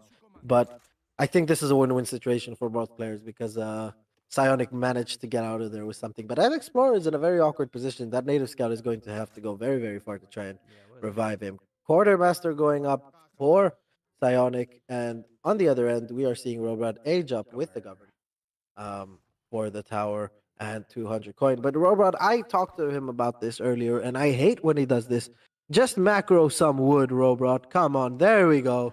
Market is going to come down. Finally, we want to see a market. We want to see hunting dogs. His res are spread out to the point where he can do this easily, and it's not a problem for him to be able to get both of them. So this is already looking nice for both players. We have a slight pause here. Probably sec bath. Sec BRB. Someone. Sec BRB taking grandma to jujitsu. Nothing researched yet. Bit sloppy. Could already gotten this hunting dogs and place our mines up. We are back, ladies and gentlemen. So what are we seeing here so far from Spain? Nice macroing. Yeah. Going to get a market and hunting dogs probably. And on the other side, we are seeing Psionic with hunting dogs already, going for placer mines and steel traps. I wonder if Psionic's going to go for 4 vil 700 coin and just follow up the age, or if he's going to make a couple of husks and trying to be annoying in a raid rut. I think the first option is better for him. I think the latter option is a bit worse. If you're already going to make units as France in H2, make musketeers to try and take out the forward tower, or make musketeers to try and take out the TP. That is much more productive, I think, for France than taking than just making Haas and trying to raid, because a player like Rohbrot is not really someone that's going to lose too many vills. Yeah, Musketeers also the safer build all around than Hussars. Yeah, exactly. It is a safer bet in this matchup specifically. Okay, 700 wood coming in for Rohbrot. Ooh, is that maybe a misclick? No, Rohbrot is going to be playing H2 here. Okay, very interesting. Very, very interesting play here by Rohbrot. He is going to try and play a little bit of H2. Are we going to see a forward base from France as well, or is France just going to do everything in base? There we go. We have a Raxed in base. Yeah, yeah. Let's switch over to Psionic's perspective. Let's see what he's gonna do. CDB's coming up. He hasn't queued a unit. Yes. CDB 700 coin and maybe 5 musketeers. I'm not sure yet, but it is definitely a possibility. I hate the positioning of this Rax. It's too far forward and it's very, very susceptible to dying. Yeah, very nice herding so far for both players. Okay, there we go. We are going to see a couple of musketeers being queued for Psionic, but I think Rohbrot's in a better position here because he is shipping pikes, he is making musketeers, he's being very, very aggressive, and he's going to be able to take infrastructure down. And with that 700 coin, Psionic is probably going to have to reconsider and make units. Yeah, most likely. One thing I don't like is going actually musketeers. I think if you have the Kiska card, you really want to go for like either rods or pikes to really use this for a value if you want to utilize this. Yeah. But I don't think it's in the plans here for Rohbrot. Okay, now Rohbrot is going to go probably for that XP treasure, but Psionic's hot on his heels, going to probably try and take it as well, or they both want that treasure. Let's say it like that. It's an incredible treasure for momentum and tempo in the game. But let's see, 5 vills coming in for Rohbrot now. His eco's going to be really, really looking nicely with a lot of tempo of the Spain shipments. Are they fighting for that? Because I see both of the explorers are walking towards it. There we go. Okay, so Psionic standing there and Rohbrot standing there. They don't see each other, which is funny. but but they're both standing there waiting to go and grab that treasure. Let's see who goes first. It's probably whoever bites first to go. And there we go. Psionic's the one that takes the first shot. And Rohbrot's going to move in, trying to take this treasure away from him right now. Let's see what Rohbrot's going to focus on. Is he going to focus on the musketeers? Yes, there we go. He takes down a Psionic musketeer already. Ooh, and he's picking up the treasure. No, he's not going to be able to pick it up. Oh my god, Rohbrot manages to steal the treasure. 320 XP going Rohbrot's way. Both explorers going down, but Rohbrot very smartly managing to take down the French explorer before the French explorer takes the treasure. 5 musketeers from Psionic walking straight into Rohbrot's musketeers. Rohbrot's going to take a couple of musketeer pop shots for free. That's already 3 musketeers going down for Psionic. That's his entire reinforcing batch. 3.5 musketeers and Psionic pausing the game. He is probably going to say that he's lagging and his game is freezing because there's no way he lost big treasure right now and he's losing musketeers for free. He's probably suffering on the connection issue right here. Doing a big treasure is almost game design. It's like half a shipment. For Spain, it's like almost a shipment. Yeah, that is a humongous treasure swing right there. And Rohbrot's going to be able to ship 7 Rodoleros and probably 700 coin behind this. Psionic, let's see, in his base, does he have coin on the floor already? He does not have coin. He spent his coin, as I said before. He spent it on units, and now he's probably going to keep on raxing musketeers. He's shipping 8 crossbows as well. So let's see if I think the first player here that is going to be able to manage to age up to the next stage is going to be in a really good position if he still keeps his mass alive, that is.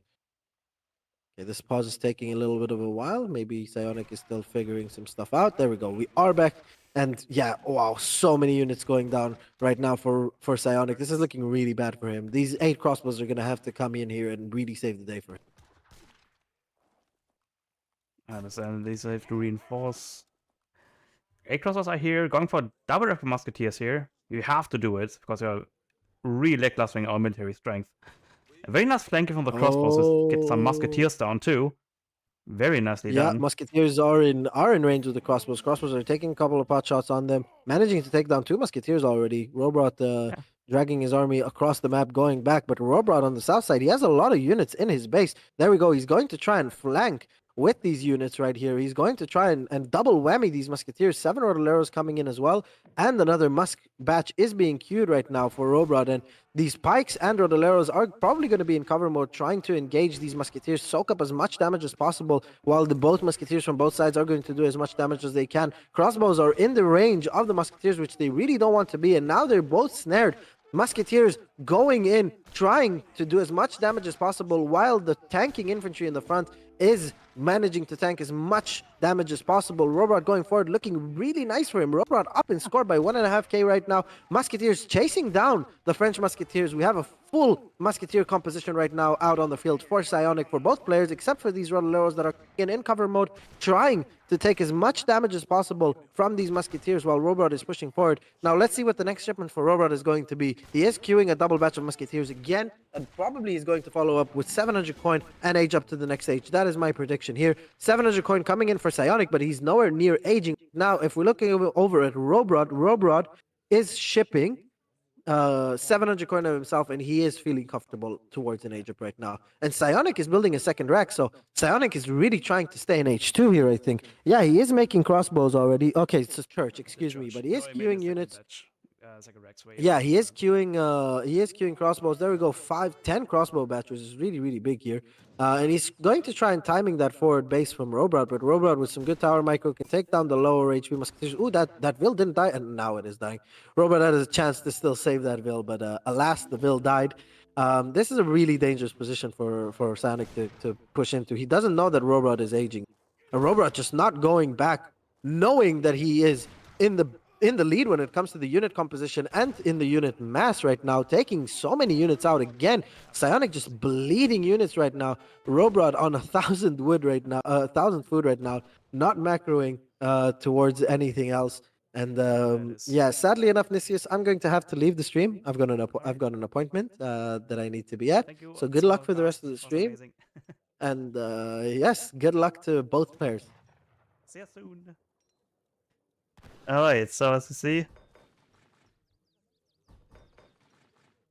Rohbrot now is trying to H to 3 with his coin gathering up. He doesn't want to fight any more than he wants to, because this is a massive power spike for his 2 Falconets that he will soon send as soon as he clicks the Edge button. He did not send the House of Trasmara yet, and I don't think he actually will, because if he sends House of Trasmara yet, oh, he will actually send House of Trasmara. Okay. So the Age is going to be incredibly cheap. Look at that. 895 food, 746 coin. Absolutely cheap, that is. And you could even say that you could actually just skip the coin and just macro for this instead. Look at this Age of time. Look at that. Look at this bar that's jumping. It's like a 45 Age up time. 45 seconds. And it's going to Age up with the Adventurer. What is Psionic's going to do? Psionic's going to go for... Not going to age up, actually. He's going to double down his H2 and age up, not going to H3 at all. And this means he's kind of trapped himself in the second age. Like, he needs to win this fight right now. Rohbrot tries to defend the fight here. He's not fighting on his outpost, making another batch of musketeers. The crossbowmen has reinforced. And this is the time for Psionic to push in, since at the moment, Rohbrot didn't gain anything. It's still H2 army, Veterancy is not in yet, he's just training H2 army, fighting as H2 army, but it turns out that Rohbrot actually managed to hold on the timing of France here. And what does France follow up now? He has to age up, he is macroing for the age up, has a shipment in his sleeve, he's lost so many musketeers. absolutely so many musketeers. That almost feels like a Brit mirror, where there's musketeers banging musketeers and see who has the better ones. Robert was saying the 2 falconets. Veterans upgrade not even closely inside. No one on food and no one on wood. All these villagers on food needs to go onto that wood tree here. Oh, never mind, we just bought a bit of wood. And that's gonna be enough for this veterancy upgrade here, for the veteran musketeers. 25 stats across the board. And what is the hunt situation looking like? So, in terms of hunts, he still has hunt to the right side and hunt to the left side. Ooh, not good. Hurting the hunt away from his town center. That's, oh, those hunters are going to come very, very clutch. Dealing nearly half damage to this falconet. Down to 110 hit points. We do not have a church from Rohbrot. Could have made a church or make a priest to heal up this falconet. But thankfully, it's still above 100, since one falconet deals 100 damage to at base, so it still needs 2 volleys to kill that falconet. Thankfully enough. So we don't have veteran musketeers coming in with the 2 falconets. What is Psionics going to do here? He's training skirmishers with the 2 falconet shipment. But if Robert sees the skirmishers, surely, oh, nice flank for those skirmishers. Might get a new puck shot on this falconet. But doing the port, you can see the falconets are moving very fast. Calls the militiaman early because he doesn't want his town center gets down, since it's only military shipment point that he has. One falcon does go down. There's the 2 falcon shipments arriving. One shot does get hit on the falconet, which means they're both damaged.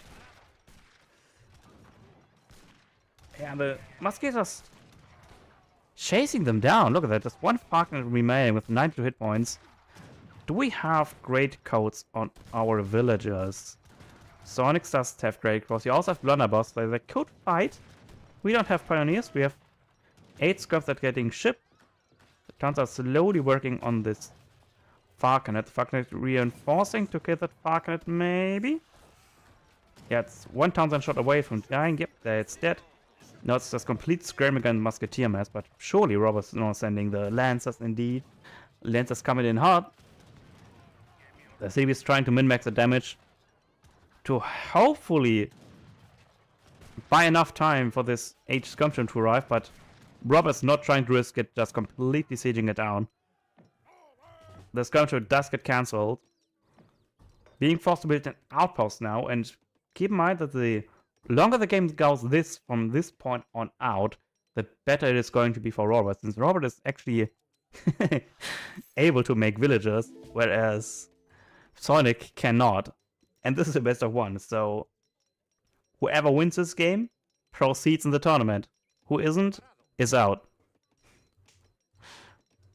I mean, who wins the most matches there, obviously will. But the more wins you have, the better seed you will have in this tourney.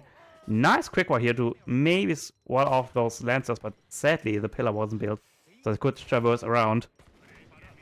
It looks like a massive musketeers here. 37 vills compared to 30, so the eco is still kind of even out. But the army is just completely in favor for Spain here. Yeah, Lancer gonna clear up those skirmishers nice and steadily. There's the 5 goons coming in, trying to make a bit of skirms, but the skirms are not gonna deal with all this musketeers, and yeah, that's gonna be over. Crazy. Actually such an explosive match. Like, constant back and forth. Also, like, this base, I think, won actually the game from Rohbrot here. Like, the trades on the base really just won him the game. So I tried his best to just push and punish Rohbrot's age up time, but it feels like that Sonic just lost just a tiny bit too many units there.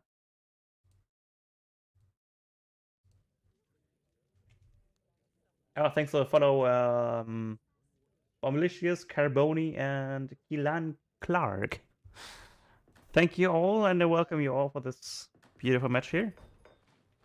And let's have a close look at the post game. Yeah, most resources, but wasn't for too long. Military, I think that's why I really Robert shine. Look at that. 88 units lost, 135 units killed. That's why Robert won the game. Not because of Spain is OP, because of the early trades. Because of the early musketeer trades. I think it's more visible in this timeline right here. Military unit population, look at that. You just lost so much stuff. Look at that. From 32 down to 14 wills. Military population. And this just continues on and on. Like there, he had more than Rohbrot, but he just lost twice as much as Robert did. Robert lost like 3 military units, meanwhile Psionics lost like 12. And then again here, after the age up to 55 military population, now down to 18. Meanwhile Robert was like up to 47 and just lost 11. That's just the reason why Psionics actually lost the game. It wasn't because one civ was better than the other. It was just because one civ used these units better than the other. One player did. And that's what's won the other player the game. Very nicely done.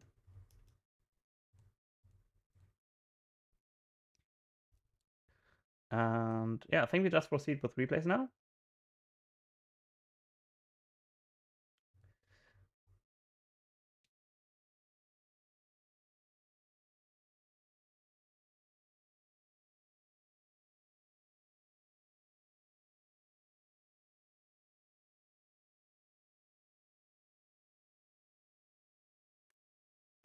Alright, so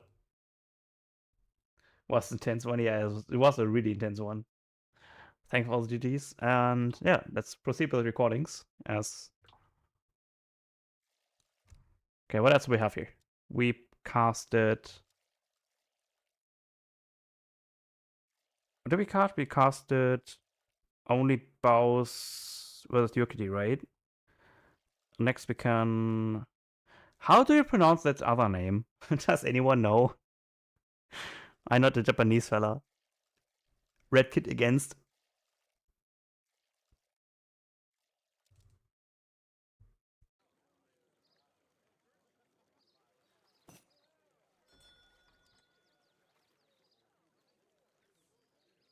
Oh, pardon. Does anyone know how to pronounce that? Education Hiragana. Yes. Pardon me, dude. Pardon me. Okay. 1 second, real quick. I wanna get some coffee.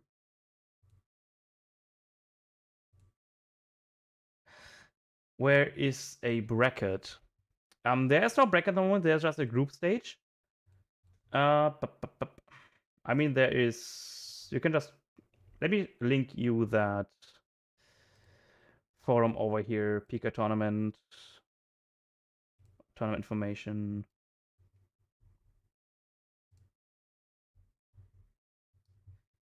I mean, everything you need is in this on this side. Right now, there's just a group stage. There's like a lot of groups. 1, 2, 3, 4, 5, 6, 7, 8, 9, 10, 11, 12, 13, 14, 16, 17, 18, 19, 20, 21, 21 groups. And these are always the ones. And the more points you have, the higher you are seated. And after the group stages are done, then we are going to proceed with the actual round of 16s, 32s, and whatever not.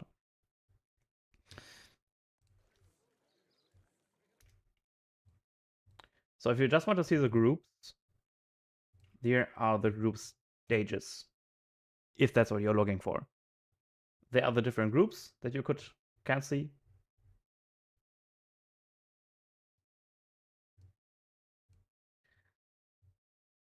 And yeah.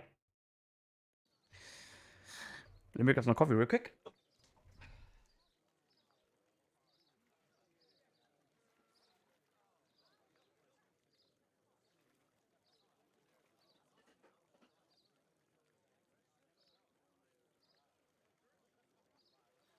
So. Red kid against Japanese fella. Good thing that the Japanese actually Japanese, so I can just call them Japanese. Okay, a very tough matchup, I think. From my experience, for Japan. And Lakota, although it's not the best map for Lakota, because you can't really go for a stagecoaching on this map. Like, the best stagecoach you can ever do is 2 trading posts. Since you can never catch the third one from the opponent's side. And this map also has a lot of, not a lot of cavalry upgrades, but this one here. 10% hit points for your cavalry, and then another 5% speed on yours. It's very nice. And that was also nice for deeper technologies. And generally speaking, Lakota has a lot of cards to boost cavalry too, so in a way, you're giving all your natives too a bit of a bonus too.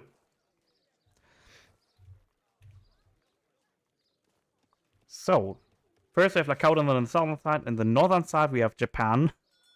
South being Red Kit and north being, I don't know how to pronounce that, but it's definitely gonna be Japan. Inakosa.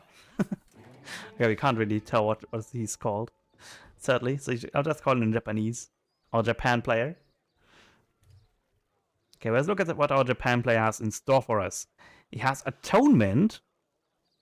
Interesting. So it might go for some sort of outlaw build that we're not aware of. Otherwise, pretty standard 4 builds. Heavenly Kami, 600 wood, 600 coin, 5 Yumis, 5 Ashis, Ashley Numi upgrades, Ashley and Yumi upgrades. Fair enough that doesn't have the Nagi upgrade, because you don't really ever want to go calf against Lakota. Unless they're really exposed. And yeah, looks like we are going for the good old consulate timing, consulate start. We are going to go for consulate, chop a bit of wood, and then make a shrine. Do we have a shrine? We do have a shrine. Nice. And what this concept does is also making your H-ups. So what the concept does is it makes the buildings 15% cheaper. But it also applies to your wonders. Since we only need to have 680 food in order to H-up. Okay, what is Red Kit going to do here? He's going for the standard market and TP start, which has established over the years. Nice TP placement. A little bit to the south. I would have liked the TP actually here on the northern side, where you get those 2 mines in our control. And that still would have been enough to barely have this tree line under your control. Because TPs does give you 8% economy across the board then when it is around this vicinity. Could actually go for a trading post H1. Interesting. A trading post H1 is going to slow down us massively. Going to H up at like a 340 at least. Which might be a tiny weeny bit too greedy. We are still gathering wood as well.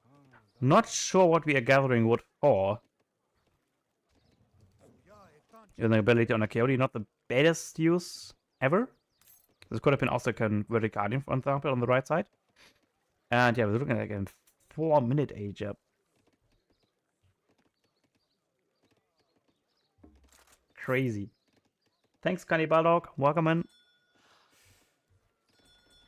Okay, we age up with the messenger. We have to, because we age up so late. We age up 3 villagers later with 3 more will eco.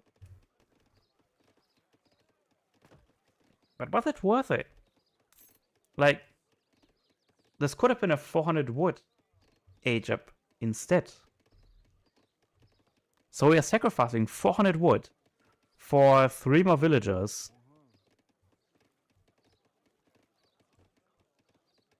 I'm not so sure about this decision here. Like, going for a train post a minute earlier for the sacrifice of 400 wood. Not very keen on that. Okay, what is our Japanese player going to do? He's going to go for the good old 600 wood. And this is actually another thing. Like, not being aggressive here, building the ward in base gives Japan all the time he needs to build all of those shrines out. Because keep in mind, one shrine only costs 75 wood. And he has 2 explorers running out the map and building all the shrines. When they're going for what? Renegados. Okay. Modern monastery into Renegados.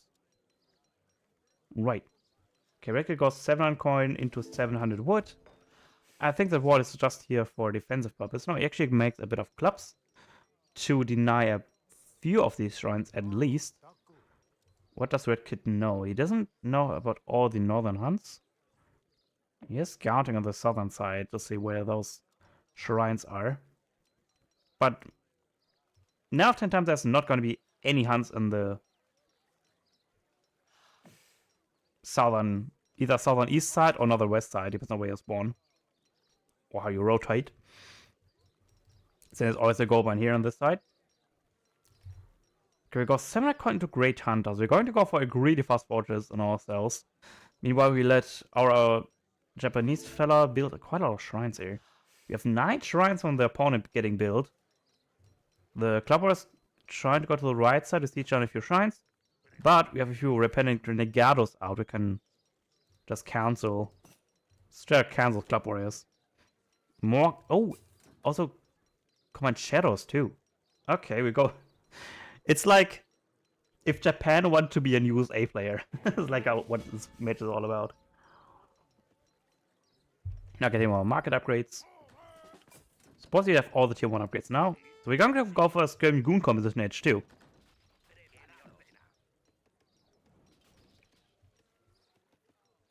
Okay, we go 600 wood, 600 coin into 600 wood.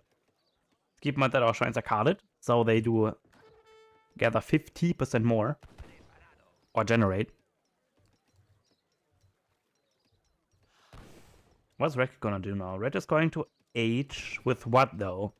He can't hit fast. He has to age up with the food then. Either with the wood. The white woman. Okay, he's going to age up with the bisons.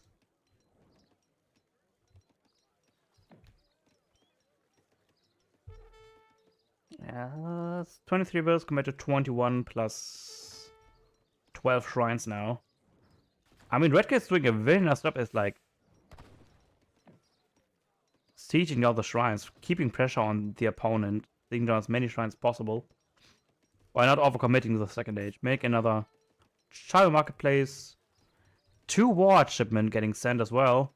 Not a fan of that because they do not have enough eco for 3 warheads and a stable to make units out of. But we will let Red Kid cook. Let's see what he has else he has in store. I mean, the ward's going to go in very nice positions here. One in the spot where 2 hunts are, and then the one where the spot where the other hunt is. There's some red Mancheros and Negados in as well. He's got gone completely down the outer road, isn't he? Still got the atonement.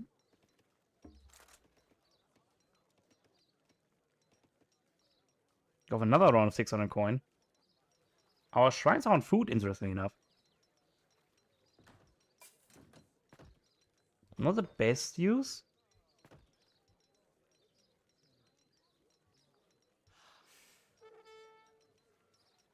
But I think he wants to age with 3 very soon. Yeah, could go for Jimbos, but your Jimbos are like heavily nerfed, isn't it? They're just a shadow of their former selves at this point. So what do you have here? Child marketplace. Some villies. Oh, it's also okay, forcing some idle time very nicely. Some Boreas getting into the mix. Which trade much better than against those goons. Like, nearly same attack, look at that. 20 attack, 3 rate of fire. 18 attack, 1 5 rate of fire. The difference, dude. Absolutely nuts. Okay, what's that gonna do? He's going to send 9 Makinas. Japan is now going to age up. Breaking their alliances very nicely.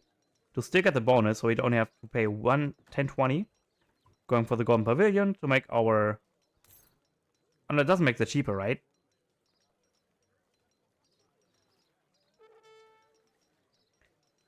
the thing that makes villagers cheaper, military cheaper, is the shogunate, right? The shogunate make the military cheaper. This one just made it better. Ooh, that sucks. Another batch of Command Shadow gets caught there. That's not great. Is it? I don't think it does. I think it was the Shogunate which makes them deeper.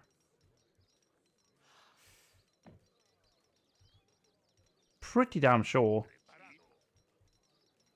We can check 110. Oh, needs to be careful not lose any villagers here. These don't have Easter Medicine. Not quite yet. 8 release on this Golden Pavilion. 20 seconds later. We are already at 3, keep that in mind. Yeah, look at that. One of it goes down. You're still going down the Outlaw Road, don't we? Look at that. Tournament comes in, Bushido Principle, since we switched down to Japanese. 5 more seconds, which means 2 of it will at least die. 1 will down. 2 of it's down. There's those Yumi archers from the Egypt. We're going to go for Yojimbos now. Let's go. Yojimbos. It does make them cheaper. Told ya. Yeah, what does this really Japan do here to get all these units here?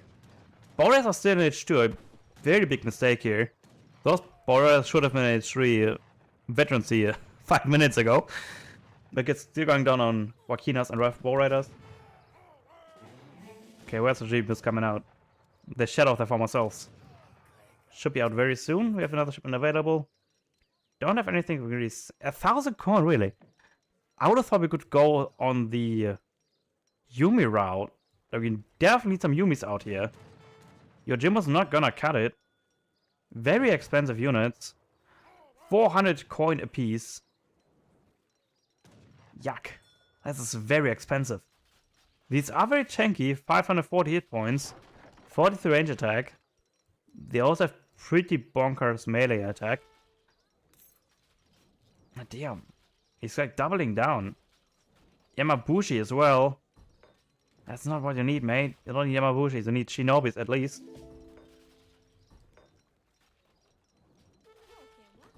Clubs are not gonna cut it. 1 splash, 43 attack. Yeah, that's just not enough mass from Japan here. I mean, I love the idea, but there's just not enough mass from Japan to really justify it. Because this 1,000 coin is just going to be transferred into 3 Yojimbos. I mean, you can't try to like maybe force a very nice connection here. Ah, okay, missed a win opportunity. Then is getting called. Yeah, he's going to retreat. Yojimbos trying to get to melee. They do have a 2 times against melee cap, right? Yep. Yeah, they're just going to surround those. Oh, beautiful timing here. Takola's just focusing on those Yumi archers. Yojimbos do have a bunch of melee resistance. All here is just range attacks. And yeah, those Yojimbos are just gonna die here for like no particular reason. And now that this timing is cleared, Lakota can just sit under this town center for eternity and still a veterancy upgrade. My guy, Red Kid, where is your veterancy upgrade? You need it. Even if you have to buy wood and get the veterancy upgrade on those bow riders, man. You need it. Especially if you go for water ends. Like the how you can cramp those attack numbers up, the better it is. Do it. Yeah, now you can just sit down on this town center for eternity and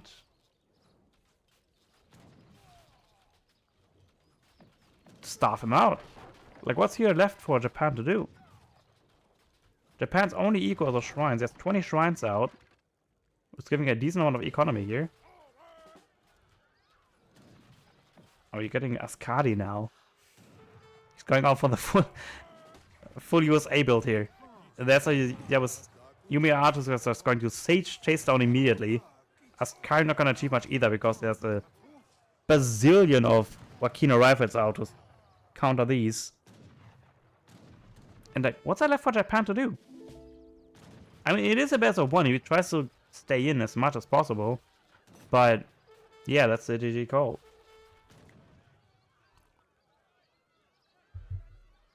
Let's have an integrity for Japan build order. I mean, Japan has all the shrines, but I don't see why you would want to go for your Jimbos when your military is just one of the strongest militaries in the game.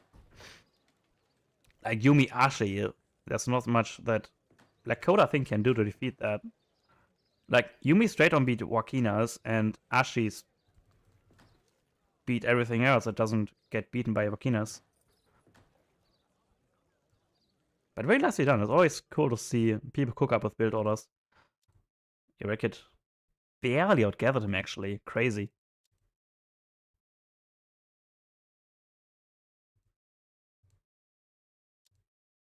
Actually crazy.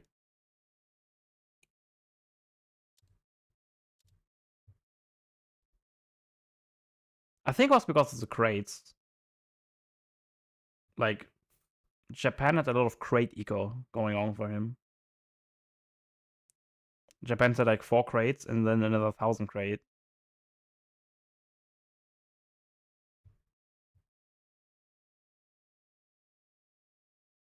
Which gave us explosive kind of economy.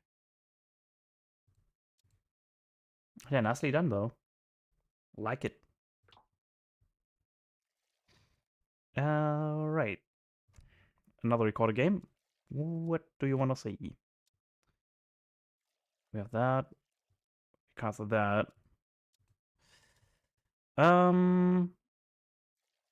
Harujima? Oh wait, that's Radiant, isn't it? Is that you?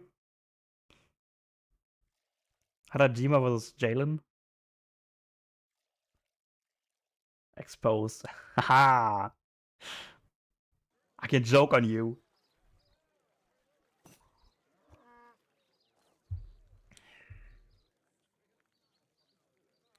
Okay, India against Ethiopia. So, in the northern side, we have Arami. Jalen with the Ethiopians, a very underutilized nation. We don't see that often, if at all, in the high ladder. And in ladder generally. It might actually be like one of the lowest picked civ in generally. If someone knows it better, then pick me up. On the southern side, we have Haramaja. Haramaja? Dude, how do you pronounce that? I'm not an Indian guy. With the Indians, bro. Okay. Then we have bro on the southern side. With India.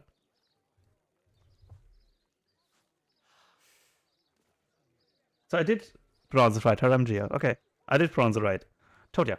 Alright. So, on this beautiful map, Great Plains, which is not a particularly strong suit for either of the nations, since there is nothing really good in terms of livestock.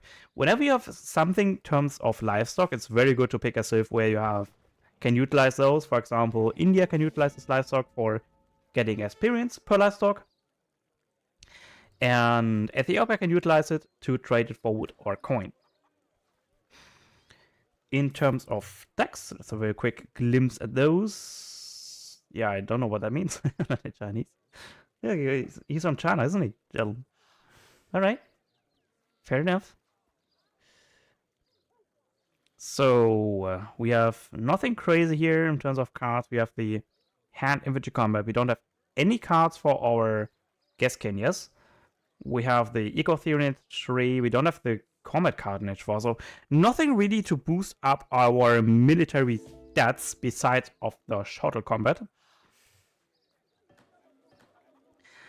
And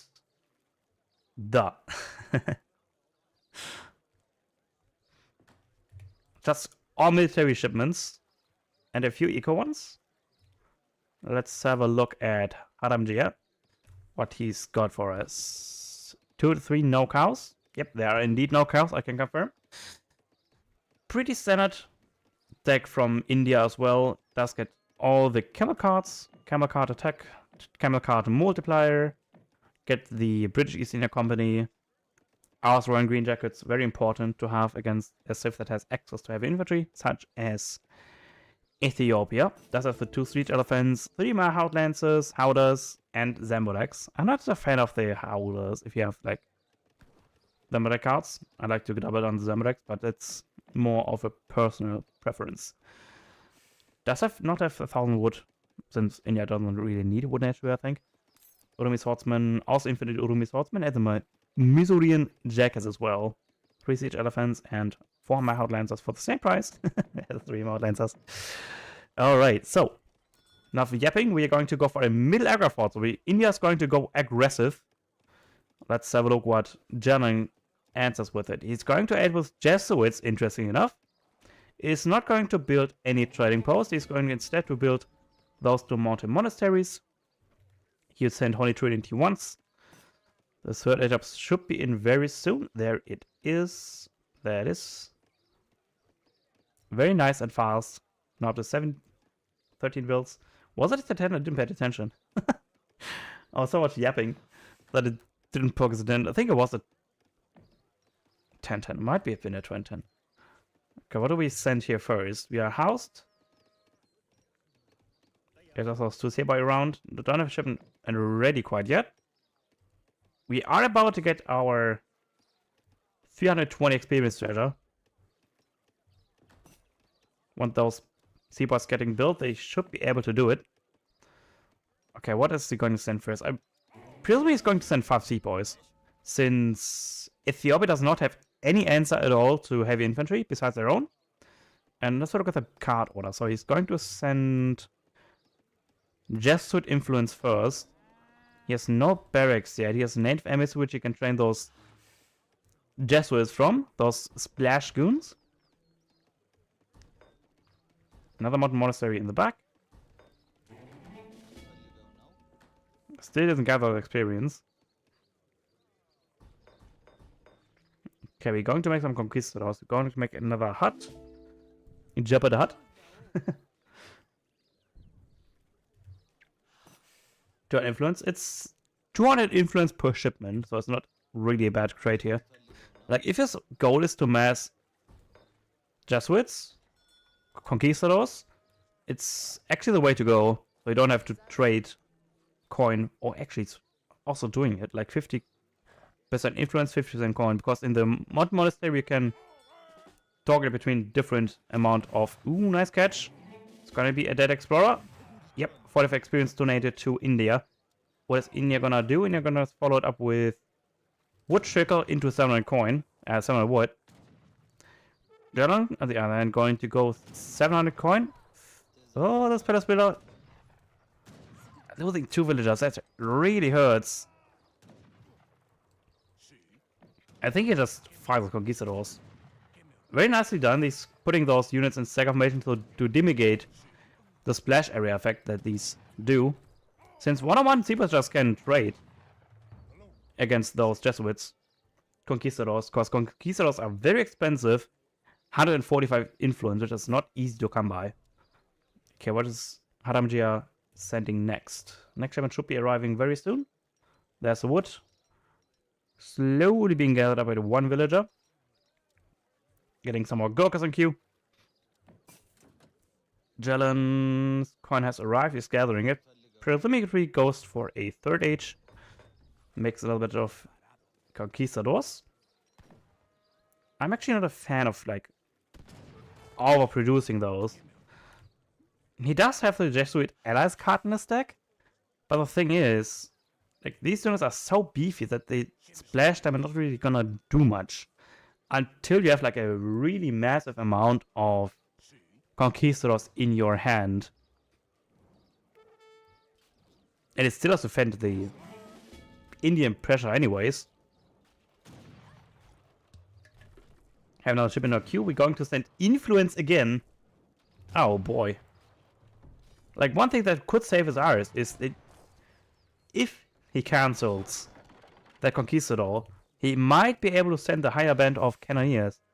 Like, this card is what he needs to save himself and not more goons. Like with proper pull checking, you can easily get 2 volleys on those conquistadors before they can even shoot. And if you're on stagger formation, they can't get the splash damage going anyways. Oh, nice catch there.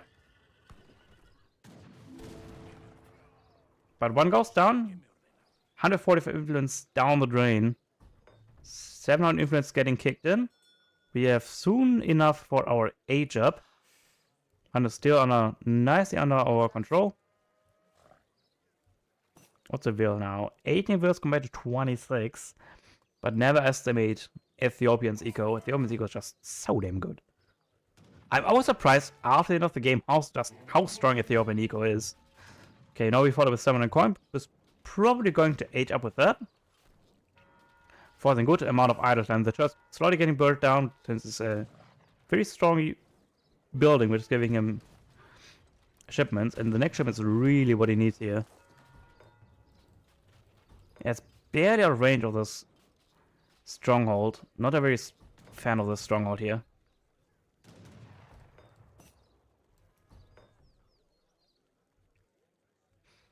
Alright, so the Semicon should arrive very soon. We have 0 villagers on wood. Caught irregulars. Yep, there's a coin coming up. Very nice herding, by the way. Hans right on the town center. The scavs are still continuously poking in and out. That will maybe force some idle time out from Jelen. Jelen is actually quite idled. He needs to get a bit more coin in. Tim is constantly idle. He's constantly poking at this bison since he knows he needs food to age up. 2 more conquistadors getting sent. 6 total was getting trained. And the nice thing about Ethiopia and Hausa, the African cities, are if you go to the 3rd age, all of your natives getting shadow tech to the 3rd age, even though they don't control. So it's generally getting shadow teched up, and those Seminoles as well, the Comanches. And we all sent Azabs. So we look on the consulate. He probably sent 4 villagers as well. So look, doesn't seem we see it. He should send it soon. Should have influence export in order to send the builds. There they are for settlers.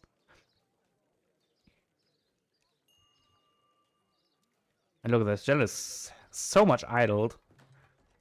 It's like the up and down side of this granaries. Like the upside is that you don't have to be like pay as close attention to herding. But the downside is that the herds are going to be stuck on those granaries. So he just has to pox out, in and out, every now and then. Okay, we're going to smoke for 30 with the Sudanese.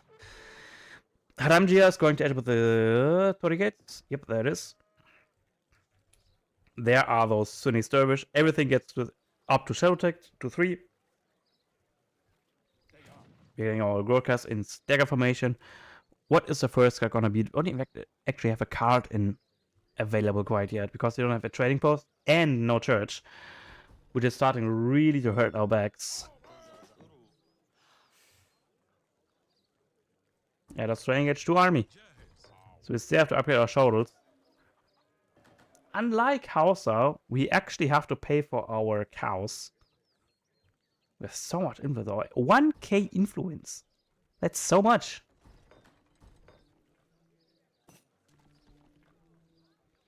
But we are trading coin for it. For the influence, going from our Sudanese. We have 12 conquistadors, we have now 12 Sudanese. How many can we build? 15, that's kind of a lot. We're retraining our church. Not sure if it's worth it to... It's not too expensive, is it? Does anyone know how much influence it is? It should be 200.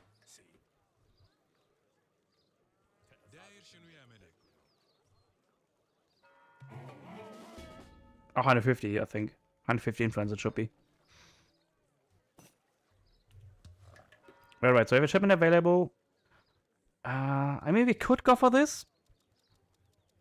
Because we really need some Sanga cattle in our mix here to, you know, build up our economy. trade them for wood and coin, since wood is nearly 800, coin is already 100%.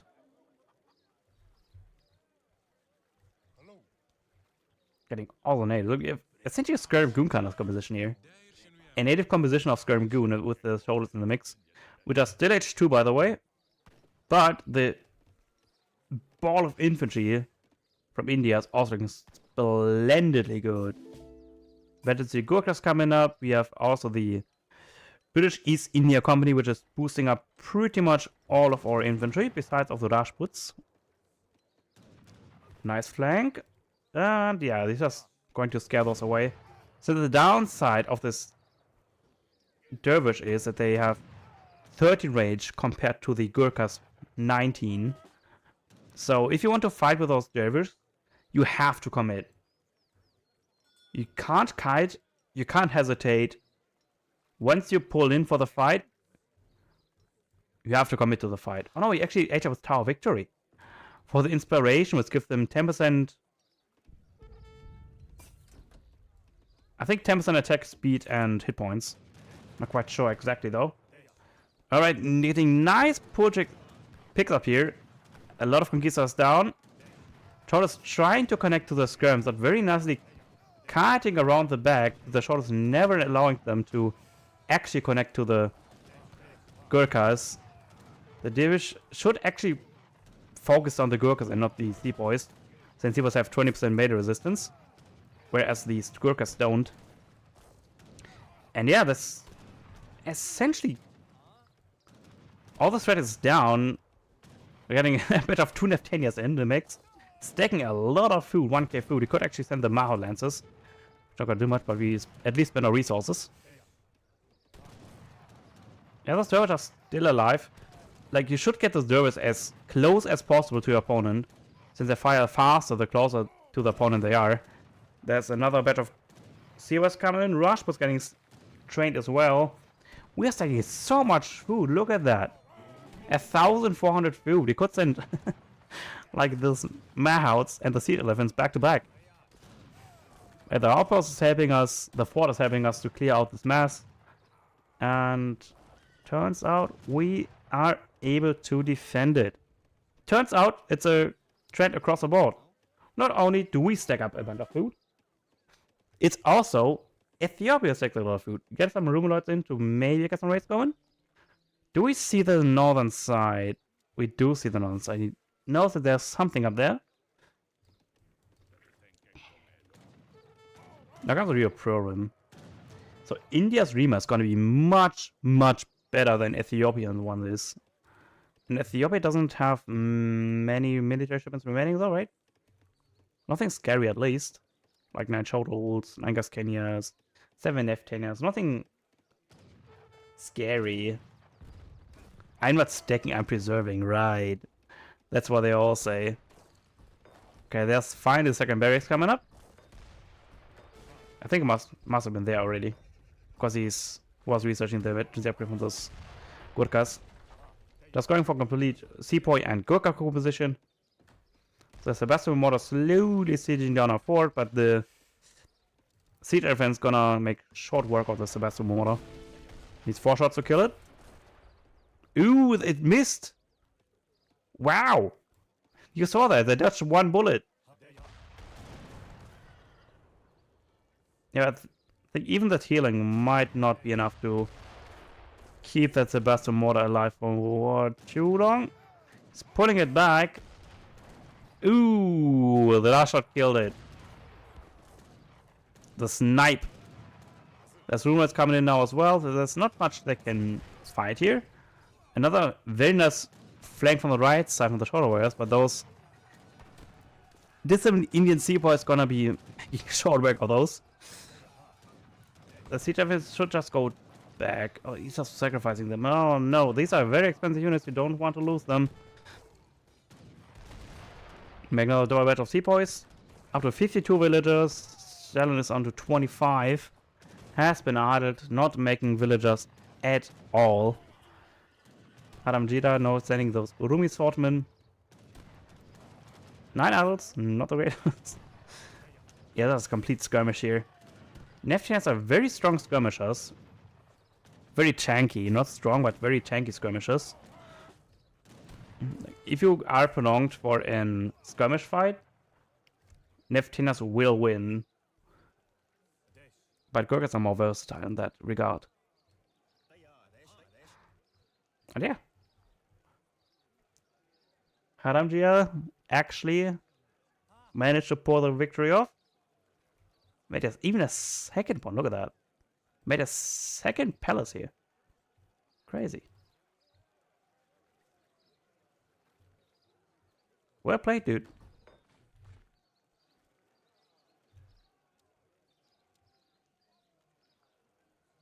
Even put up I think he even put up inspiration in the big fight. How much is it actually? Do you know? Does anyone know how much inspiration actually boosts the attack?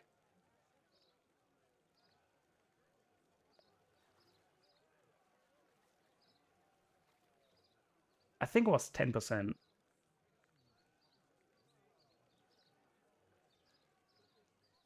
Pretty sure it was 10%. I hate when developers do that. It greatly increases attack, hit points, and speed of your units for a short period. How much? What is greatly? 2%.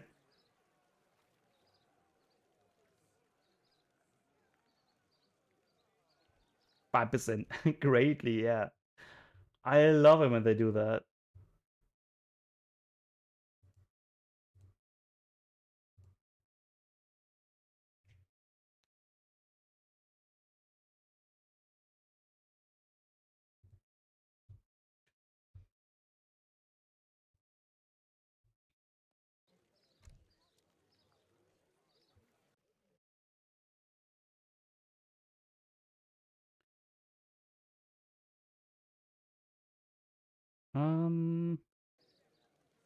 Yeah, have a quick look at the post game. Yeah, thankfully Jellon didn't keep up his cows, so Inazir could actually very heavily outscale him. India powerhouse. Greatly, yeah. Greatly increase the attack and hit points of everything around it.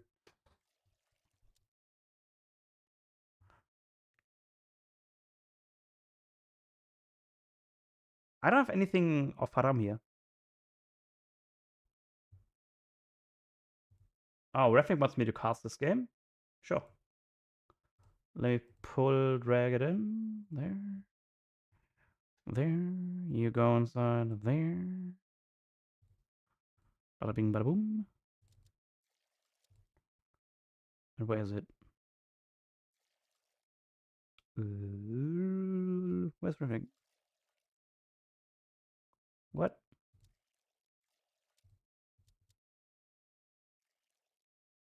I put it in, didn't I?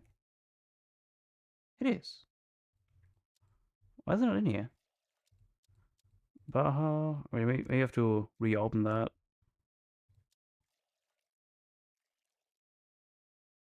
It isn't there. Am I stupid? Am I like blind? No, usually it just I mean I have to restart the game anyways, because I was getting close to the memory thingy. Oh yeah, my dancing llama thing is gone.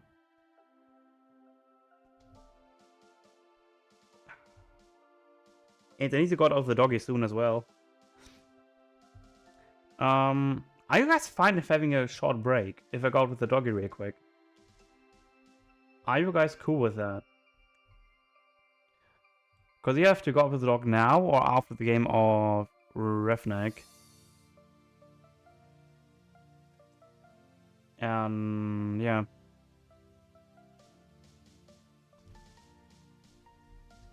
Because I rather do it now.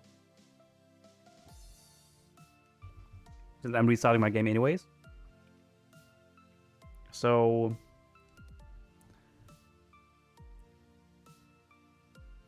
anything in particular you guys wanna see, wanna watch, wanna think? Jo, beginnerlig.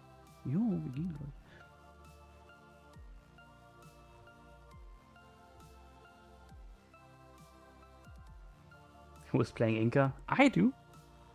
I don't think we're gonna see Inca anywhere in this tournament. Somewhere Sky the 11.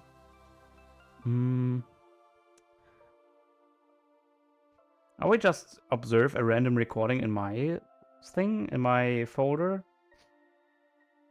But then I can't cast it.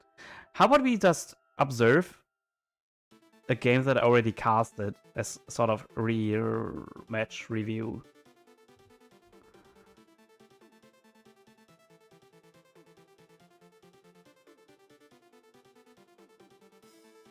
How about we do that? Just doggy needs to go out. It's doggy time.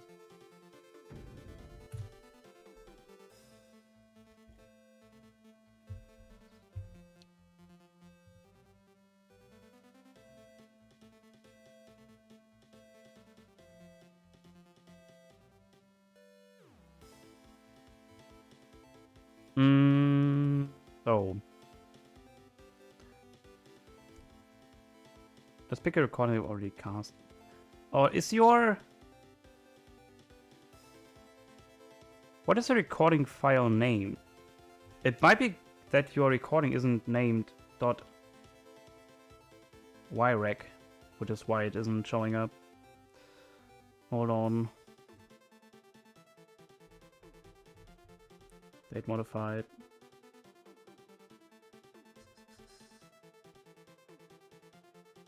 Ah, yeah. That's why. H3Y rec.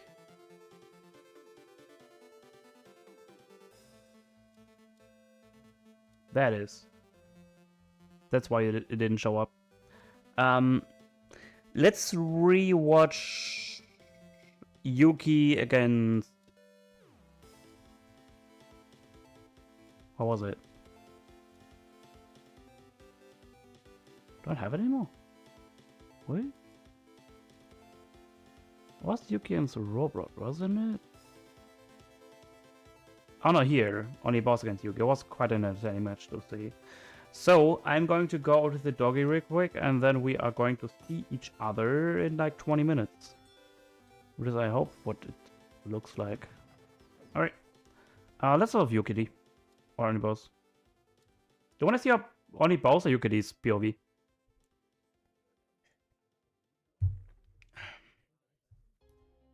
What would you prefer?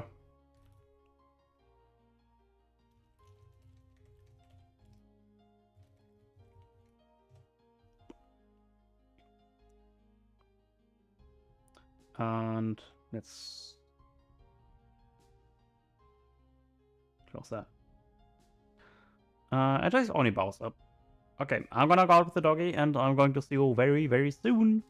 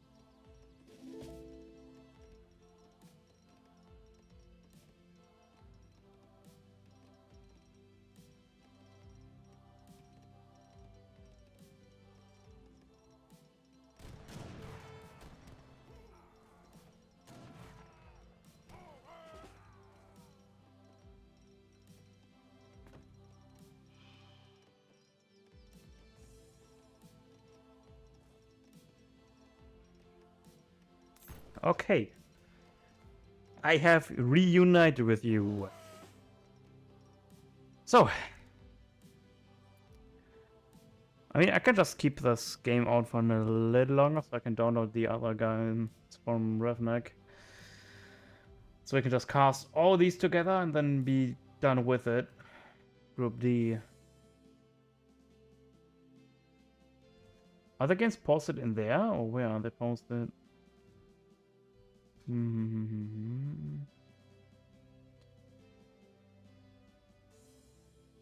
That was Ravnik against the other dude. Asto.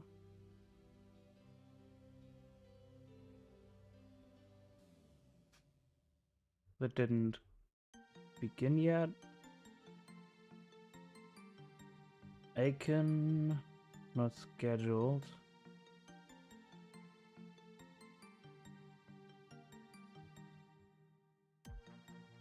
And that's it.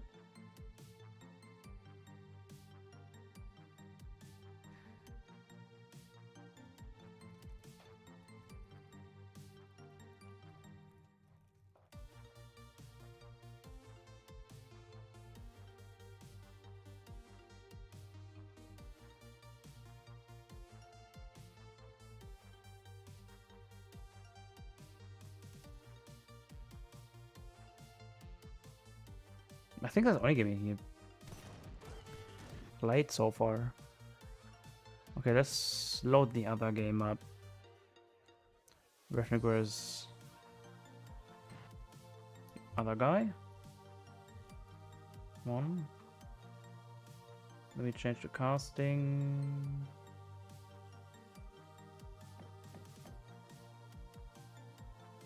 Okay.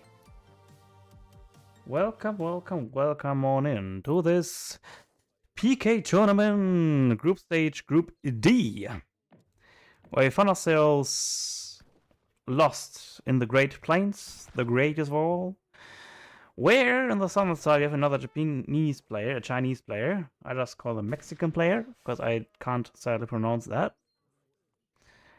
On the southern side with Mexicans, leaving the coin and wood crate on the floor. Where on the northern side we have Ravnik playing as the good old France. Going for the good old trading post start. Not gonna waste any time on gathering wood, I suppose. Nope, he is not going.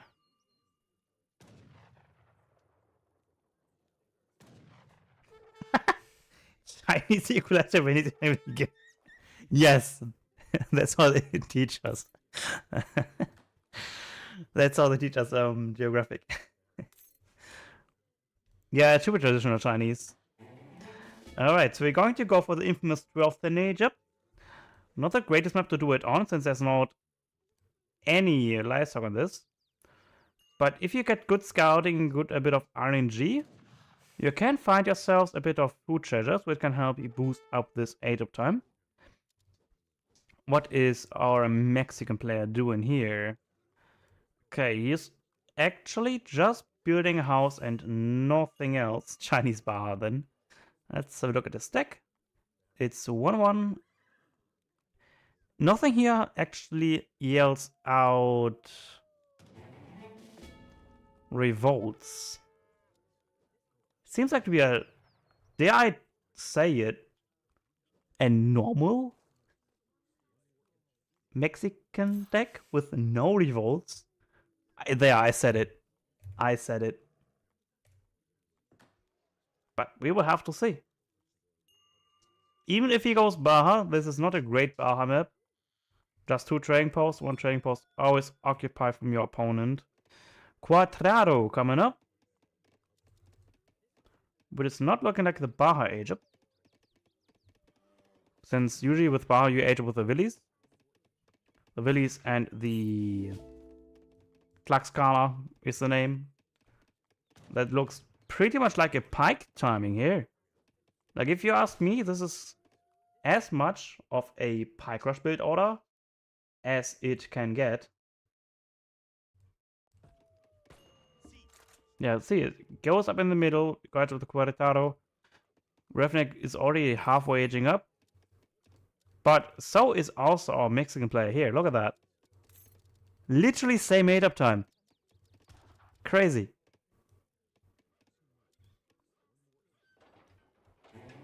Okay, now building our house. We are now macroing for the hunting doggies and the steel traps. Hunting doggies and placer mines. Soon to be steel traps. Going to get another treasure. Where is it? Ooh, an 85 wood treasure. Very nice.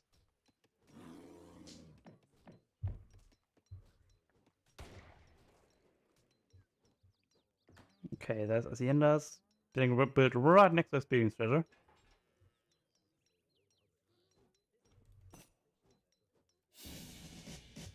Okay, let's see what he's up to. He is sending coin first. Builds a barracks in the back of the Hacienda. Is it just a fast fortress? We are not picking up the books yet. We are tasking our next villager to do that. Soldados.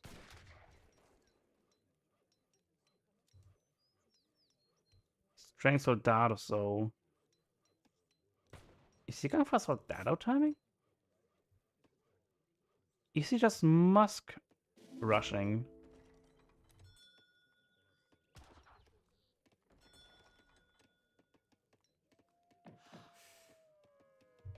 I mean, it could be. The coin is used for all the musketeers. And in a way, he has 10 musketeers out at the moment, since one Soldado is equal to 2 musketeers in terms of stats. So getting this beautiful 320 experience treasure as well. Using all the abilities. I didn't know it also slowed the attack by twice. This ability is very bonkers. It's like a 50% decrease. Holy crap. So that was semi strong bit hard to pull off. We will see. Another Soldado on queue. We're going to send 3 Shinakos. Thanks for the follows, by the way. Luvia, Taylor. Okay, what does France do in? France sent probably 4 CDBs into Summerwood. Did scout the barracks and the Hacienda, so he knows what's up. Makes a batch of crossbows, makes a batch of musketeers. Another batch of crossbows is in the mix. Another barracks as the first comes up. There's the 3 Shinakos coming in. We have all the tools in our arsenal to defend against those. We also have greatcoats. I don't think we have blunderbuss yet. Not sure actually. I think we have blunderbuss. I think they have 14 on base, but bonus have 16. Okay, we're going to send 8 crossbows instead. I didn't have checked the deck from Ravnik, but it looks pretty darn standard for me. Alright, going for full melee, full infantry ball. Meanwhile, he goes and send 5 salty Doris, which can actually outrange those crossbows. And they are also fast on crossbows, so technically, with perfect micro, they can kite those crossbows for eternities. And when they shoot a crossbow, it reveals everything around it for a short period of time, which will make those salty Doris very strong. So look at this, he knows everything now on the base.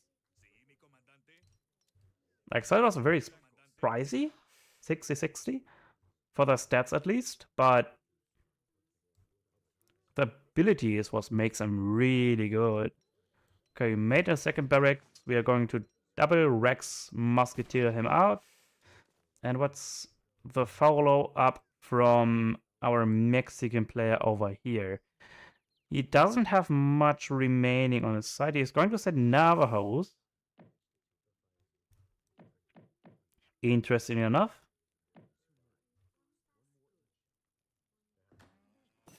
Which is going to... Who taught you the space building, right? Someone didn't watch my video. Market right next to the town center, Jesus. I mean, if Ravnik would have had the range advantage, I could have, like, maybe got it. Maybe. But it's the Mexican player who has the range advantage here. Navajo's nearly in. And I think once the Navajos arrive, we are going to push out with it. You're second of resources. I think we are going to go to 30 actually. Look at this military here. 60 musketeers, 17 crossbowmen. Very strong indeed.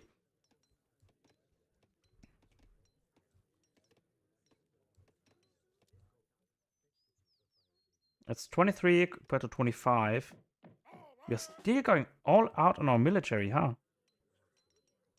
Yeah, haven't made a will for quite a bit of time. Adverx now aging up to 3 with the Exiled Prince. So if there's ever a time for Mexico to make the play, it's now.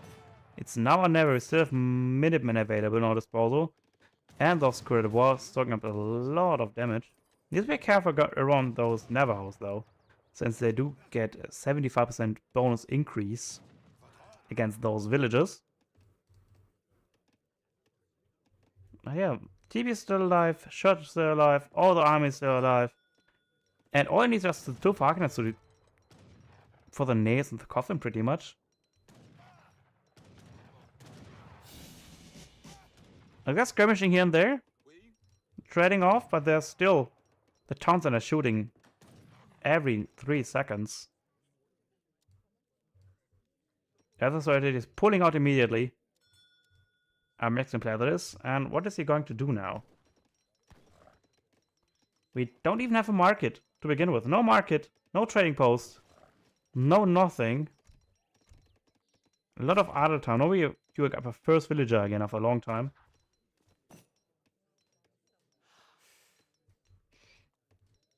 What's our plan now? Like, Remek's going to send the Falconet in, is going to get the veterancy upgrade on our musketeers, which is now came in.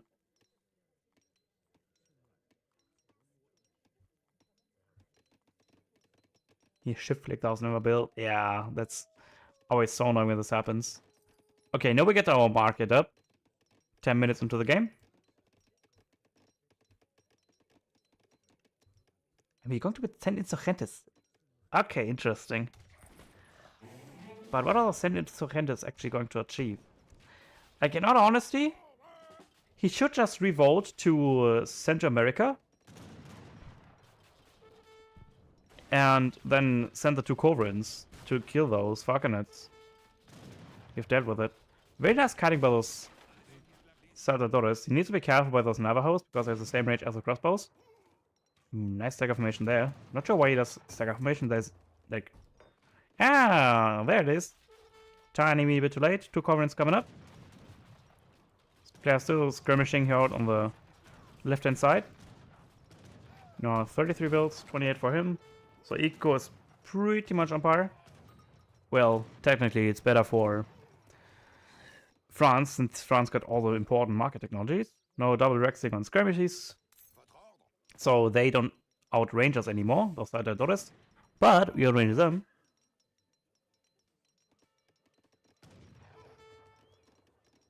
Okay, the second barracks get built in the front. Not a great positioning, this will get sniped. Oh, barely is surviving that. Oh, there's a fucking Corvin coming up. Nice flank on the southern side. Corvin does snipe down 1 Falcon, and the second Falcon dies as well. Very beautiful flank. Those Shinagos hammering away on those musketeers. Corvin still do a decent job at tanking here too. There's a lot of Saltadores and Navajos in the mix. Soldados as well. Just hamstring those musketeers like there's no tomorrow. And we are idle though, 24 villagers being idled. We are still chasing them around thanks to our more speedy skirmishers, and they can essentially never escape us. Automatic is going to send, should soon have another shipment available once this batch finishes. We don't even go for amalgamation. We send 1000 wood as our second ship in H2, H3. Going for a stable, which means that we are probably trying to go for a cuirassier switch. Either a cuirassier switch or adding some dragoons. But we still have 12 guard veterans and musketeers. So that should be enough anti-cav to repel anything that Mexican player can throw at us, since there's no cavalry shipment here in the game here. Not in the game, but in this revolt. So the problem is with the revolt, you initially get a pretty sizable eco boost, But after a while, after 2 minutes or so, it's really started to fall off. Because you can't make villagers, while France can. Look at the Gangsaw, Frontiersman. Didn't even got hunting dogs. Ooh, that sucks. We did got placer mines though.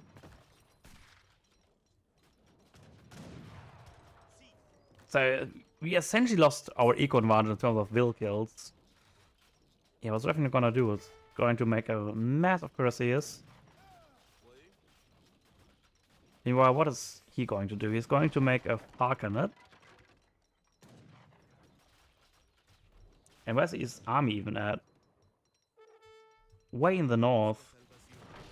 And he doesn't have that much army to defend those Falconets when they come out.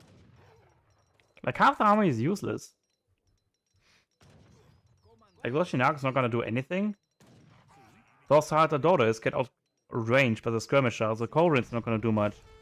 And those Soldados, while they are tanky, they are just gonna get melted by those skirms.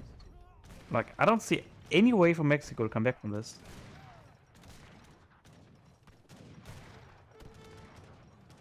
Yeah, that's a fucking coming up. I just get immediately sniped by the Corsairs. Corbin does do decent against skirmishers since they have like very low hit points. And it does do 40 damage. So she 3 shots kills, 4 shots kills.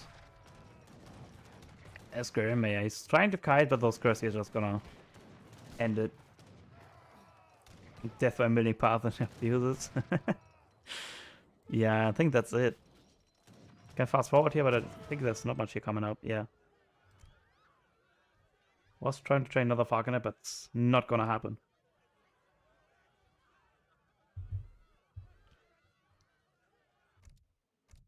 Post game just multiplies what we already observed. Was a nice idea. He gets an A for effort. We did that. Lucas L. Chapka. Robert Captain Link. Bar teacher. Sword against Lost Souls? Just Souls?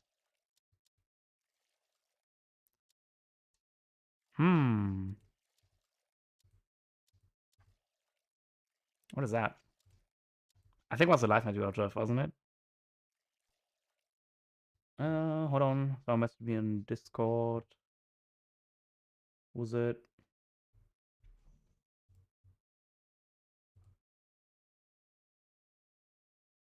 Kevin playing in 1 hour and 50 minutes. Oh, that's cool. We can just keep casting until then. Let's get Sheep Gun against Brigadier.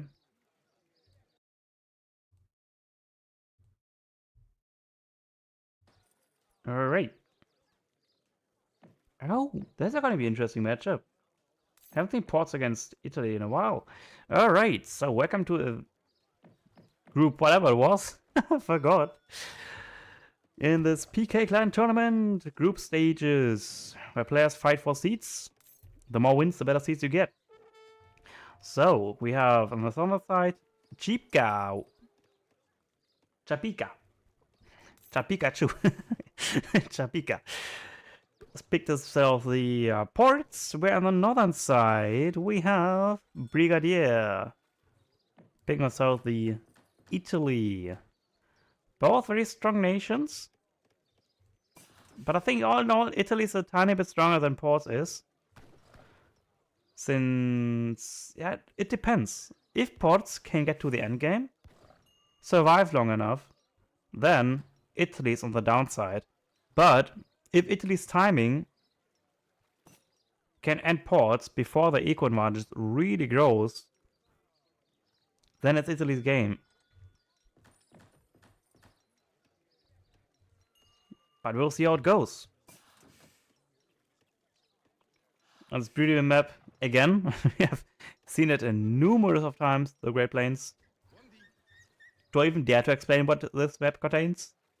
Native trading post, normal trading posts, hunts, mines, ponds. ducks.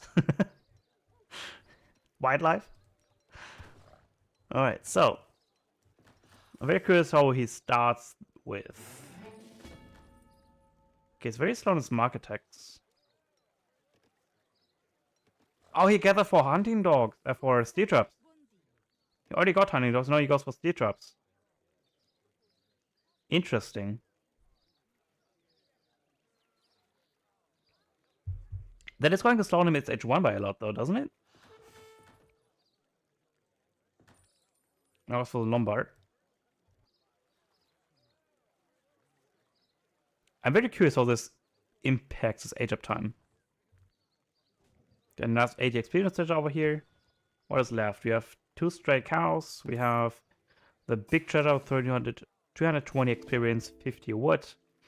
And another bit of 25 wood, 110 food, 25 wood, another small treasure behind the base. So the only noteworthy treasures being pretty much the 50 wood. The middle one with 320 experience. The dog is not really impactful. And then there's the 110 food, which is pretty much going to get sacked by Chapika. So we can look glimpse at the decks. Yep, there's gonna be FI deck. If this deck doesn't yell fast forest, fast industrial, then I don't know what will. So it's gonna be a very boring first few minutes. We have Skirm Goon from our ports player. Get all the Skirm upgrades, all the Goon upgrades, check. He doesn't have artillery upgrade. Could be nice against Coverance. Like if he cards up with Grape Shot, you might double down and just go for the artillery hit points as well. Because if you get for the artillery hit points, the organ guns usually get 1 shot, but when you have artillery hit points, then you actually had the breakpoint to get 2 shot. And he did go for a trading post and villages. Alright. Usually I go like to start for a market and go 13 vills. But if you could get good enough treasures, you might actually get away with the trading post and 30 vills without much idle time. Which just seems like what he wanted to do. And he did. Alright. Aging up very late. It's like a 3:30 age up. But we're now up to 80 vills, because meanwhile he's up to 13. So we have a sizable advantage here. It's going to every naturalist, so it's going to be a fast waters build order. No surprise here, since this is kind of how the matchup goes. Both against Italy. Both trying to raise to the 3rd age. Italy on the side wants to raise up to the 4th age as fast as possible, without really getting much idle time going. Okay, does not have Usuri, does he? No. So there's not really much point in building those Lombards, besides of doing these for experience. Get 500 age up. Nothing too much of a concern, since Port's going to go for the 3rd age himself.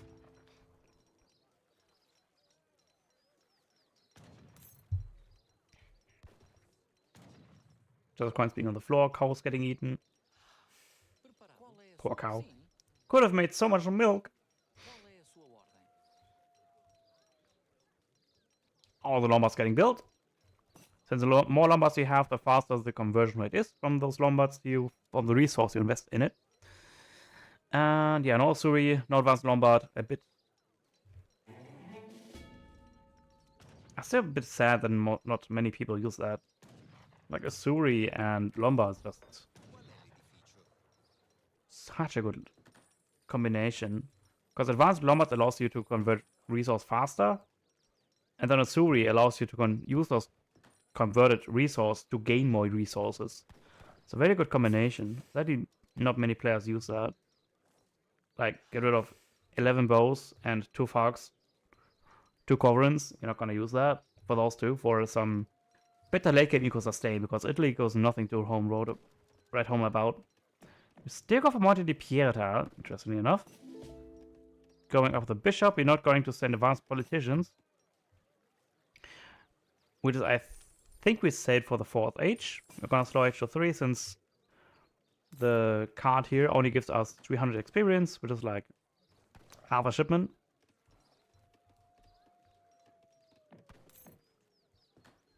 Alright, you're going to build up all the 5 Lombards. We have 3 architects. That's all we can build right now, since you can build 1 and 1, 2 and 2, 3 and 3, 1 4, and 1 5. It's on the 4th.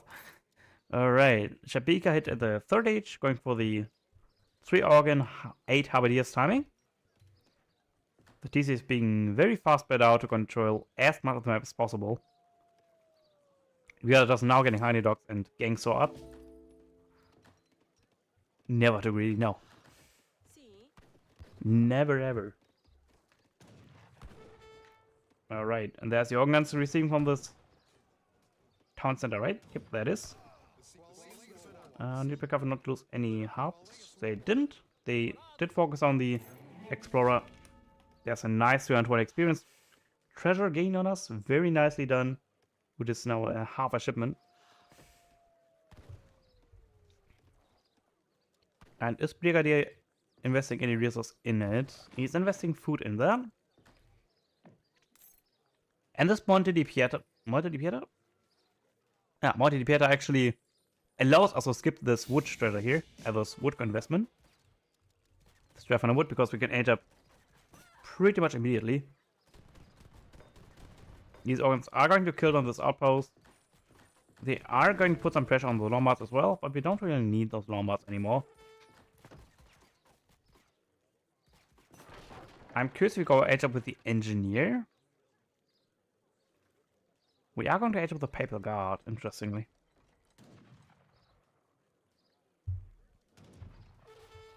This is a lot of siege, though.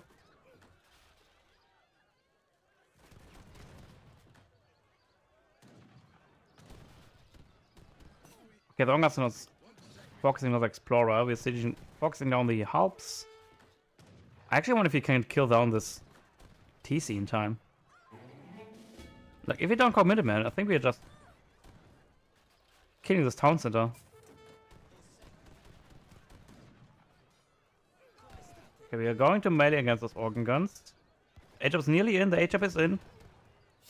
This is all we need. There's Piper Guards, which have a hook attack, which deals splash damage, and has absorption as well. So whenever you deal damage to a unit, it gets spread out to the units nearby. Okay, so we arrived to the 4th age.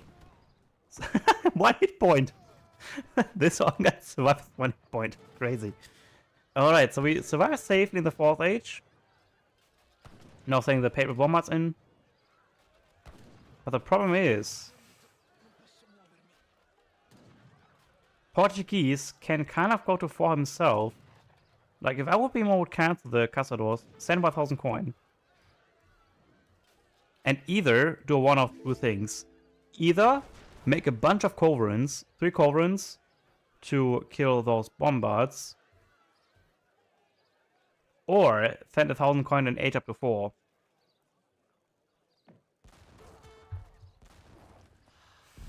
Yikes. Good thing I'm not this skirmish. With those guys, man. Just got to another dimension.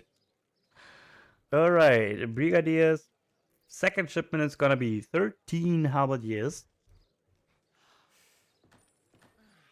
Not sure if we got to the Basilica's upgrades. I didn't pay attention to those. Yeah, but we have, since we ate up with the Bishop, we have 2 town centers combating 3 town centers. So he shouldn't fall too far behind in terms of villagers, even though Ports does have 2 times the will advantage. But 9 vills are here kind of exposed. Did not do a good job at hurting. And this town center is definitely going down, which is one will down as well. Oh, the town center triggered on that? Look at that.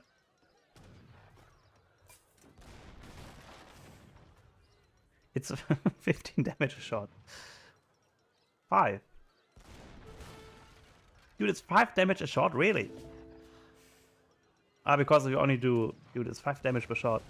At this point, you're just wasting your villager time. Look at that. They're killing this and this just demonstrate points down after all this time. There are 3 Corvorins out. Brigadiers not getting guard halberdiers. Getting guard halberdiers coming out very soon as well. But not before this town center goes down. So it's 2 town centers against 2 town centers. Oh, never mind. Brigadiers now actually up to 3 town centers, right? Because there's those architects building those buildings. They surely paid for themselves off. Made a town center, made a bunch of houses, made the barracks as well. He's set for days. Now getting 3 Corvorins his own. Yeah. Italy can just sit back now.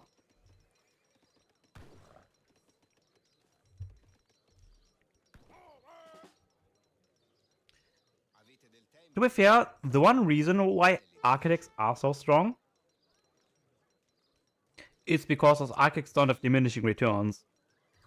Because if you build a town center, for example, with a villager, it goes down from 90 seconds to 45, then from 45 to, for example, 30, from 30 to 24, and so on and so forth. But architects don't have that. They have the bonus of the first will. Always.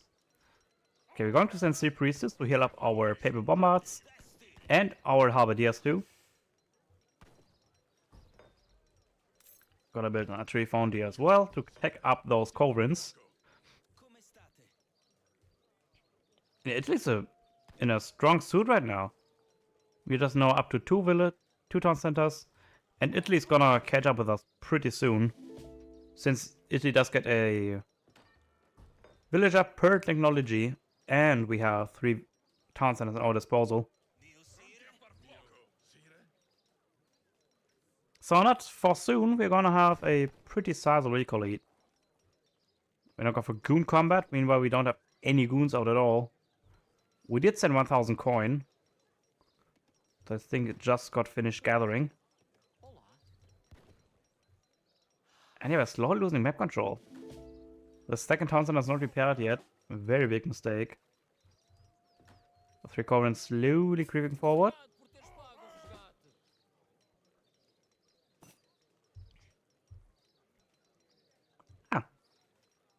Someone here is German. 10 Brigadiers Germany. From Germany.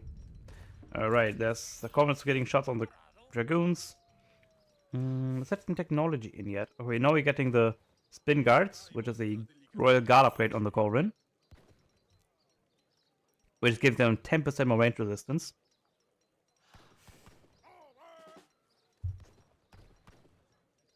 And yeah, you're right, Radiant. Ports kind of miss a window to 4 now. They're now edging way too late with the Tycoon. Oh no, it's only 5%. Never mind. It's 5% range resist. On top of 10% stats too. Yeah, so what do we do here now?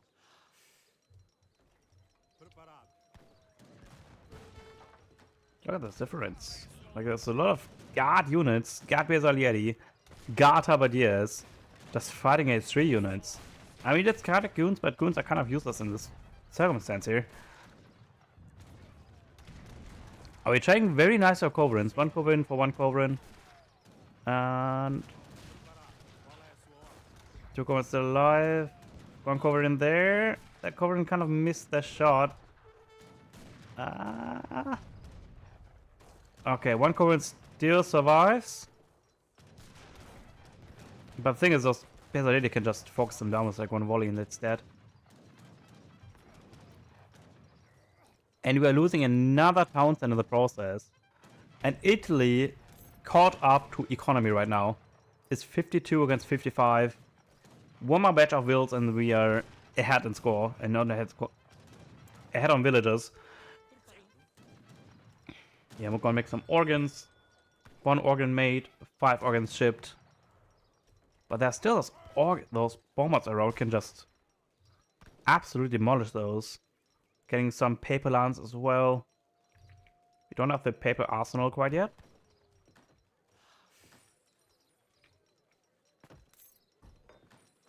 We keep investing food, very nice. Yeah, honestly, Italy can just sit back and relax for the next 10 minutes and win the game that way. Because he's at a military, he is at an economy, he has the map control, and he also has a technology advantage as well.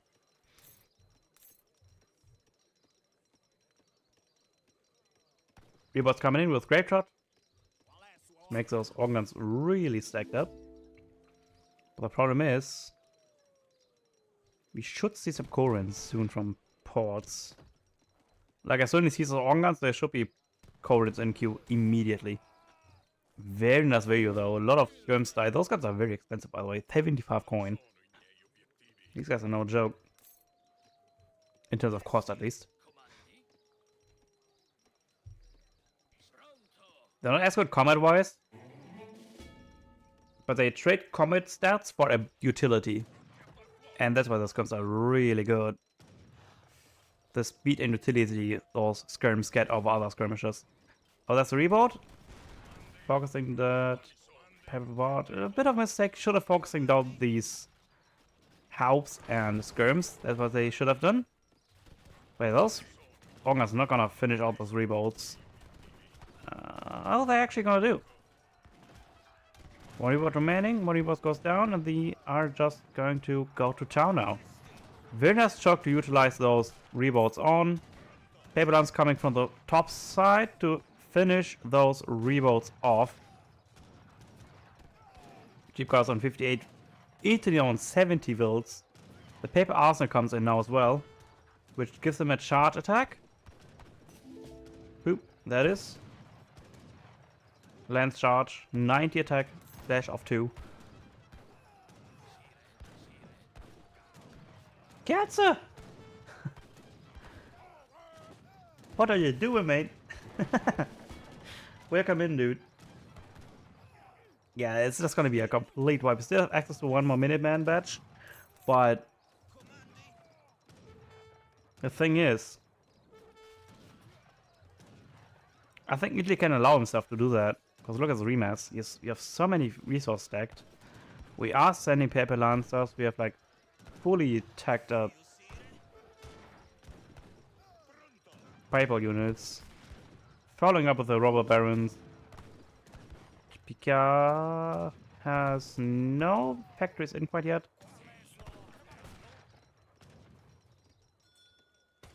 Yeah, all the halves coming up. Let's be careful not to lose those, but those are very tanky. 268 points. Good luck killing those. No divetching Belalieri. I'm surprised you didn't took the trading post line yet.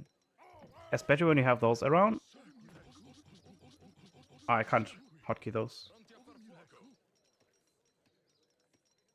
It overrides the architects. Oh, the architects build mills instead. Okay. Honestly, you should put another Basilica around here. Basilica here so it boosts the building speed of those mills around. Oh, it completely missed that fight. Oh, Italy's going together in the middle of the map. So cocky, look at that. That's Gunsrod. There's going to be a nice flank. Ooh, be very careful. The 3 boats are looking for trouble. Dude, this Lance ability is so good. And these are so tanky as well. They're 1058 points. And these don't even have Cav combat. Or the Caricras in. Absolutely crazy. And these organs actually go raiding. Who needs raiding cavalry when you have raiding Rohbrots? Look at that. These are absolutely devastating to villagers. Even though they have 0.5 mold against villagers, they still demolish those.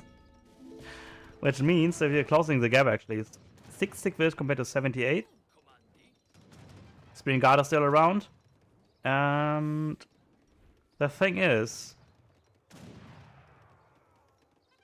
both players need to make a transition phase now, because there's not really anything left on the map here. You could risk to go for these hunts on the northern side, or you could risk to go for the southern side hunt. Ooh, that's a very big catch for Brigadier here. All this going down. Even Gregos can't help. And against those very stacked Halberdiers. Oh, taking this one. Yeah, right. Look at the stacking here. We're making more architects. Like, we need 5 barracks here. I'm not like, exaggerating. We need 5 barracks here in the middle. 1 stable each on the sides. And like 1 artillery foundry here as well. Just so we can spend our resources. We have so many resources, we just can't spend them. Oh, one final last stand from Chipika coming up. Barbary warriors. Oh, no. Wait. Are they outlaws anymore or are they not? I forgot. Barbary warriors coming in. But these skirmishers are going to melt them. These are heavy infantry. Not shock infantry anymore. Keep that in mind. They are the Corsair marksmen. I think they are outlaws. They aren't. Okay. I must have changed it. Hey, look at that. These are just going to go demolish them. Look at this, how bad they are. These are so horrible. But these are outlaws. So it's essentially having a shoe army right there. Like, what's our follow-up here from Chipika? Nothing.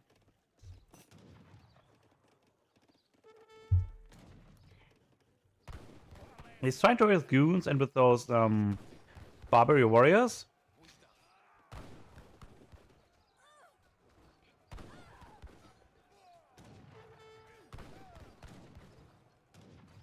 But what's it gonna do? Like, even if he just has like 20 villagers, it's still way more than he has. Our Chipika. Can we get infantry breastplate? And all the good stuff. Military drummers, paper cartridges, flintlock. To stack our military to the max.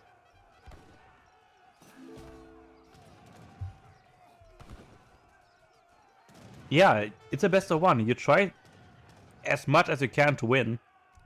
You want to have a spot at the tournament. Like, who knows? He could have had like this round of his life and win with it. But at this point in the game, he was just way too ahead.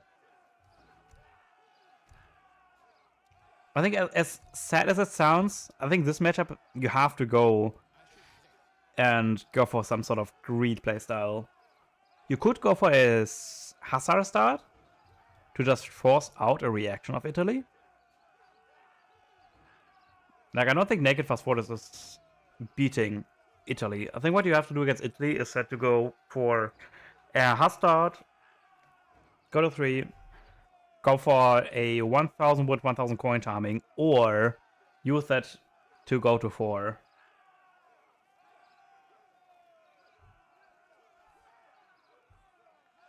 Thanks, Julia.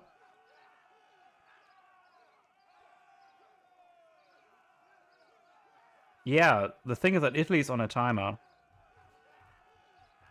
And anything that you do to slow Italy down works for you. Yeah.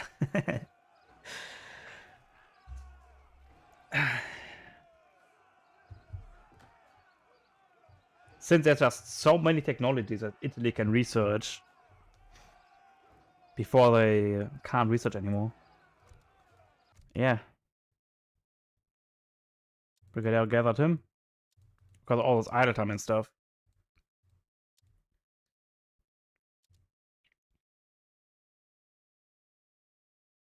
Look at that. Chipika was so ahead, but Chipika didn't utilize his ego advantage enough.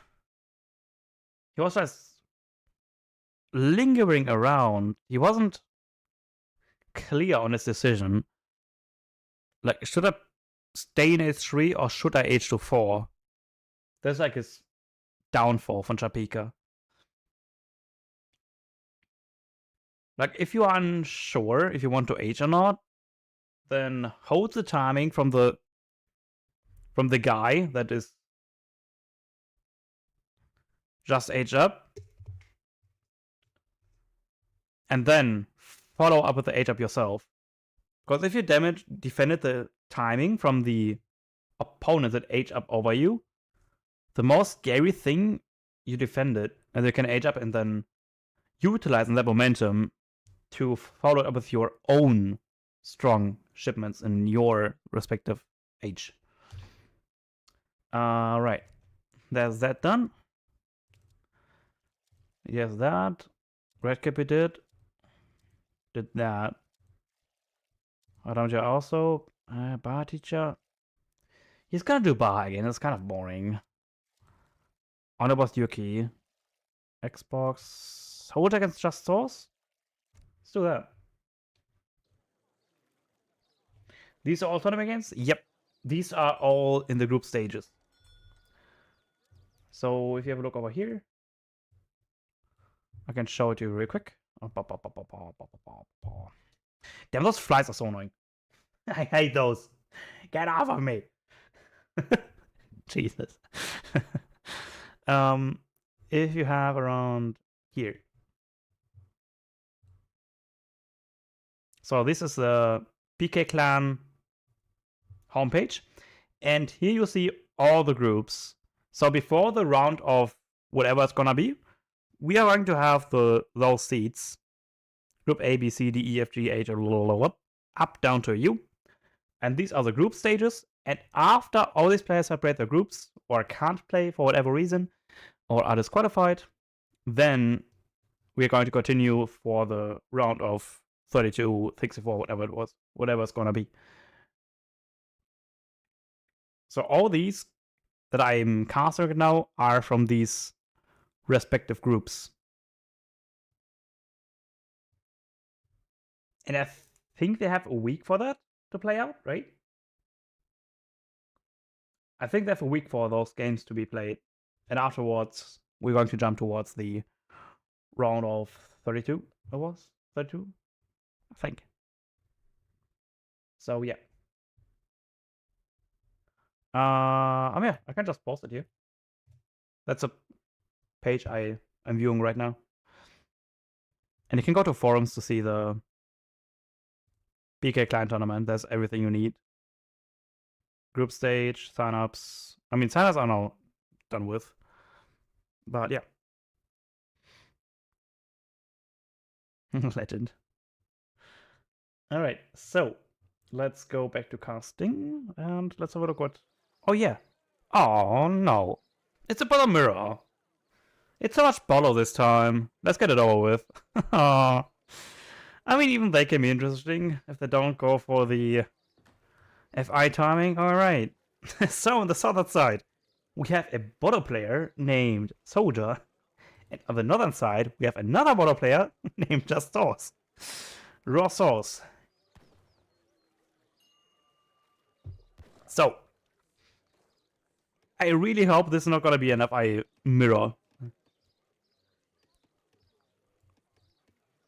Okay, Soda being a very old time player, he has played this game since vanilla, I believe, on and off. I think he has done a bit of a break. Has played a bit of Age of Empires 4. But never really completely left the scene. So he could be a bit rusty, but definitely a threat to be dealt with. I have not much information about Just Source. If anyone knows more about him. What does Olivia say?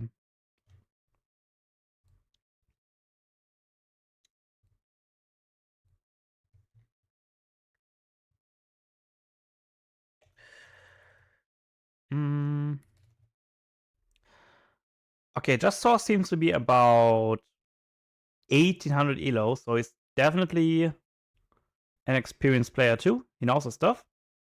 And Ottoman is definitely his main. 100% sure.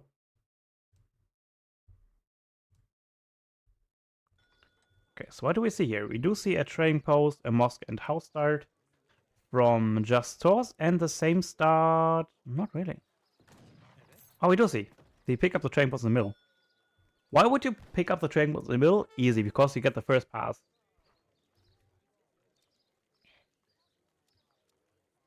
Or you should be able to. Oh no, I think what happened is that either soldier slept on his shipment, or just Source got the first pass before this got passed in. Like that's why the first pass always such important. Because the first pass sometimes even decides the course of the game. Okay. See, the pass actually managed to make a difference that Just Cause 8 a bit tiny bit faster than Soldier. Let's have a look. Soldier stacked is named after Karen B. Does have the church guard, both church guards. Just Source does not have the church cards. Seems to be more of an aggression kind of deck. Could also go for an H3, obviously. A very H2 and 3 focus deck. Your Soldier just has the bare minimum of cards that you need in order to defend the second H before you can go to 3. No wood trade. Got 3 with Capitalism for Soldier, and just Source also went for 3 with Capitalism. Both edging up the Quartermaster, which is the 400 wood one. We're going to get a lot of wood. Not sure what for, though. Not sure if we got hunting doggies already.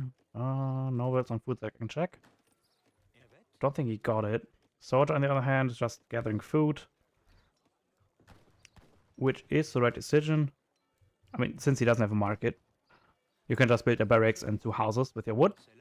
Or a barracks and a market and healthy wood. So you don't have to bother gathering wood. Okay, what is just Source doing there? He did got hunting dogs already. I'm not sure what he's getting so much wood for. Also got a second trading post from Soldier's side. 5 Phoenix first card from just Source. Getting himself a nice 80 food treasure as well. Ah, that's why he went for a double barracks timing. Okay, it's going to be a Janissary rush. Haven't seen that in a while. Soldier just scouted.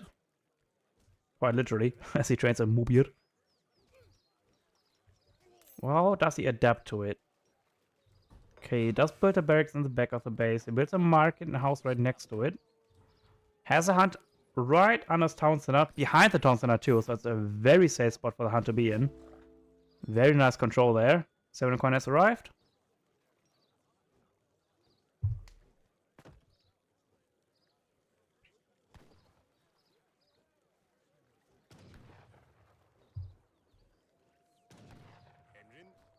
Also, ist es echt... Bro, is she gonna kill the villager? It's quite literally an assassin, isn't it? Okay.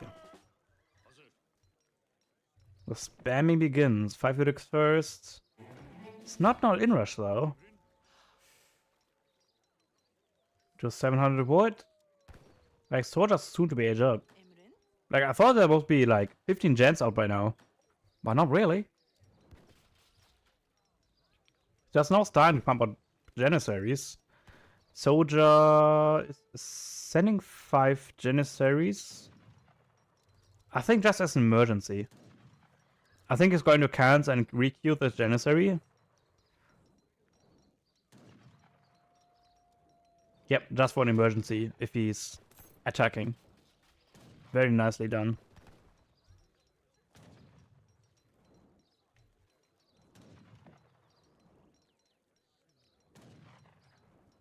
And if he's really in a pickle, he can call the Ultimate Miniman called Bajibojuks, which have a 1.5 multiplier against Janissaries. So pretty much these units alone are enough to deal with the Janissaries push coming in. With the 5 Janissaries that are currently being sent in, and he's actually going to send those. I think because he saw those Janissaries, I wanted to defend himself there. Yeah, there's one down. He's focusing on the Explorer, funnily enough. I mean, it's 45 experience, so why not?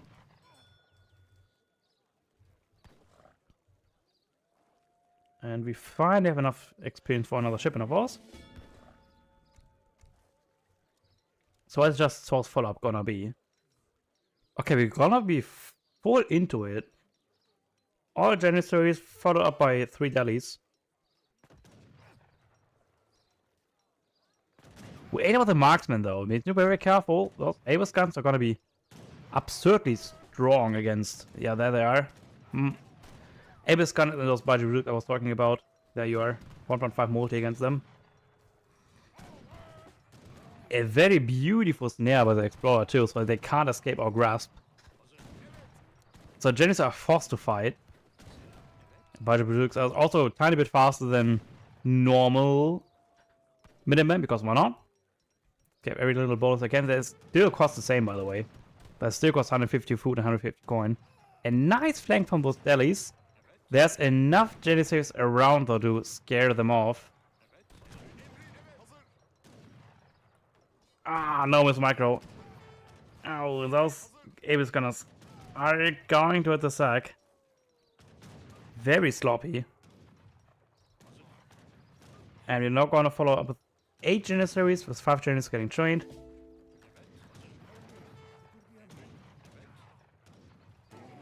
Another shipment available. Which is gonna be the 2 Falconets.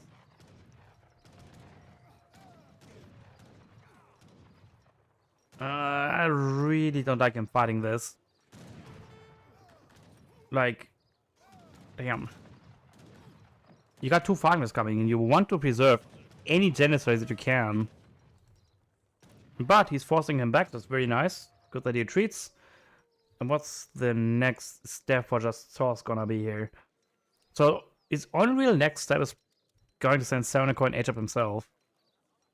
Because there's no way he can defend himself with just H2 Janissaries and H2 delis. Especially once the 8th Ventrity technology is in. There it is. The Virgin Janissary is coming in. I don't know how to commit yet. Very nice volley from those Falconets. Thankfully those delis aren't in yet. Like, if those delis were in from just stores. Where are they? Oh, he cancelled it. He cancelled the deli batch. Like, if the deli batch would have finished, those Falconets would have been a goner. He's now going to 3 himself. I'm getting a tiny bit of damage done. Nothing too much though. No. So it goes for 1000 wood. The most valuable shipment in 3. For most civs at least. Would you probably use this for... I would guess an artillery foundry. An artillery foundry. Veterancy, a house, and a town center. I mean, you don't need essentially town centers in Auto Mirror. The Auto Mirror is more military focused. So now aging up with the Exiled Prince, which is the fast age up. Getting himself a nice 200 experience treasure.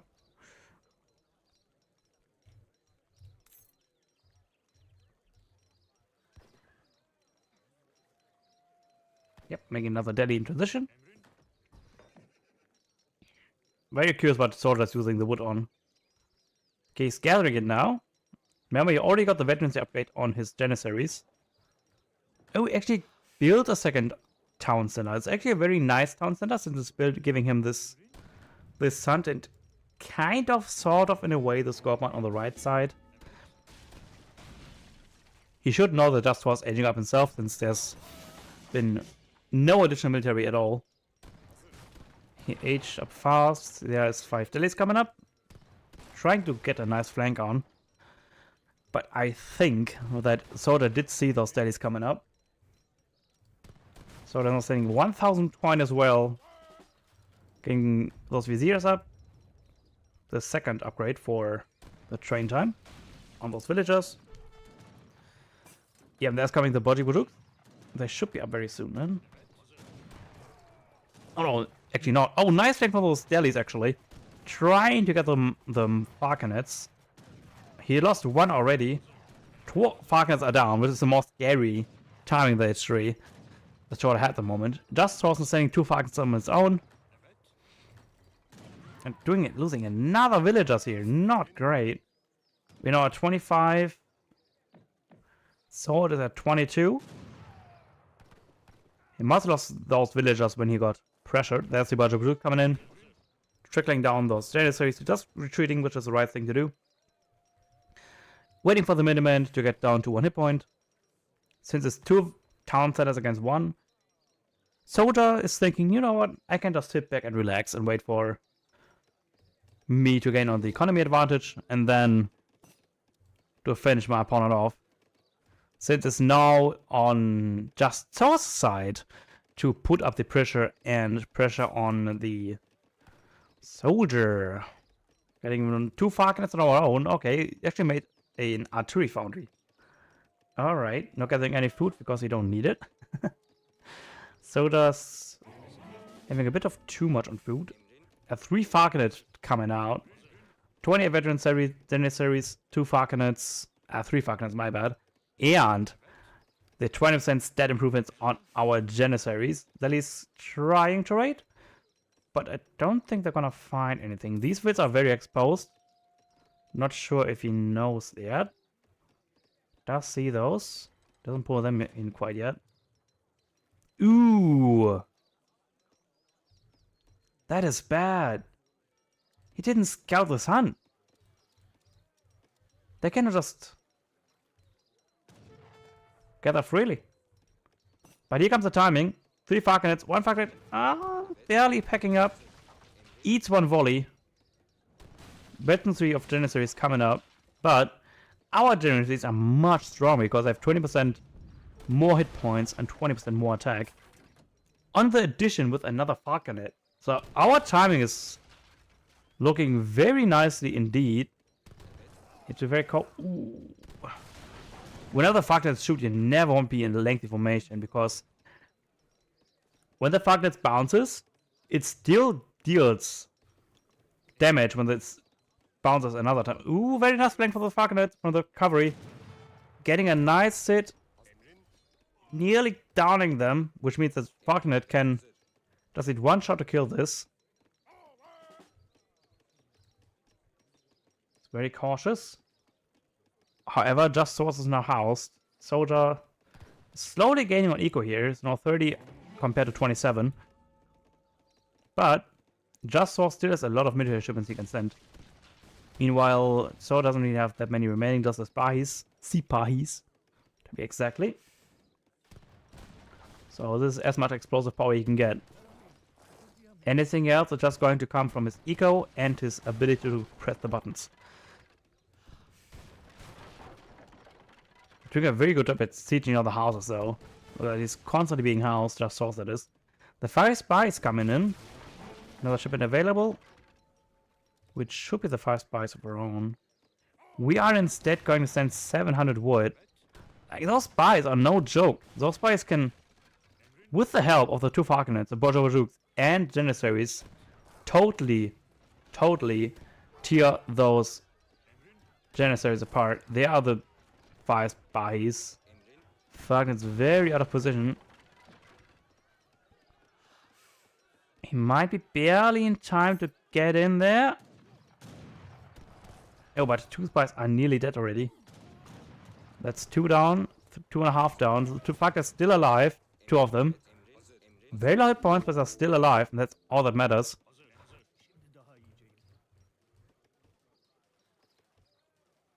Huh. It's a lie.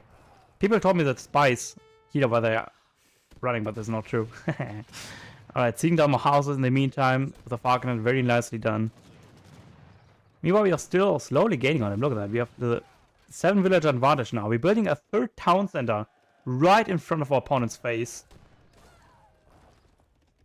To even further increase our eco advantage here. And there's like such a big mess of Janissaries too. And these Falconets are still alive and kicking. Barely out of range of those of this town center. Look at that. They can still siege on this house. If he goes around, he can still siege down this trading post and town center. He's just engaging the dynasties without even the support of the Falconids. Even going for a sandwich and winning the fight. That was actually quite a fun mirror. Thank goodness it wasn't the fast industrial mirror. Ooh, that would have been boring to cast. Yeah, just was actually gathered him crazy. I think it was just because the 5 wills gave him just so much momentum. Yeah, but the 3 tons surely paid themselves off.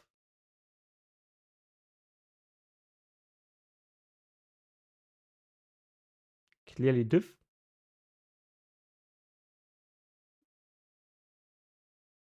Different or difficult? Or default? The feared. Differential. Alright, so what is left here to cast?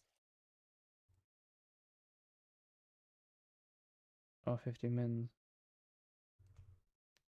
Kevin is playing soon. Let me have a look on Kevin real quick. We might be able to cast Kevin. Kevin. There, no.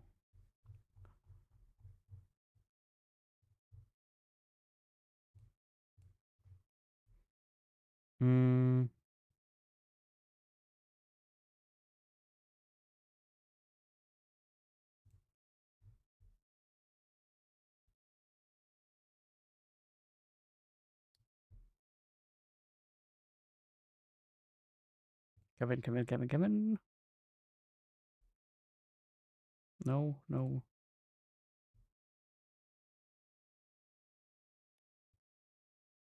Sun Assistant GMT. That works. It is in 12 minutes. We could cast Kevin soon. It is in 10 minutes. Let's cast that.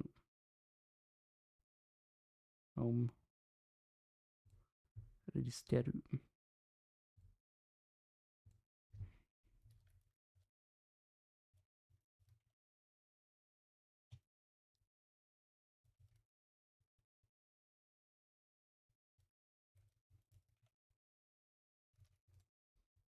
Let's do that.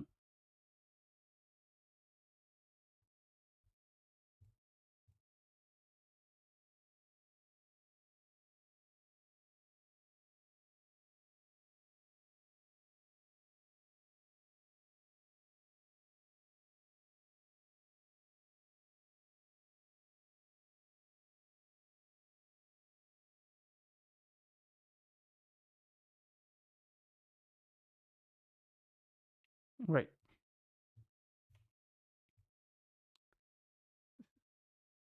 Five.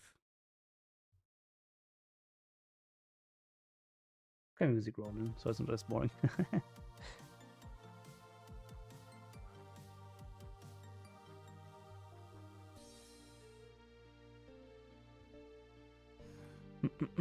There.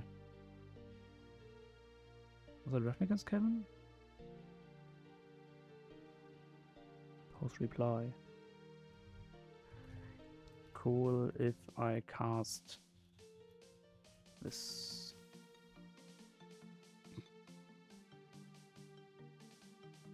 Submit.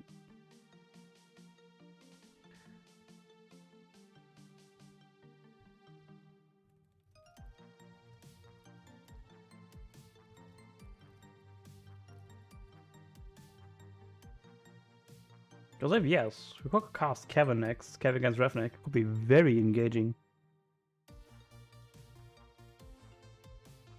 If not, we can just cast the other recordings and call it a day.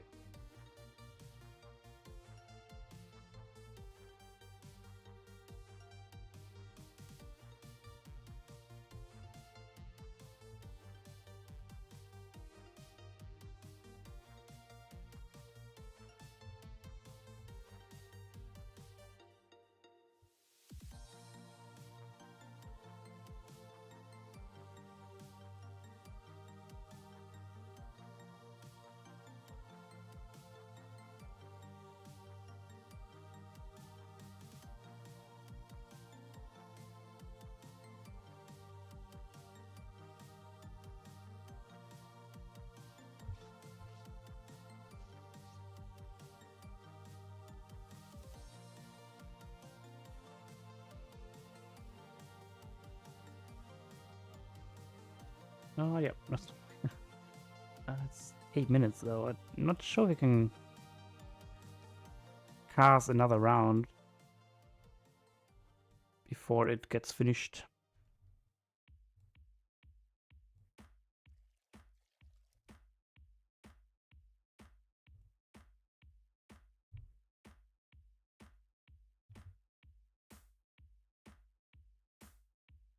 Yeah, that's what I'm waiting for.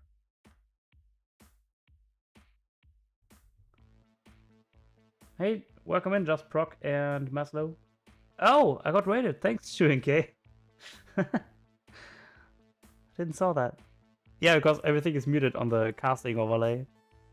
Thanks, dude.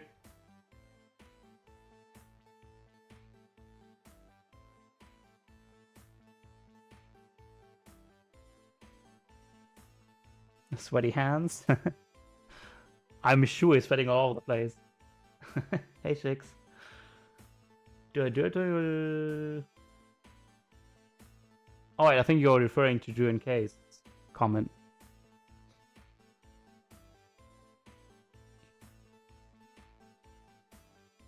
Yo. Hey, chicks.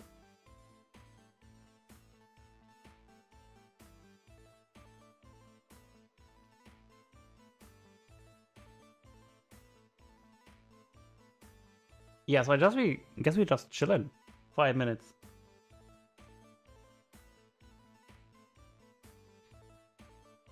What was your favorite match so far? All we have seen. I think my favorite was so far the UKT against Onibao's one. Pretty much. Yeah, it's best of one. All those group stages are best of one.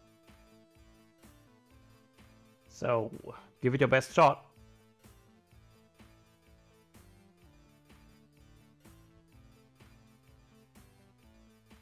Thanks, Antonio.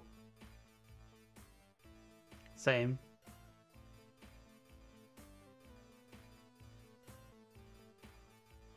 I think it's just best of 3. Yeah, the thing is, there's just so many games to cast then.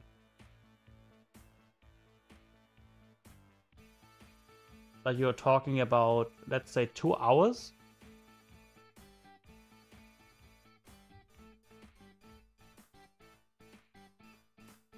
You don't cast all of them. Yeah, but then what's the big... I don't like players being left out.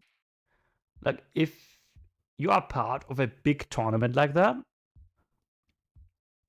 I do think that you should give all the players the chance on being discovered.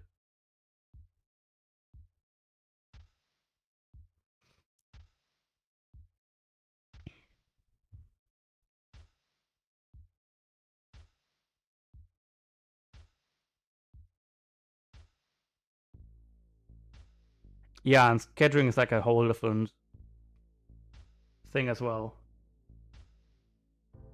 Since it's just a week time to... And the thing between EGC TV and PK is that PK hosts... not PK. EGC TV hosts a lot of tournaments, a lot of big ones. And this is pretty much our only big tournament ever since we got the Knights of Mediterranean DLC. If you think about it.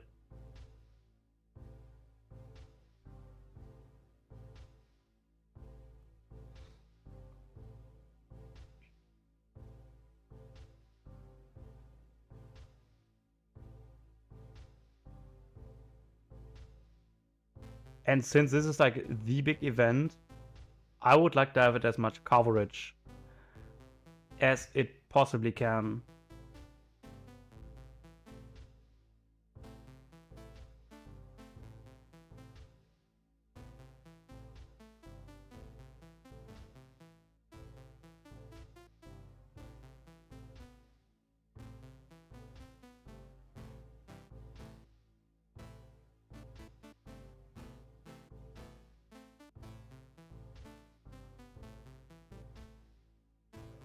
Like the Psionics, yeah, actually same. think they made a site for it, but never updated it. Thanks, Leonardi. Yeah, it's easy to lose the track.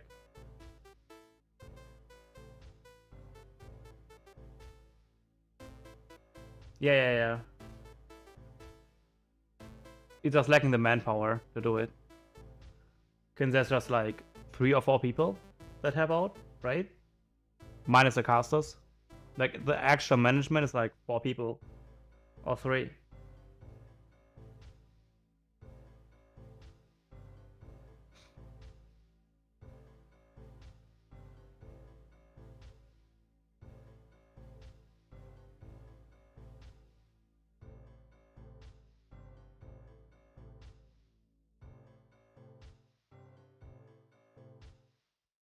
Like next tournament I can definitely help out, but this tournament is just that I'm quite busy on my own hands, that I physically can't really help out much. Would have loved to, but casting at the moment, all I can offer. Blitzing through as many as I can, physically. Before laying down exhaustion.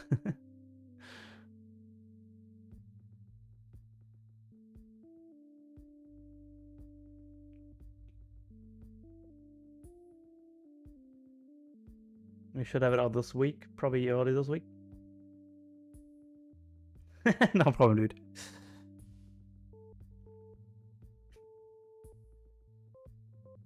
How's it now? Great. 3 minutes delay. Alright.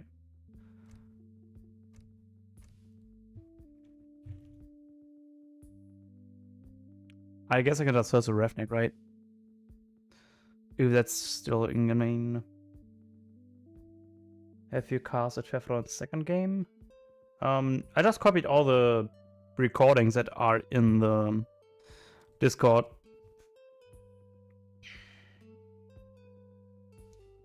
To first be safe that all these are casted. Prior to I started streaming, that is.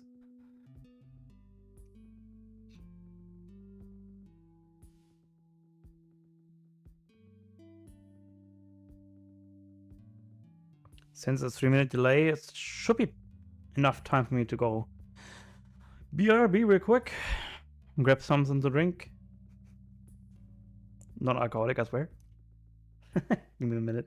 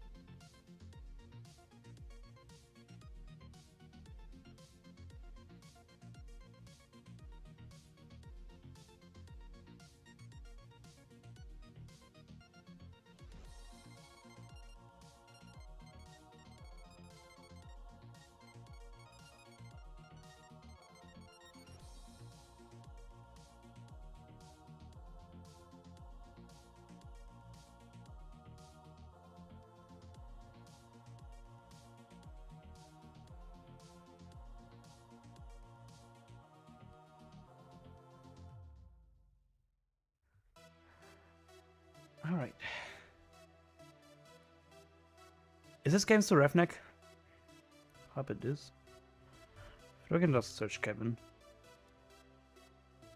You're not Kevin. Imposter. But I am Kevin. No, you're not.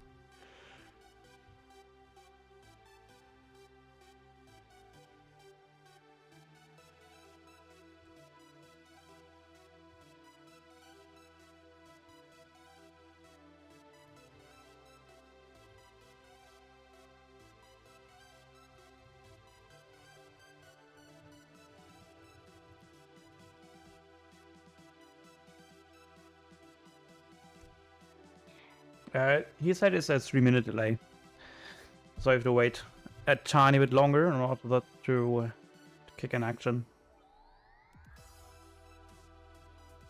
Ah.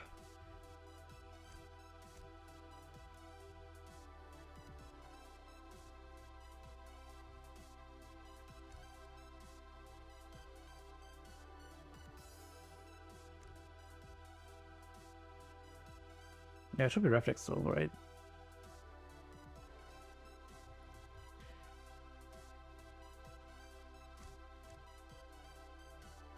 Yeah, should be at least, I think, 1 more minute before it shows up. One more.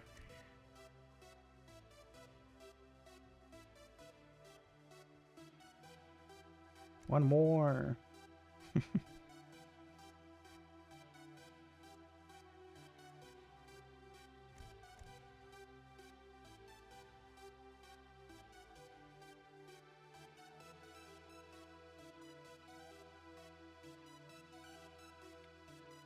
Sadly, doesn't show the time when it started. What? 8:01. It should show up now, though. So it's now 4 minutes ever since it started.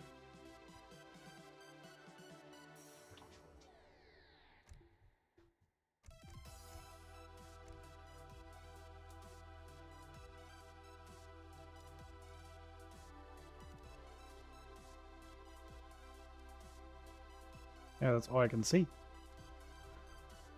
The US AI and this guy playing his AI. Ah, that is.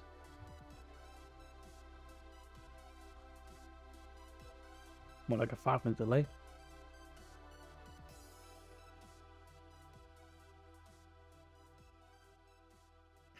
What do you reckon of the safe picks?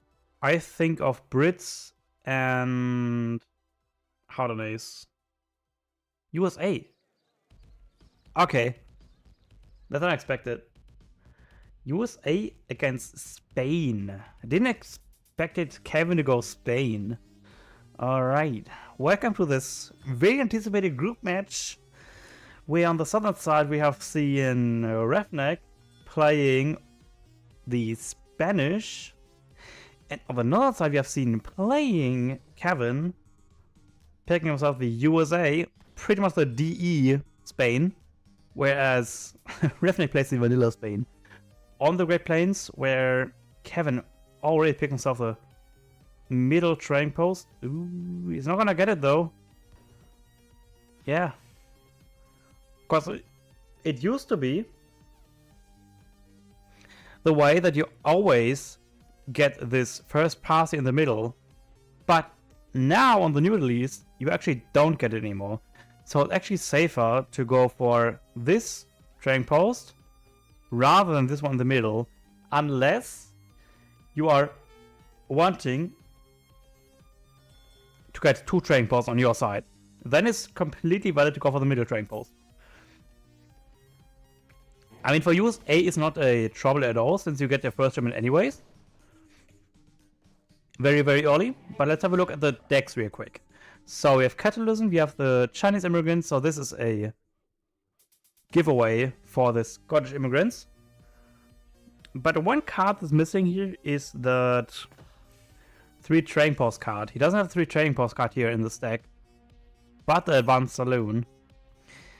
I mean, in theory, you don't even need the advanced saloon, because if you can get all the strength posts, so you get a church card. That's 1, 2, 3. So you need 7 trading posts.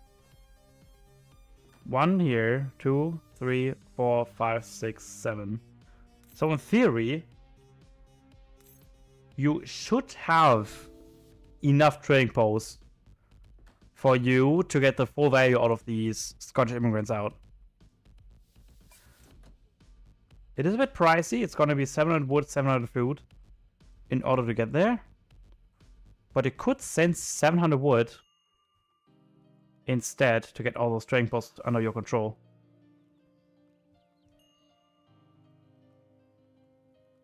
I mean, only 6 actually, since you get a saloon too.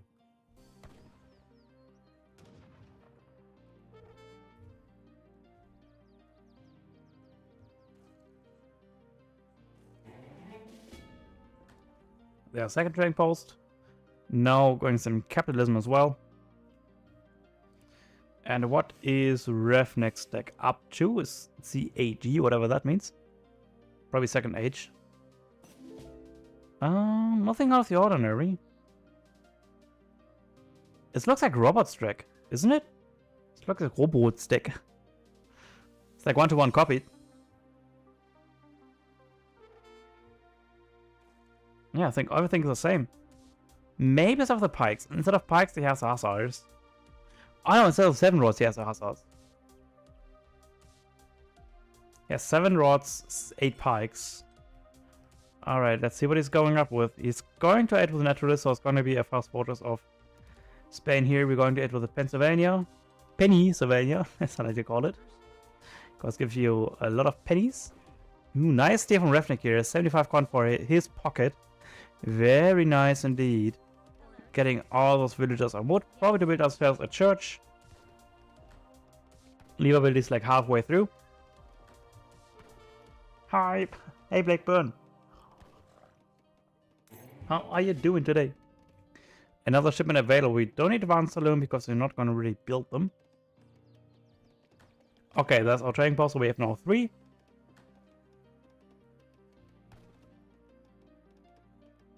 With this church, another church would be 5. The saloon should be 6. So we need 4 more trading posts to get the full value out of it. Or another saloon.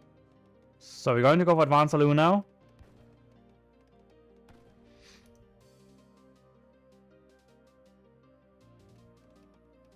Pennsylvania, yep. Gonna give us a church and a coin trickle. Everything's so passive, so everything's going to go for the greediest fast fortress ever seen. Go for the naturalist. 2 wheels and 2 cows. You're getting a lot of wood though. We're going to go for a barracks into 700 wood. I mean, it kind of makes sense that he goes to naturalist, because this coin age up is not going to give us anything actually. Because if you go for a bow pike timing, at these pikes, then the coin is just going to sit there, and we have the coin trigger from the capitalism, which allows us to get steel traps that way. Gonna get another barracks, have another shipment available, probably going to go for 600 wood instead.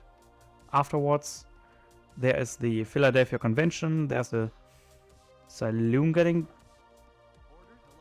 built, the second one. That's the meeting house, you can still build another saloon.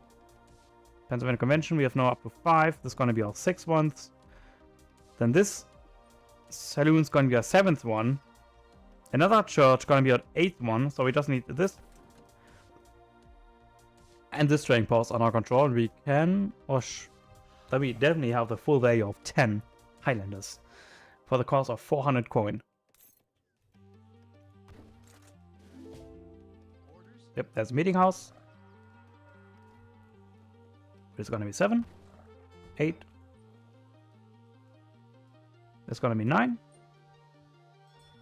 And if you get this Cheyenne settlement too, that's gonna be our 10th one. But I think the pike's going to deny the strength post from going up. Hey Oswald, what's up, dude? So yeah, this strength post will definitely go down. There's no way around it. if he builds this now ASAP, it takes too long time to get it. He needs the explorer to come around here and build it, or build us like 5 villagers, because this shipment's gonna come in like 20 seconds. And needs like 5 wills on this in order to get his 9 Highlanders back. It's definitely worth it. Like, you get an H3 unit for the cost of 200 coin. For the cost of like 6 villagers build time. 100% worth it, but now it's too late sadly to build that. He doesn't have native treaties, so nothing really worth building that. Besides all the passive XP income, 0.35 per second. Yep, 8 Highlands coming in. We do have crossbows in the mix. Did he send those? He didn't. Doesn't have them. He made those. Yeah. I bet 18 crossbows now. That's gonna be surely enough to kill those Highlanders from Kevin here. Kevin now sending the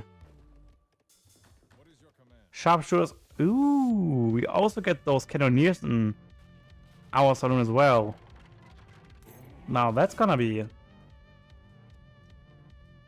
game changing actually. Those cannoneers are like Abyss gunners, but a tiny bit worse. Abuse links, some name those. Those cannoneers. He might actually get it. Yeah, he still does get it. 210 experience. Barely get it. Nice.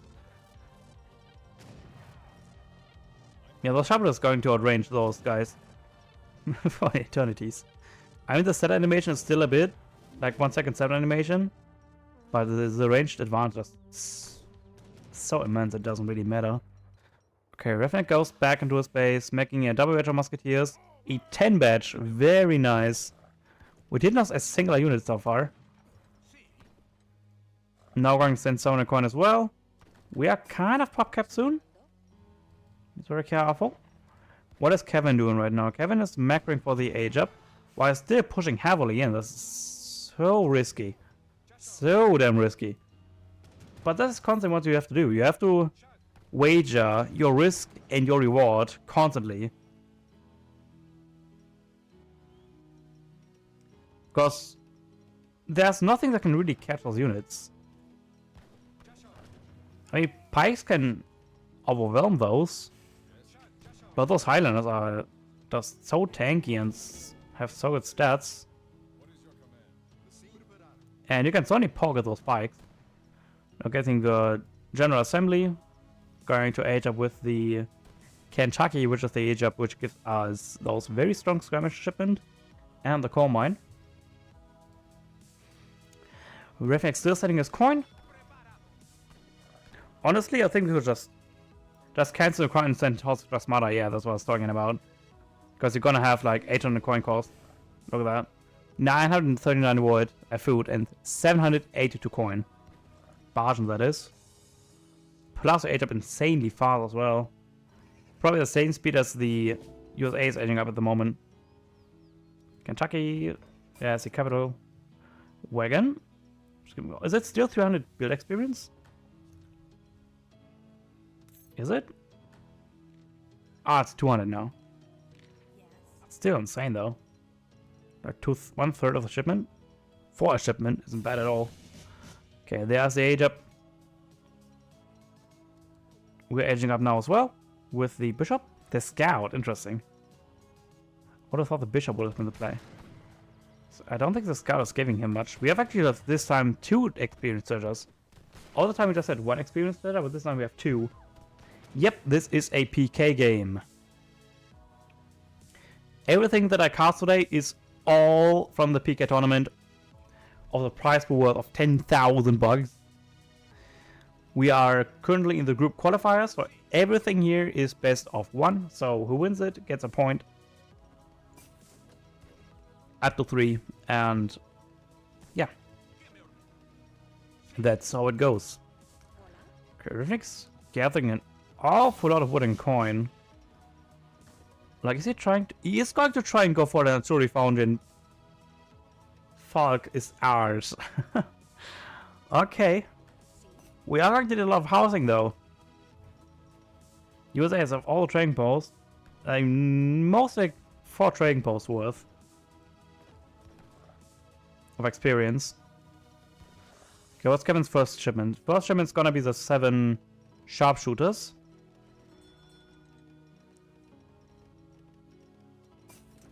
Refnex's first card is probably going to be 1000 wood. All honesty. He goes for Coverins instead. Ha.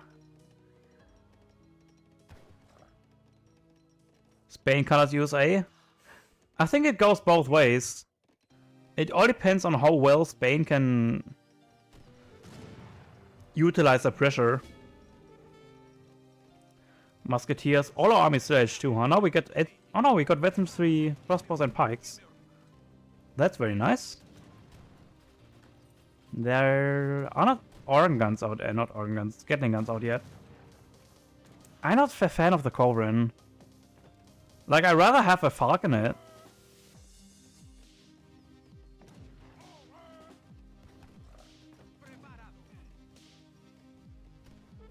Now, what does a Falconet do here? I mean, sure, a Falconet one volleys the Gatling guns, but what do Gatling guns really do against like 5 Falconets? Not really much, is it? Yeah, the match can go either way. Like, all it needs is like a very good surround by the Polarsky's Legion, which it doesn't have. Like, if you would have had Polarsky's Legion, like, I've seen many games decided by Polarsky's Legion because they never know when they arrive. And they're just such a DPS monster. If you get caught in the wrong position, they can end the game. But in this game, it's not a... Oh, nice raid on the northern side with those scout. Kind of running with all those pikes. The pikes are a remainder of the H2. Oh, nice volley on those falconets, on those sharpshooters. Ooh, 2 volleys. That's cleared like a lot of hit points. Look at that. A lot of those sharpshooters are like half hit points, a third of hit points.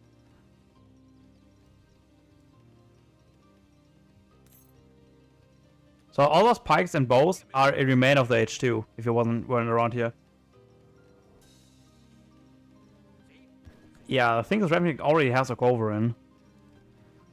Let's see what Kevin does now. Kevin has the Gatling guns, Hussars, Skirm, and Highlanders.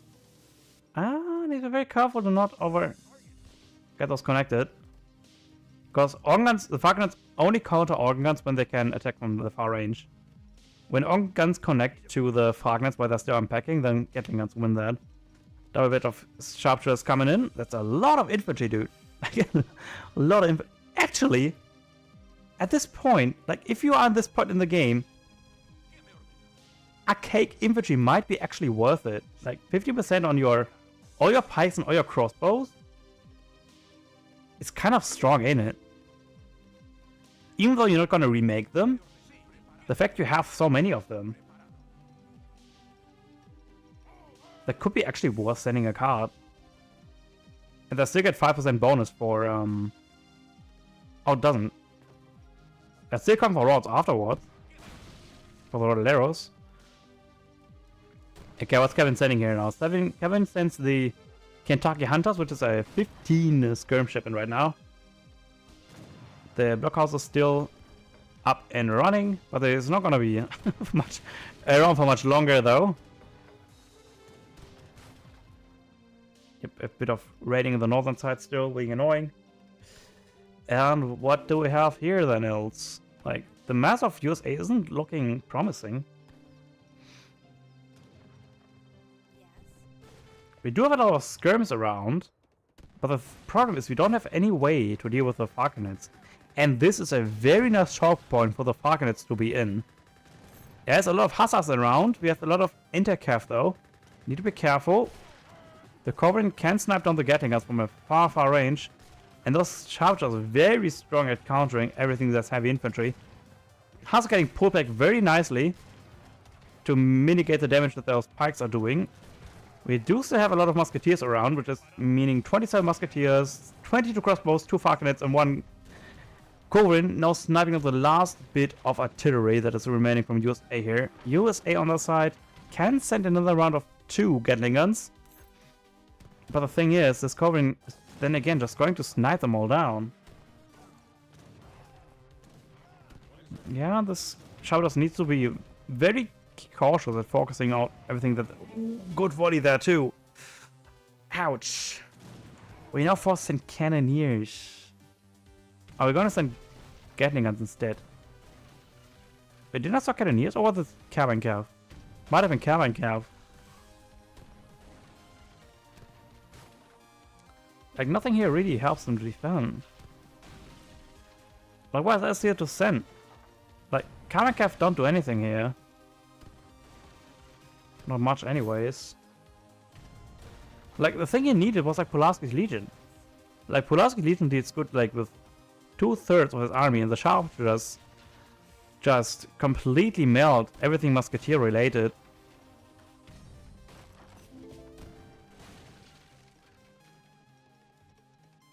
Like I think also has the will advantage as well. 10 will advantage. I mean it's equaled out because he has like 4 wills here, 2 wills here, and 3 wills on that here. Capitalism. So it's a bit evened out.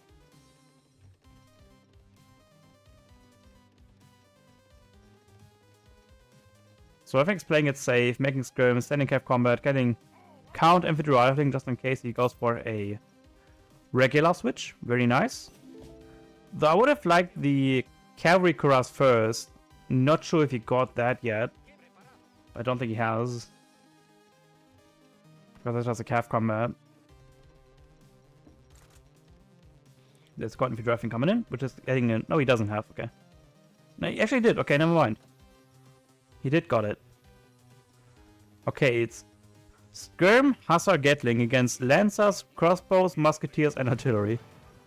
In an open field? I think in an open field, this composition is way better from Spain here. There's much more range infantry. The Hussars are very redundant on what they connect to. And the fuck is just so damn good. In this regard anyways. And there's musketeers around, the chargers getting mitigated. Like 2 falcon shots just clears half the sharpshooters here. Chargers trying his best to like do some damage, pull tricking his way out of the fight. But after everything is said and done, USA getting hugely cut out from this eco here. 6 wills down the drain. Spain on 50 wills right now. USA is stuck on 34. And we didn't even say Marvelous Year yet. Like the moment Marvelous Year is in, our eco is gonna just skyrocket. Because not only does it give immediate eco, it also makes it that way that we can train villagers fast as well. For 365 seconds, which is like 6 minutes. 7 mean. Even close to 7 minutes, which is an eternity of this game. This card got nerfed numerous times. I think it's now 10% eco boost and like 20% faster wheel train time. Something close related to that. As we're reviving, getting another skirm down. Kevin's now double batching real loss, which is not a great circumstance because those skirms are having count infantry rifling. Do we have those around? Yeah, 10 skirms, 3 times multi against heavy infantry. So those regulars are not gonna be around for a very long time.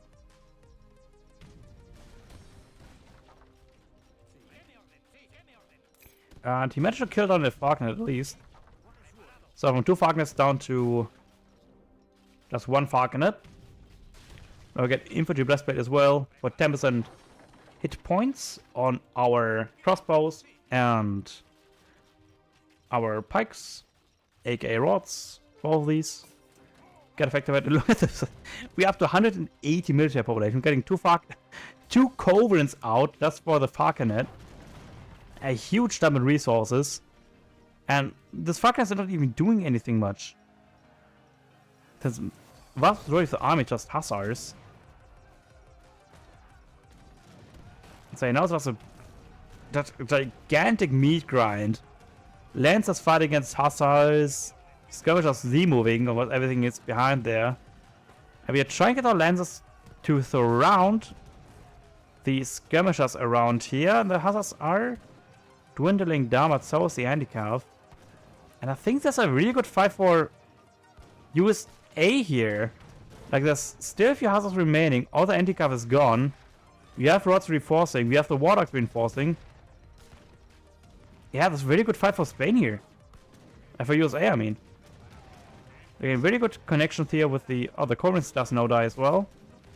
But the thing is, USA still has less eco than Spain. So Spain's remass is going to be much better. And remember, the vast majority of these units are still at Shuri mounting, like pikes and bows, with the vast majority of the units here.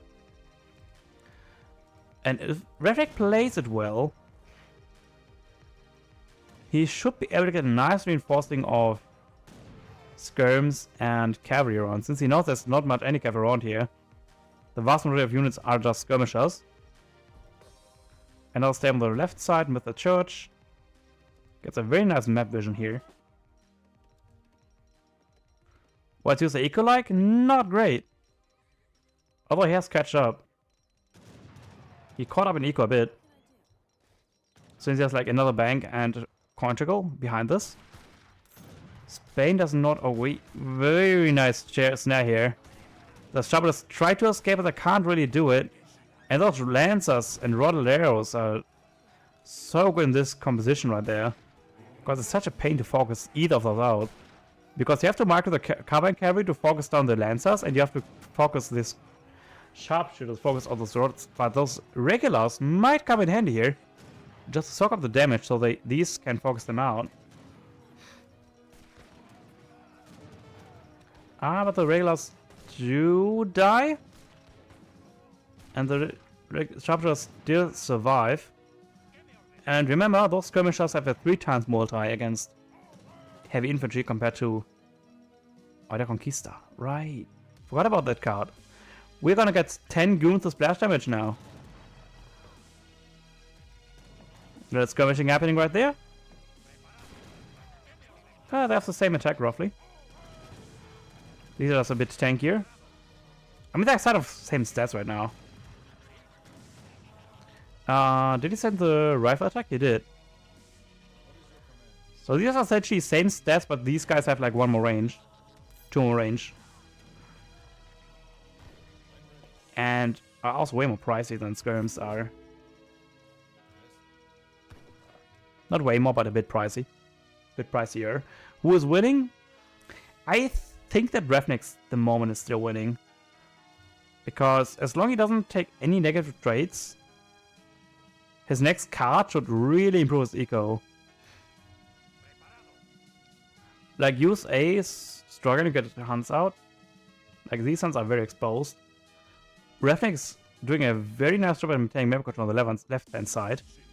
Which is where all his eco is. And USA is now running with all his villagers here. But there's these common cavalry to really catch up those rage. The rage of skirms are getting reinforced. And we don't have Pulaski Legion, remember. We are talking about Pulaski Legion. This way really came in handy. They're catching those skirms off guard and stuff. USA comes just better. Depends. Like, those sharpshooters are only really very good at like fighting against non-skirm units. Whereas these skirms can easily trade against those guys. Positively. If you have the numbers. More sharpshooters coming out. 46, 56. What's the next card from Kevin though? Like, this part of the game, the experience sharpshooter shit on skirms. Nah, look at the stats. 20, 18. It's like they trade evenly if they're on range. If they're unranged, they trade evenly. But if you manage to kite with the sharpshooters, you can definitely outtrade them. Yeah, it's 10% extra range resistance, but it's the skirms have more more hit points on themselves. Yeah, look at this. The downside is this is all Spain's eco right now. And once this hunt is gone, he has to go on transition. Hey Jazz, welcome in.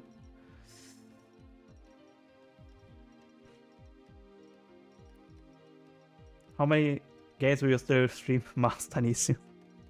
As many games as I can. And as many games there are. There's a Conquistadors. It's like a lot of units there around. And neither player is like willing to commit. We are kind of out of shipments soon. There's an next big enforcements. A lot of lands trying to connect, but there's still a lot of regulars. We don't have the extra multiplier against heavy infantry, which I think a good card for Spain to have against USA to have. Since you know they're gonna have regulars in the mix.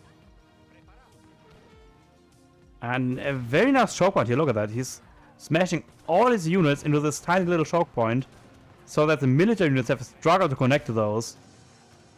It was a mitigated further area that those military units can connect from. However, this choke point does enable those conquistadors to get their insane splash damage going on. There's the Minutemen coming as reinforcements. And keep in mind that USA has a defensive advantage here. There's some units going to the left side trying to raid.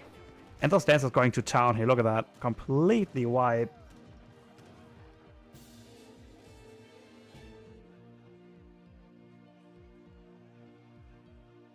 Bathing abuse. Yeah, well played, Ravnik. It was a very close game, dude. Like, everyone could have won. Could have win. And now, honestly, like, if there was a Polaris Legion in, I think that Kevin would have won that. Really think that Kevin would have won that.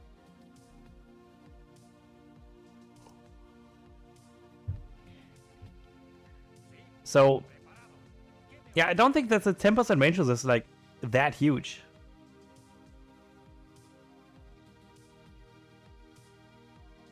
If you consider that skirmishers are also cheaper than sharpshooters.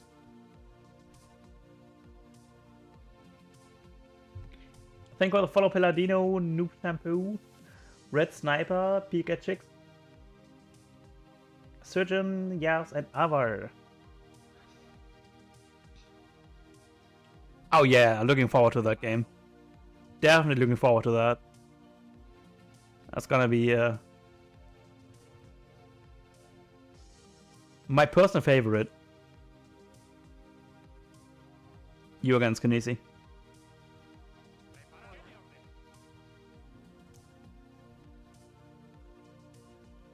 Since I hosted a few show matches between Ravnik and Kinesi a bunch of times now, it's always so fun to see him play. Because I think he's by far the greediest player that we have. Tid, yeah.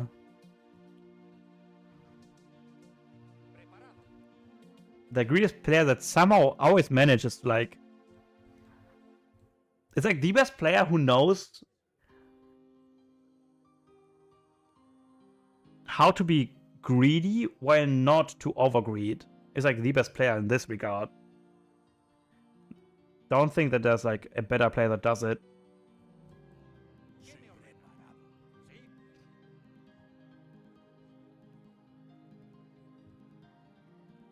I think that USA counters Spain, but in 21 games, they always see Spain winning. I think it's also part to the case that, let's say, Rohbrot, right? He played Spain for a long time. Let's say like 6 years.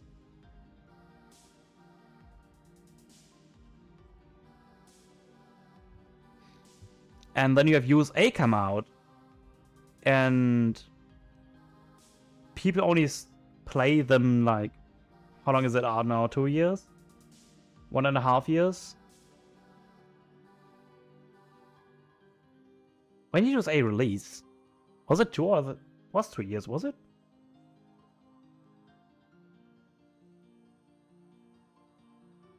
I think that's the difference in experience is what makes Spain win more on 21 plus 100 compared to USA.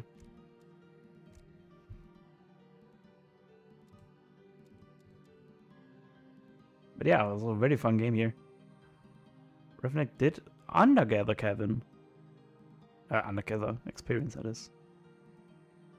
Yeah, I think has a equal advantage all the game long. Just better economy here. Yeah, it's gonna be next weekend. Can't wait for that to happen. For the combat experience though. 4,400. I think it was on the last fight that he gained so much experience.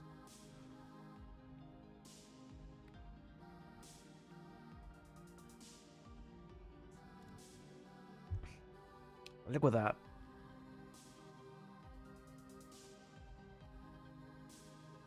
I mean, this fight was very good for Ravnik, but if you have to consider that like 20 of those units were just bows and pikes.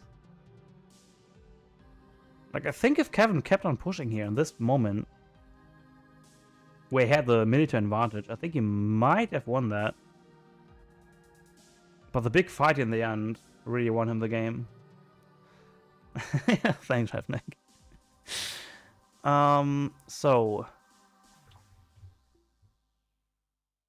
yeah, his unit was way too big. Like, I think if you had the Pulaski's Legion, you might have been fine. Like, Pulaski Legion is just such an impactful card.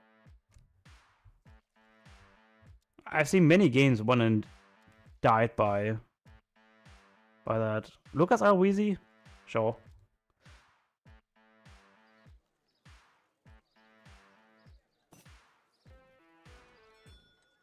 Yeah, Eulens. But I can also see why you don't want to have it, because... yeah, I can see the point, because they always have a lot of handicap around.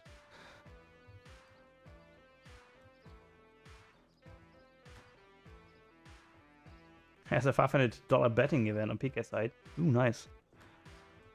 Yeah, I don't participate in betting. Not my thing. Oh, really? Okay. Shouldn't be too bad. I will do it afterwards. Okay.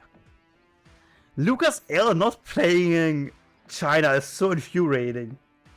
Lucas L is always in my heart with China. We all know. We all know that Lucas L is like the China player, but he's playing Lakota. Interesting. Okay, on the southern side we have Lakota picking Lucas L picking Lakota. Yeah, he's playing your Swift Chicks. Time to take some notes. Since he's playing against Hausa. I think that Lakota against Hausa actually Lakota favored. Depends on what kind of build order Lakota Hausa goes for. I think if Hausa goes for the new ways nowadays, I always switch them in new ways and old ways. The old ways being the Fulani Raiders, Javelin Riders composition, and the new ways being the Akan Farcanet kind of composition. I think if he goes for the new ways, I think that Lakota will have struggles.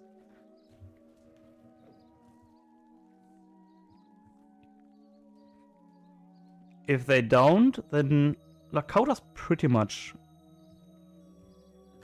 fine. Nice. TP... never mind, TP is actually barely in range of the second mine. You should have made this TP around here. Would have been ranged for 2 mines, this hunt, and another tree line here. Should be barely in range. Yeah, but only a few villagers can. Like, only those vills can. Those here in the top can't. Yeah, if you would have put in here, you could have reached all those tree line, this hunt. And this hunt as well.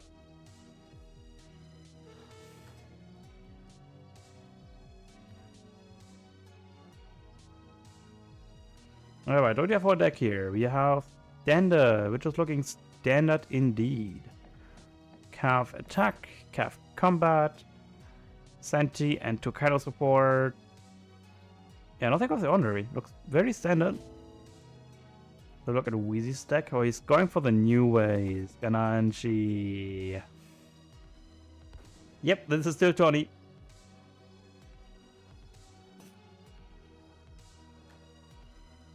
This is still the Tony. Everything I can't today, Keelan Clark, is from the PK tournament. Alright, we're going for a TV market, nothing fancy. Going to go for the Hausa. Hausa? How would you go for Hausa? That's very different.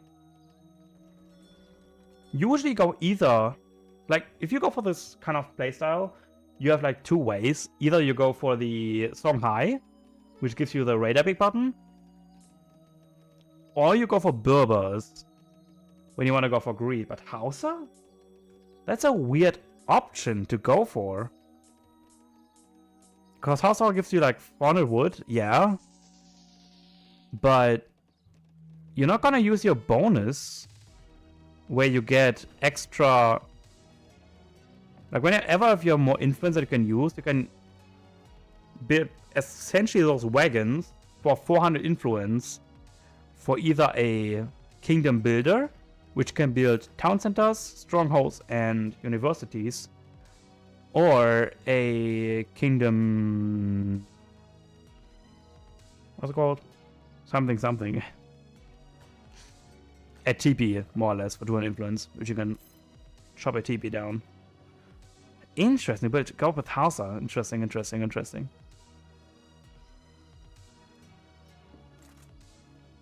Okay, Lucas L goes for a fast fortress. Okay, just 3 votes, 700 coin. Just going for 1 trading post. Goes for Coral. And Wheezy. Second agent self. Didn't send anything quite yet. Only the Kingdom Builder. This one. Hausa Kingdom.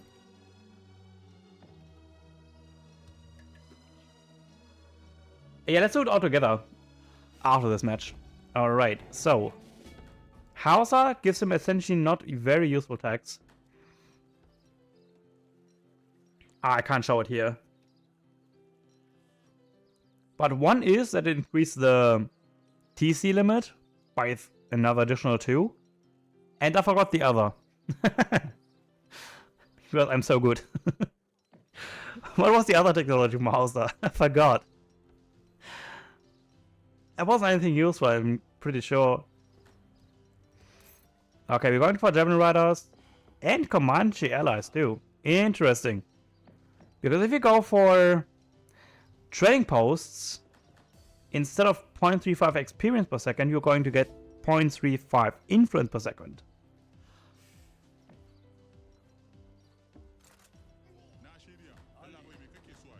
Alright, so the Bandit Rider is going to give him a lot of line of sight that he needs to do. Lucas should be aging now. Oh no. Alright, he made Bow Riders instead. Okay, I see. He went 700 coin to make Bow Riders, 600 coin in order to age up now. I see how it is. Okay, I see how it is.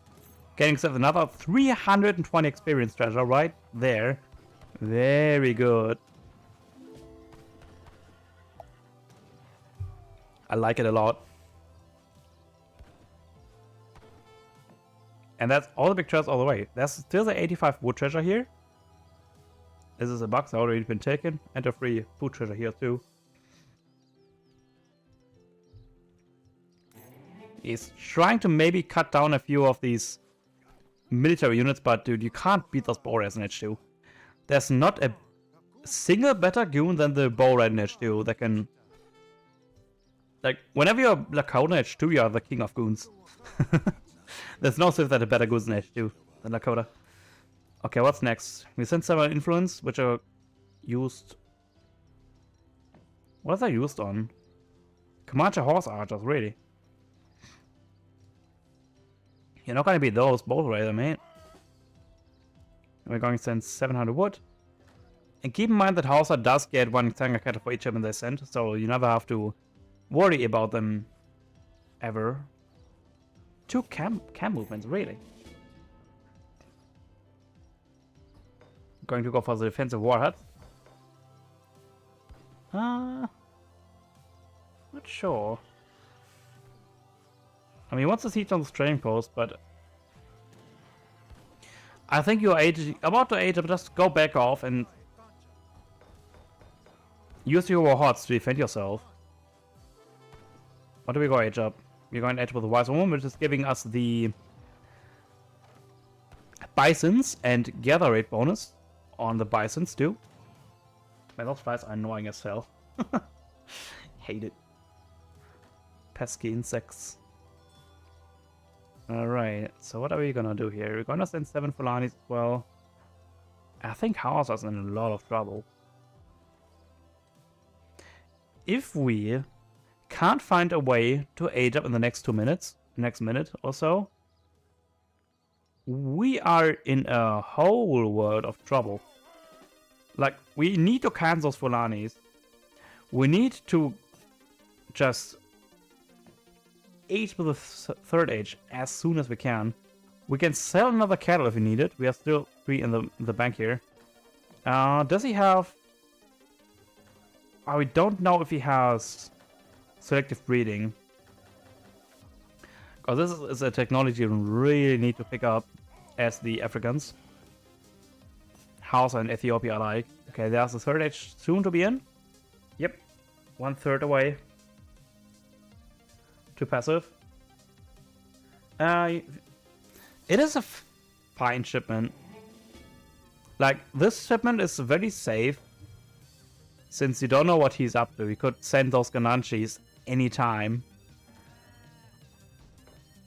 And if you only have bow raiders, those Gananchi units, those Akan musketeers, are just going to completely screw you apart, those bow raiders. So it is a fine investment for the safety of the future. Nothing wrong about it. Okay, we have another third age. We are gathering quite fast, 1.18 per second. That's not good. There's a lot of Fulanis and a lot of Comanches around. You're going to go for 8 Burkinas, make another 2 wedge of Burkinas, because look how much time it buys in. Look at that. So much time it buys him.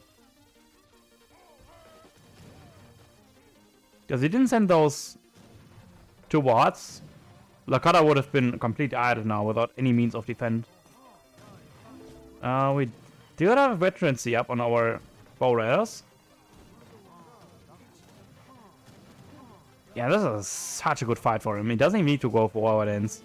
Since the Burkinas are so strong now. He's at 3 against H2 units. Look at this.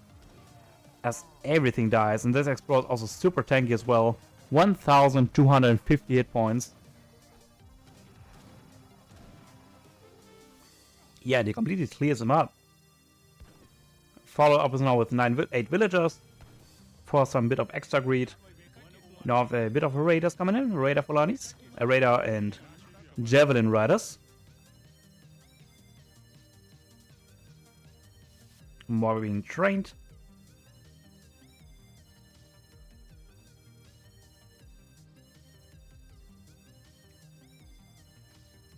Like, what would you rather have? A full card or a loss? Remember, it's a best of 1. Lucas wants to play it as safe as he can. And that's what he does. Melted. Absolutely melted. They got not only melted, they got evaporated into singular atoms. That's what they did. Now followed by 1,000 wood as well.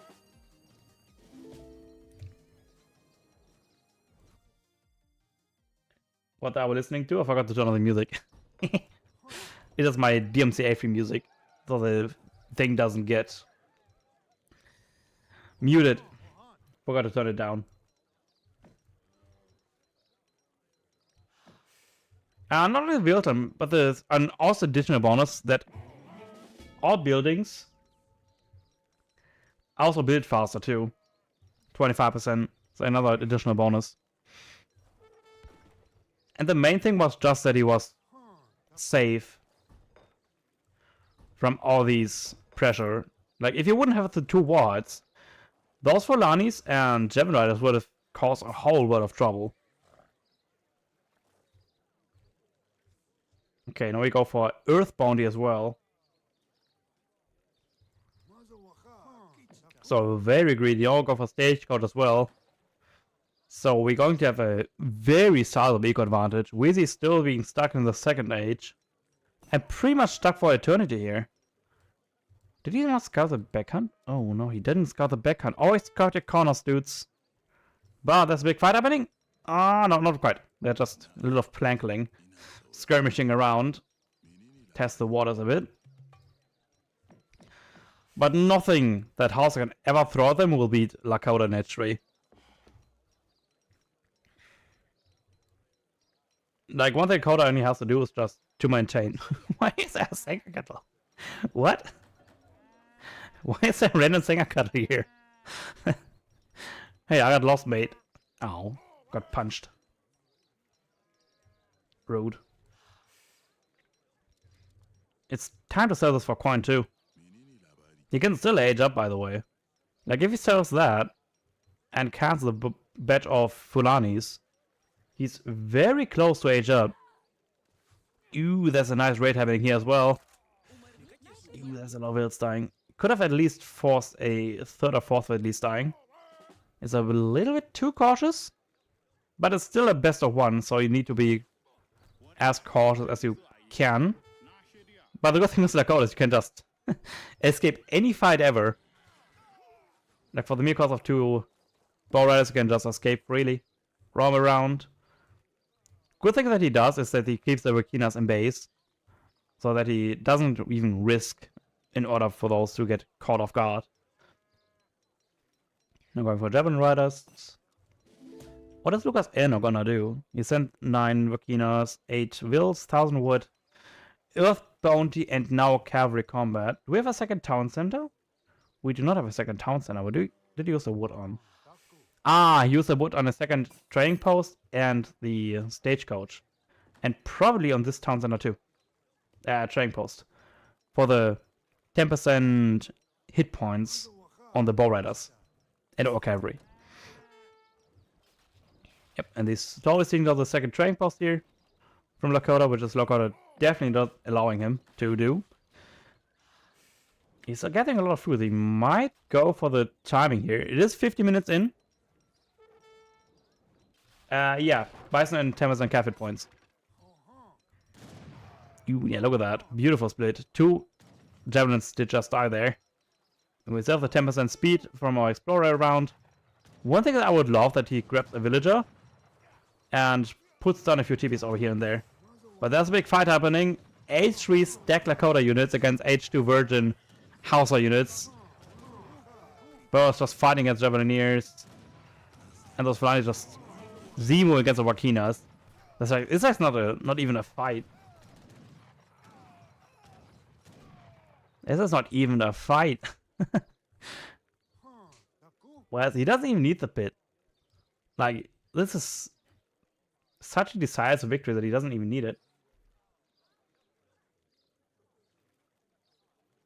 Here's just how strong it is. Right? Yeah.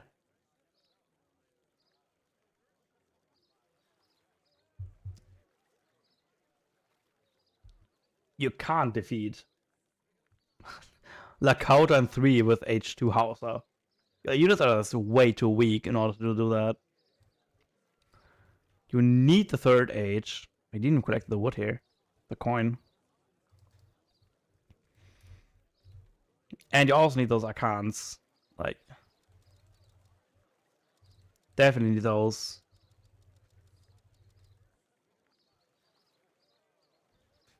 These units are just way too good to not use.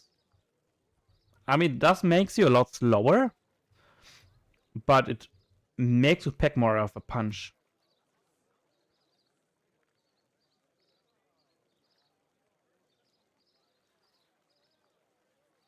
And yeah.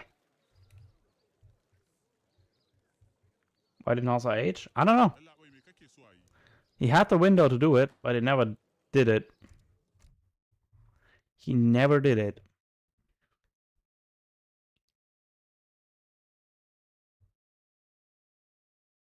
He had plenty of cattle. Yeah, I didn't use them. So look, he's at 100% value there. Imtiaz, thank you for the follow. Thanks for Sagatech and Toyota. Phoenix too. Miss that. Yeah. Not sure why he didn't aged. So what did we not cast? We did that. You. Didn't you? Not you. Okay, so you have Bard Teacher against Wheezy. And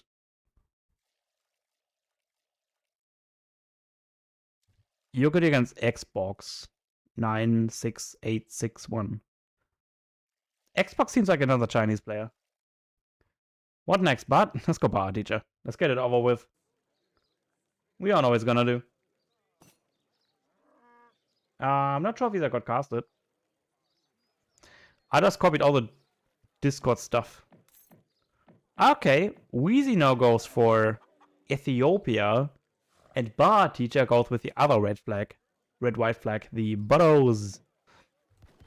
Ah shit, I wanted to bet, didn't I? God damn it. Let's do it next game. Alright, so on the other side we have ourselves the Bard Teacher, who is actually a fake. Fox and Baha build. Okay, we're gonna focus on the Baha build on the bottom ends. And then on the other side we have Wheezy again, but this time he's placed the other African sylph, the Ethiopians. Not sure what I feel about Ethiopians in this map. Like, Ethiopians only really shine when you have, like, livestock. Scam easy. Sorry. I like to scam. Scam or be scammed, as they say. Okay, we're going for a standard mosque and chain pole opening from Ottomans. Nothing's... anything particular? Ah, yeah, something for... oh! Good point. This is what it's all about. Scam or be scammed.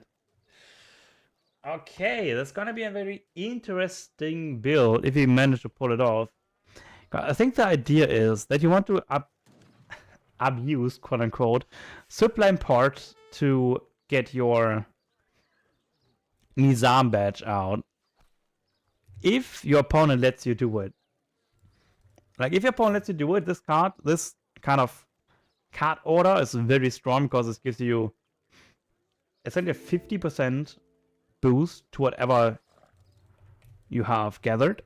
So 1,200 food gets to 1,500, 1,700 wood. Yeah, because it was a 50% improvement, right?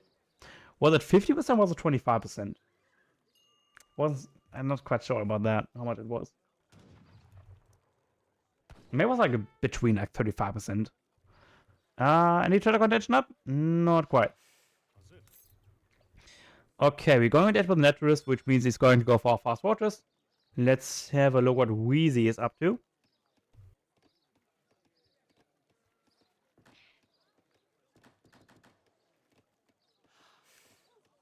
I think the normal age up of choice is most likely going to be a Besha because this gives you 300 coin.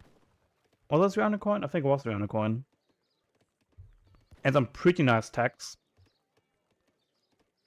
Some pretty good one-time use technologies.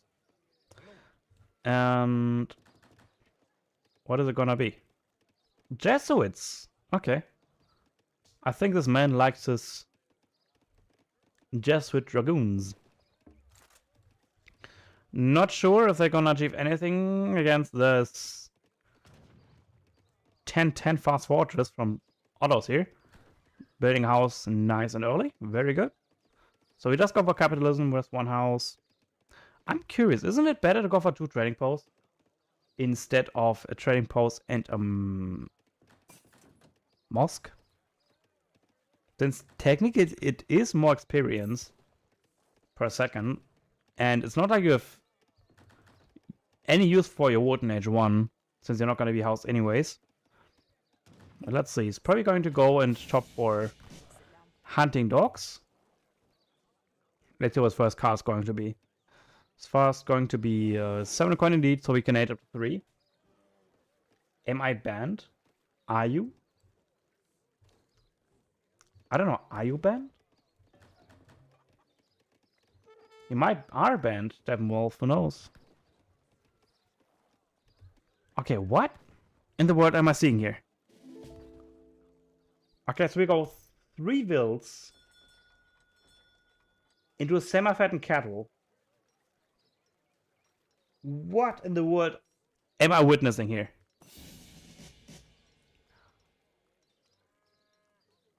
W. What is this for a deck, mate? Does anyone know what I don't know? Does he go for outlaws?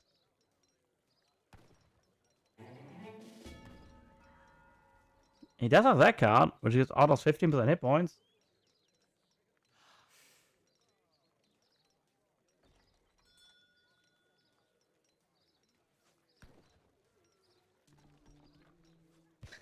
I'm just kidding, Sam Wolf. Finally believe it. Alright, we get the watchtower. Oh, we are going to go outlaws.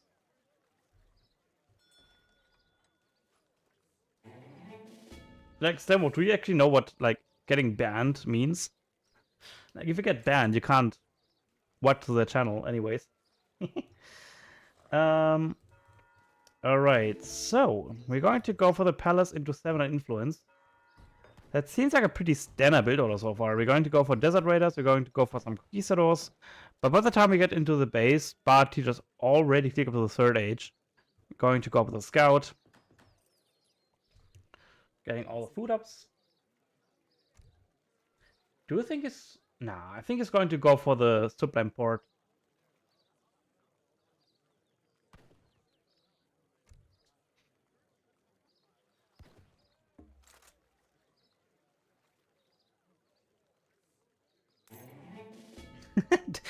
Steppenwolf, do you really think I banned you? Like, if I banned you, you couldn't watch that. And what made those desert raiders really nice is they do siege damage on melee. So it bypasses all resistances of the vast majority.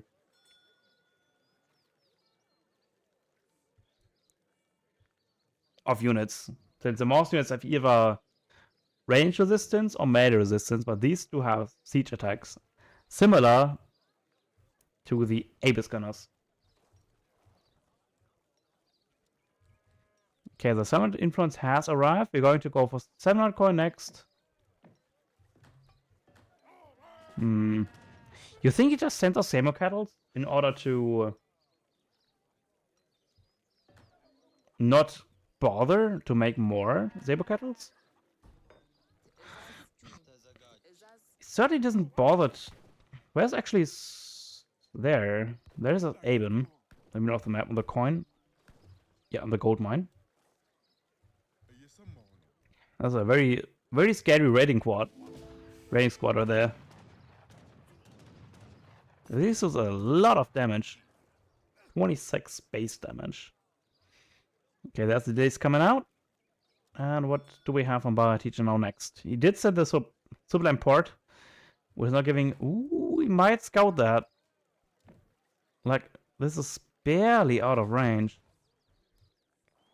Okay, this town center will go up. It's a very risky town center, but it will go up. What do we have next? We have Bar Teacher still being the train posts. Wheezy is probably trying to age to the next age here.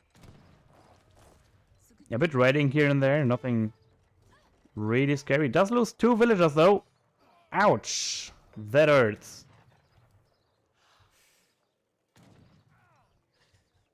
Yeah, Barty's selling 1,000 coin as well. Still a 1,500 wood in the bank. Which is all we need for the...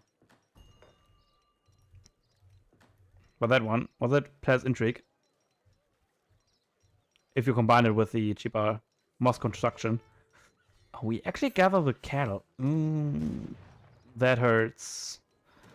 So essentially using wood, food that could have been like wood or coin. He's forced to do it too. Because look at that. Honestly, just sell the cattle for coins and buy food. You're better off this route. Oh, a lot of idle time too. That's not great. Not great at all. We have another shipment available for us. Our party is already in 3rd age. On 2 town centers. Probably building a 3rd? Yeah, already building a 3rd. Look at this. He's all over the map. This mine is going to last for ages. These 2 hunts are also going to last for ages. And he's doing splendid damage on Wheezy as well. Now going to 3 with the Portuguese, which is giving us a bit of wood and the ability to build an arsenal, and giving us ability to also get 1 organ gun for each modern monastery we have for the cost of 1,500 influence.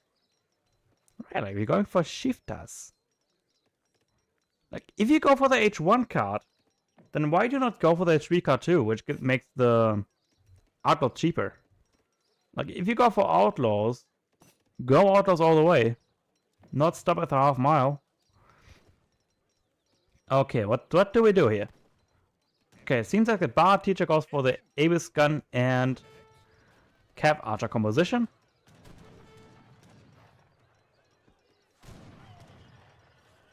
Feeling bad for Wheezy. I mean, fair shot. Wheezy is like the only guy that played African Civ so far. So I give him that. Like, African Civs are no easy Civ to play with. It's not going to 3 Portuguese. It's not going to go for the fast Egypt. But she's on 3 builds, 3 Tanzanas, pumping out builds like crazy. Already 3 to 4k ahead. Not sure why Wheeze is fighting here. He's 18 to 3. His conquistadors are getting Shadow Tech very soon. Not sure why he keeps fighting those weird fights. I don't think he got the attack yet. I don't think he did.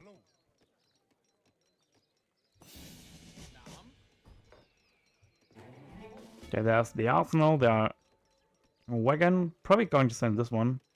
The Sebastian Mortar, really. Oh, that hurts. There's 1.25 hills going down. And another one getting down. By the way, did you saw the line of sight on this thing here? Look at this line of sight on this 150 wood building. This building is 150 wood and has a line of sight of an outpost. Isn't that crazy?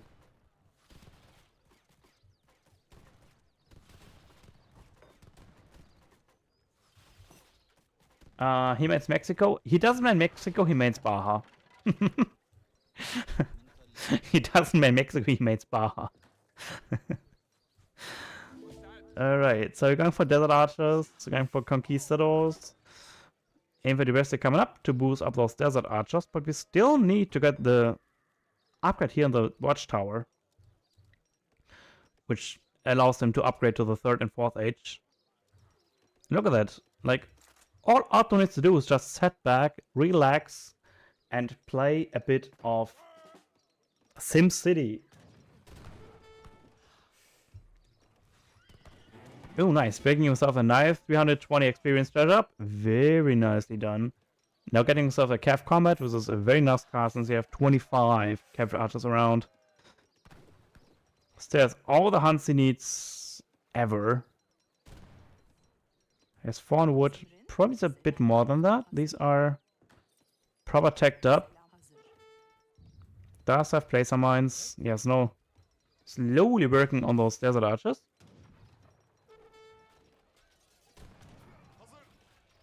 I mean, these Desert Archers are 3 more range, so they should be able to kite those units around. Oh, this Sebastian Mortar's going to be hamstered. by those Cav archers. It's not gonna survive for very long. Gets a shot off. Gets 2 Abers and gets a bunch of Abers wounded. Conquistadors getting into melee was not what they want to do. They need to go and shoot. That's what it's good at. They shoot people with their splash damage. Wheezy. Yeah, so achievement available, but I don't think there's anything you can really do to like defend. And yeah, Wheezy resigns here, and Bodo wins once again.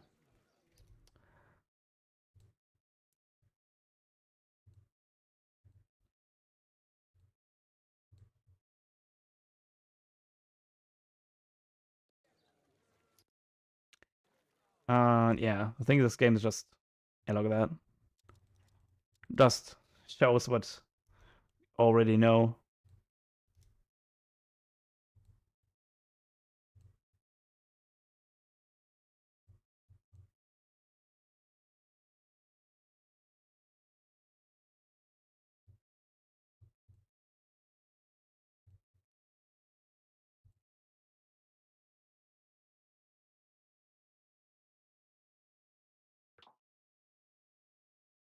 So yeah, what I wanted to say something.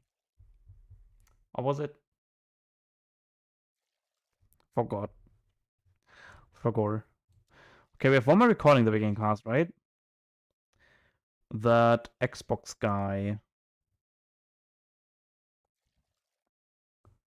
Casted that. Yeah, I think I casted every other game here. Just this one remaining. UK and Xbox. Oh yeah, like generally speaking, if you aren't a dick on my channel, you don't get banned. Stem Wolf. Heads up.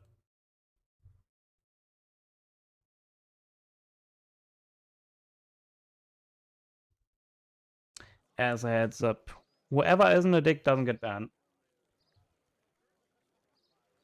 Oh, right. Ah, that's what I wanted to do. Right, I wanted to bet. So how about we all bet on this, where is it? Is it still there? That is.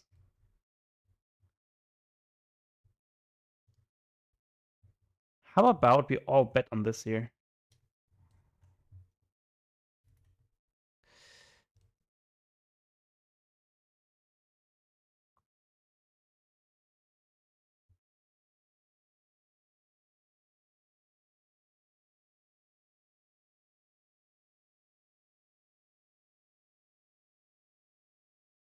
So there's a bet going on at the moment on the PK clan side. Yeah, that is. Who's Xbox guy? I have no idea, dude. So, whoever wins this bet. This is just for round 64, right? So there's 3 maps. Great Plains, Saguenay, and Mongolia. And you have a bet, and whoever is as accurately as possible wins. I just copy that. You have to be registered though. You have to be registered and logged in on the site in order to make a post. So I just kind of copy that here.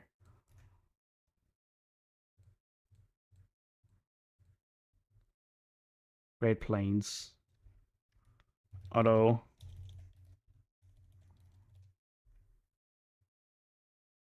Let's say France.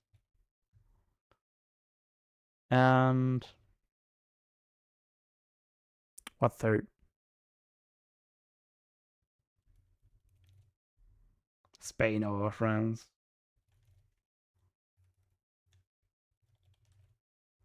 Saguenay.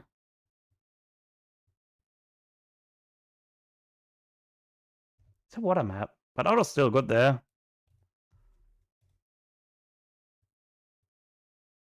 You know what? Auto everything. Auto. Mongolia. Germany, actually. Very good map for Germany. Maybe Lakota, too.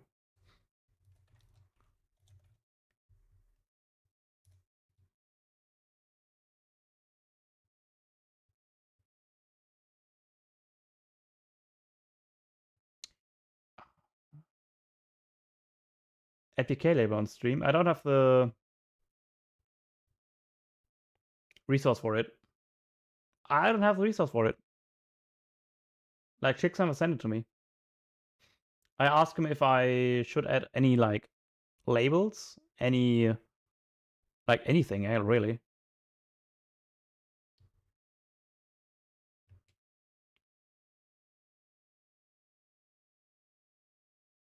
And they said just stream it, so I just streamed it. I think Germany is, like, a good contender, too. Let's say Germany. I don't know. I just say out of first everything. I mean, I just bet to be.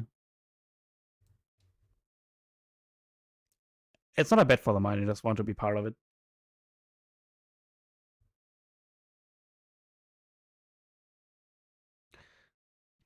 I mean, I don't care for the money, I just want to be part of it. It makes it more fun.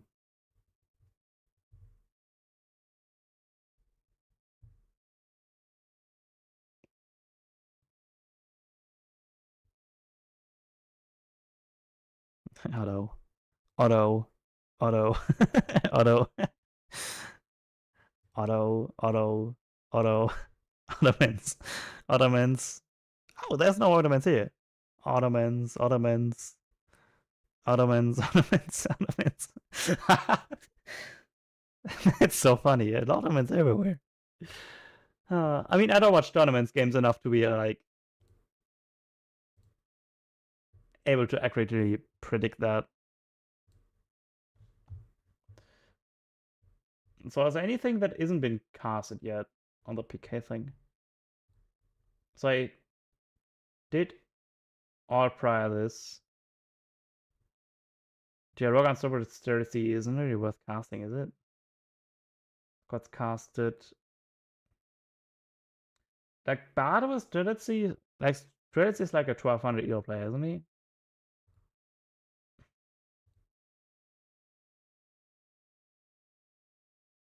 Show the groups. Where's that image again? Should be on forums, right?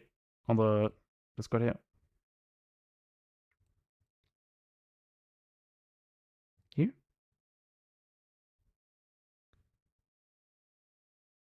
Signups. Here? No. Sign up thread. Signups. Oh,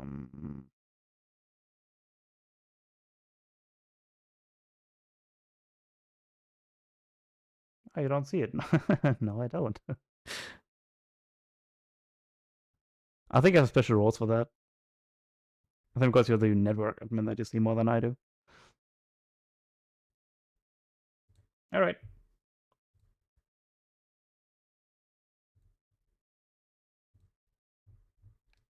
Wasn't the group chat for a bit? I think it was in a group chat. I think I saw it somewhere. Pretty sure I did.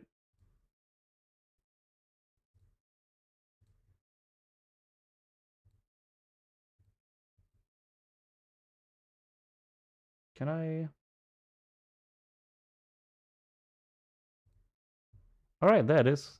There are all the different groups. Yeah, I saw this big picture somewhere. I forgot where it was. But here are all the different groups. So all these different groups are going to be shortened into the round of 64 or the 32. I think it was 32, was it? So yeah, Phoenix, Ganesi, Tom definitely gonna come through here. 64.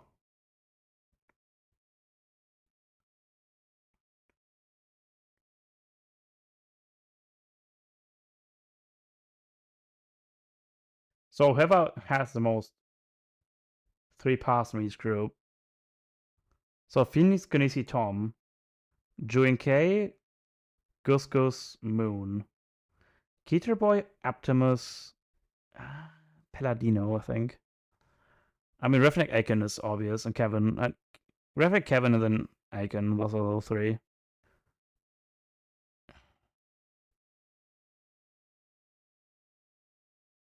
Baus, Yuki, not sure who wins that from here on out. Oh, that's a difficult one. That's the most difficult seed, I think. Like, one might not pass. I think Robert and Psionic definitely pass. But I think Captain Link and Yuki is difficult. Either Giafet of any case. Third one, I don't know. So this is the Kaiser F, definitely. The third one might be Yusuf. I mean, Tab, Milk, and Honey. Not sure about the third one. Azam, Shake, yeah, that's definitely those two. Third might be Nick, but he's very rusty. Grogu 100%. Anxiety. Yeah. How about competition elsewhere?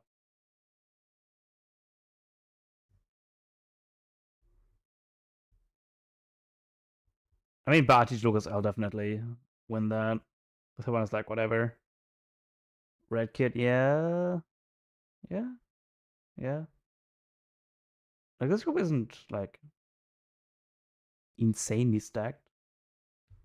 I mean, come on, I've definitely Amateur too. Like, I've no idea of this, like, Chinese guys. How good they are. Barty, Roger definitely. Sky Knight, maybe. Who won between Refnek and Kevin? Refnek did. Closely, though. But he did. Our Minimod is playing. Oh, that's cool. Half heard King Taurus. Dennis definitely. Horsefeed also a very good player. Like 600-ish, I think. 670. That's what you're on about. Mac Jim is also playing. Moonshine. Yeah, I think Moonshine Brigadier definitely pass. There's always a third guy who might get through that I'm not sure about.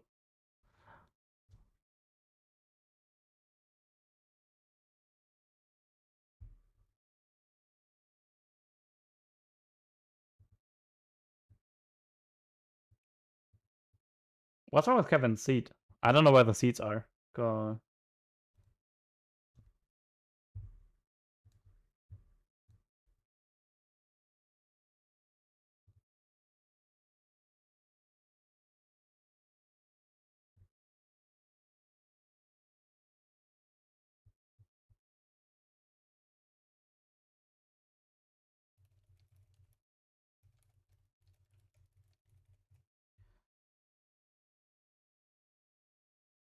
So yeah, is there anyone else left to cast? Because oh wait, we still have this Xbox guy to cast, right? Yeah, you can Xbox guy. And after that, I don't think there's much worth casting. Because I think that against Staretzi, it's like top 1 fighting. It's not gonna be anything balanced. Hey, Jack behind, thank you. Hello, well, welcome. Hey, Batu. Yes, I'm not sure.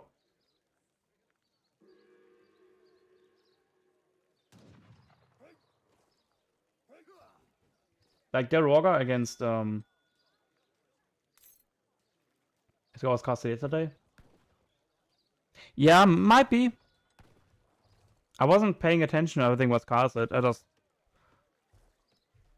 picked all the recordings in the Discord that was there and then casted those.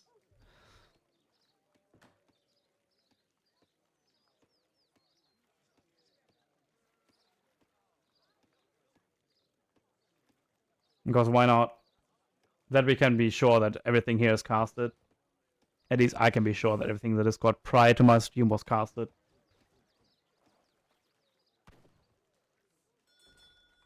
Everyone loves Otto, yeah. Some praise the sun. Everyone else praises Otto. Yeah, Yuki playing auto on the northern side, and we have China on the north-southern side with Xbox 96861. I never get why those people play all those numbers behind. Might be a Chinese reason. We go for a market start? That's so off meta. When was the last time you've seen a market start from China?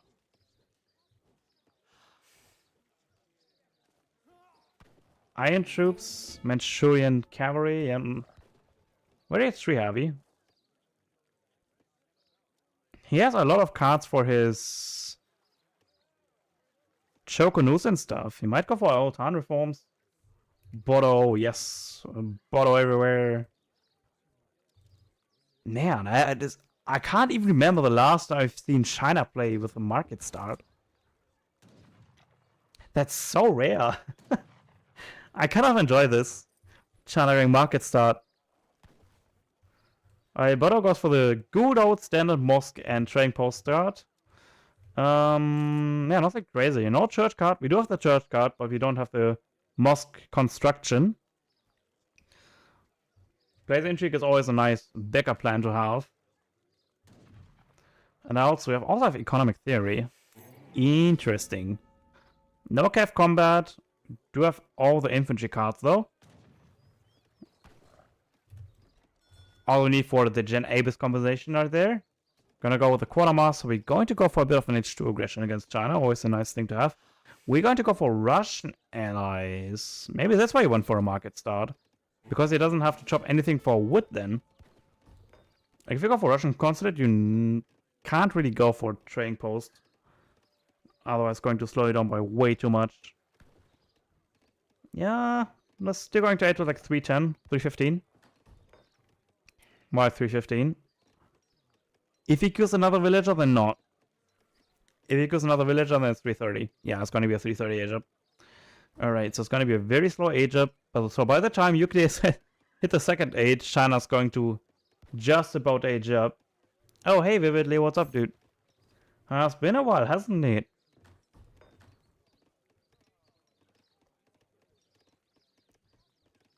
Yeah, 330 age up, very late. To today's standard. Going to go for the Summer Palace. That seems like very like traditional Chinese opening here. Minus a trading post. Water Wheel coming up. Do you think you might go for trading post in transition? Like, China needs a trading post. It's not if they need a trading post, but when are they going to build it? We are just going to build 3 villages as well, so age up gonna be well behind. He's going to a Mubia start. 1 Mubia getting trained. We're going to send 5 Yuruks. What do we go for? We go for a stable start. Is Mubia gonna be nice for scouting ahead? What Xbox gonna do now? Okay, Xbox going to go, hopefully, for a trading post. Because otherwise, China is going to feel awfully slow in the shipment curve. Since China's all about the shipments.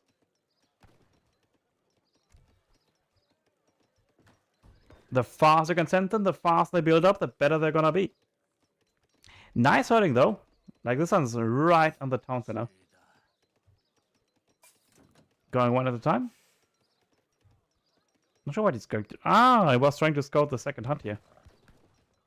Alright. I respect it. The movie is gonna trying to sneak by. Maybe snipe this explorer. Okay, we're going to go for the blockhouse wagon, diplomatic intrigue, and switch back to whatever concept we were trying to do. You think he's going to go for France? Maybe? So where is this going to go up, this blockhouse? Right over here, huh? Diplomatic intrigue to 700 coins. Gonna be a very weird fast fortress here. Yuki should have his first bed house. Yep, there it is. Getting this nasty treasure here. 1 settler. It's gonna be very strong for Ottoman since they train those villagers very slowly. And yeah, that is already getting work at hurting. Another big treasure, 320 experience in his bag. With his a shipment now, look at that. Like when he gets this, he gets the next shipment out. Another batch of 5 delis, not quite as macro wasn't Wasn't that good. If Mecha was a little bit better, he would have been able to get a 5 badge out of the delis. But that's fine. So you go for 5 Udux, 7 wood, 7 coin, semi-fast fortress. I was probably going to get used for the millet system, for another house, and maybe a barracks. Possibly even a second town center. Trading post. Oh, that's sloppy. One will goes down, the second definitely will down. And the third might follow? Not quite. Gonna make an imam. To heal up those delis, I suppose. There are a few delis being a bit low. Especially in this group. Those are kind of pricey too. So a good way to heal them up. And the imam only costs food as well for the Ottomans. And he's very careful not to lose that. Oh, one has died. That's sloppy. Especially when your healers around, you don't want to lose anything at all. But these actually slowed down his advancement by a long time. Look at that. China's not even close to age up. Meanwhile, we have the eco advantage too. Plus a trading post. Plus a mosque. With 0 idle time at all. And we did not force a militarism of China, do we? No. I guess for the German consulate. Okay. So it's going to the German consulate and the trickles. So he must have had the wood trickle and the food trickle by now. With the coin trickle soon to follow. I think the coin trickle was unavailable in the street, right? If I remember correctly. Standard army. We're going to age up with the Confucian Academy. Alright. With just 3 wills again on it. This age is gonna be so damn slow. UK is already nearly in the 3rd age. While Xbox just clicked up the age up. Oh no. He has so much tempo advantage. Another batch of Delhi coming up. We are forced to send the sentries, which are now on 1 hit point. We can just clear everything here with those Delhis around. Because those steppers completely suck when it comes to dealing with cavalry. They are only really good at sieging down stuff and fighting light infantry. Look at this Imam. 115 food. Definitely got his value. Now we got Gangster as well. 1000 wood nearly on the floor. Curious what we're going to use it for. We have a stay with the barracks. You think he's going to get an artillery foundry, or do you think he's just going to add 2 more town centers and just complete outscale China in every single way? Oh wait, why did no one tell me that the complete top corner is missing? God damn it! You guys never tell me anything, do ya? Now you see it all. Yeah, those steps here is going to be completely demolished. Delis are still H2, now we're getting H3 Delis up. Spy is second chip in H3. Xbox finally hitting the 3rd age. With a 0 handicap at all. No trading post too. So his tempo is completely lackluster. So he could have had at least another 2 shipments by now if he would have had a trading post. 1600 elo. And Yukari is like 1800 elo? Maybe the eco is like, the meta is completely different. Yeah, it's very good to see him. 2k plus, really? Climbed that hard. Good to see. Dude, I've not followed Yukari for a long time. Last time I watched it was like 80, 90, 100. Good to see he's climbing. Love to see it. Alright, there's the second town center coming up. I'm not sure if you have...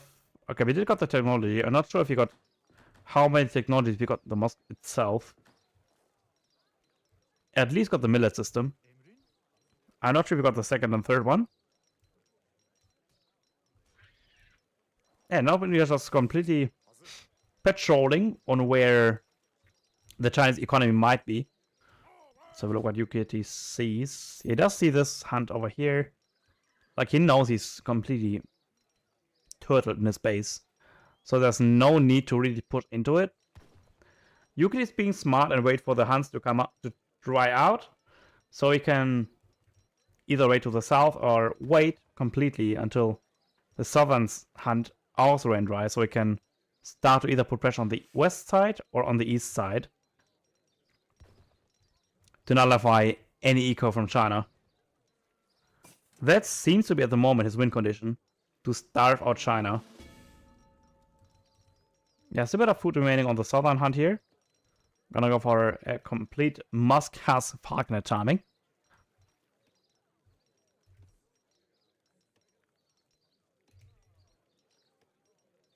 Where are those Delhi's spies, by the way? Ah, they're here. Oh, any cat from red? Yeah, I have noticed that. He just goes for a calf of his own. But Delhi are just much better in that regard. Like, they do more damage, they have faster rate of fire in terms of melee attack. And Chinese cavalry is just specialized cavalry. That's the problem with Chinese cav. They are tanky, but they do not much damage at all. And we're running out of coin too. 1,400 coin remaining over here. And this combat is also very exposed. How many import do we have? Not much, since we got the coin trickle too. That's an awful lot of carry. I'm not sure why you also have calf heavy against like this composition. A complete must-cast composition. And we're trying to out cavalry. Ooh, nice right from the City Jellies here. Fog is sitting down this consulate now. And we're going to our first 3 batch of units, and the Flying Crow also getting finished up very, very soon. War Academy getting rebuilt, as we lost in the front base here. Not the War Academy, but the blockhouse. And yeah, it's like Orcup's still the big fight, but I think Ottoman is actually gonna crush this fight. With the Delhis around, the Spahis, the Farkanets, and even the Janissaries. Are the Janissaries carded yet? We did not card the Janissaries quite yet. We do have another shipment available, which probably should be the Endurance School. Yep, it's gonna be the Endurance School. To give them 20% stats across the board. They already have quite high base stats, and these high base stats gonna be even higher. Ooh, that's bad. This Flying Crow was completely annihilated. The guys trying to get on this Falconer. Keep in mind that those meat armors have 4 range melee attack and a multiplier against the Falconer. One Falconer does go down, but there's not really much anti-cav around for China here. He's putting his wills also into the mix. The spies are all still alive. 3 of them are. Also shooting at the wrong stuff. He needs to focus on the skirmishers. And the Janissaries can pretty much go on to melee. And there's some reinforcing Delhis coming in. And clears out all the Chinese stuff. And Xbox Sky says JJ.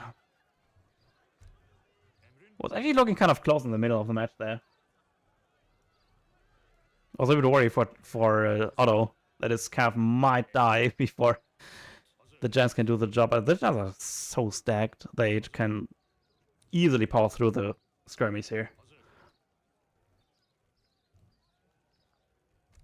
Once they are in range. Yeah, we got gathered him quite substantially.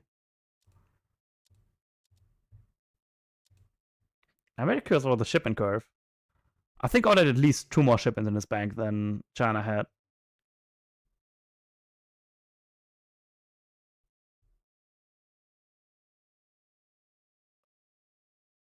He only has 3 drops as anti-cav. Yeah, I think his plan was to make cav as sort of anti-cav. But the problem is that there's way too much Janissaries to clear them out. Where's the shipment curve? XP total, shipments total. Oh shit, he was like 2 shipments ahead. Constantly. Yeah, 2 shipments ahead all the way. The difference between TP and no TP. That shows you how incredibly strong the TP meta is. And always have been, actually. Was even stronger before the E.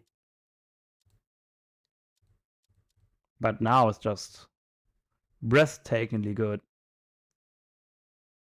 Yeah, that's where Yuki took his attack on Xbox. Was nice to see a market start though. Very different.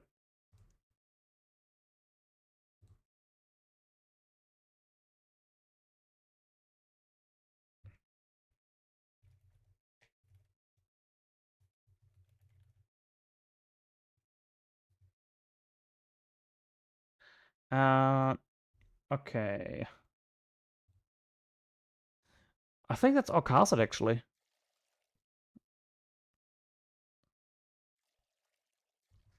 Seven hours of casting. Quite a bit. Yeah, we casted everything in the recording. I don't think there's any new recordings that came in.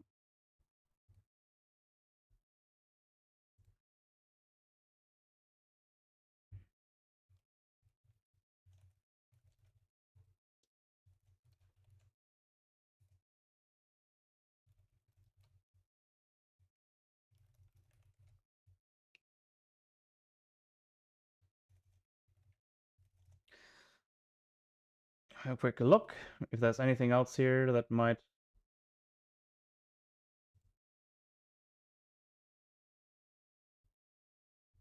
not have been.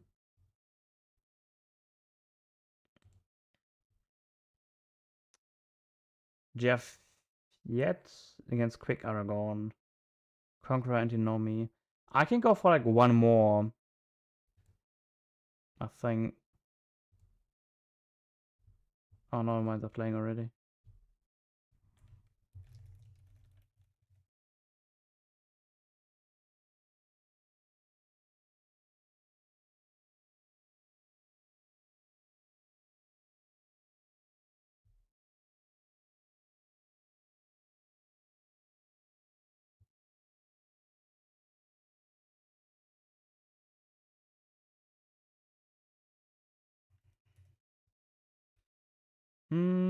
I think I'm gonna end it here. I think it's a good point to end the stream, so I can actually eat something.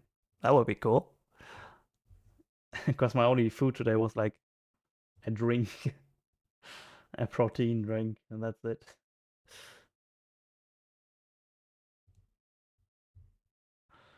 All right. Is there anyone streaming? Anyone that want to stream Harrison or anyone? Anything? Anywhere? Anywho?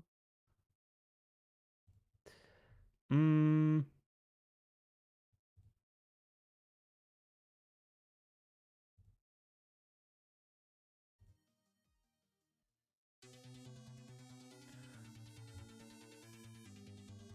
Anyone? Anyho? Anywho? Who wants to?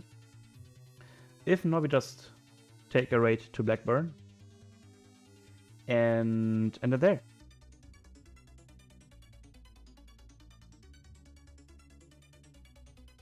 Do you even Kashyyyk a mind to do? What is those? What is those things? I don't do anti-cav. I am the anti-cav, he thought.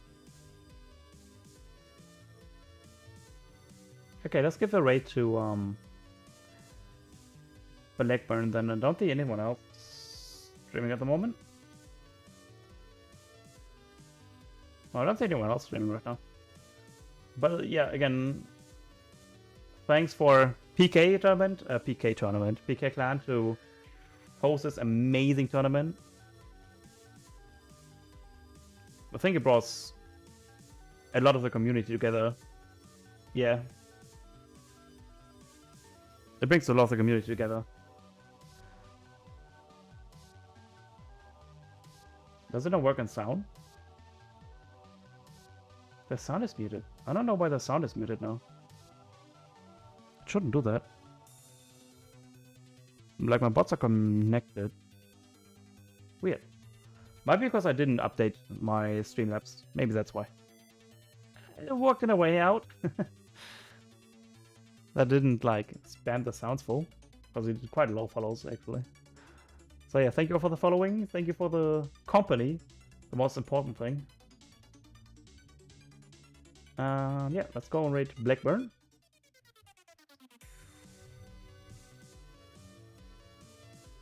Hope you enjoyed it as much as I did. And boys gotta eat now. After a long cast. And drink as well. Water's empty. Alright, anyways. I may see you next time. Anyways, more games to cast.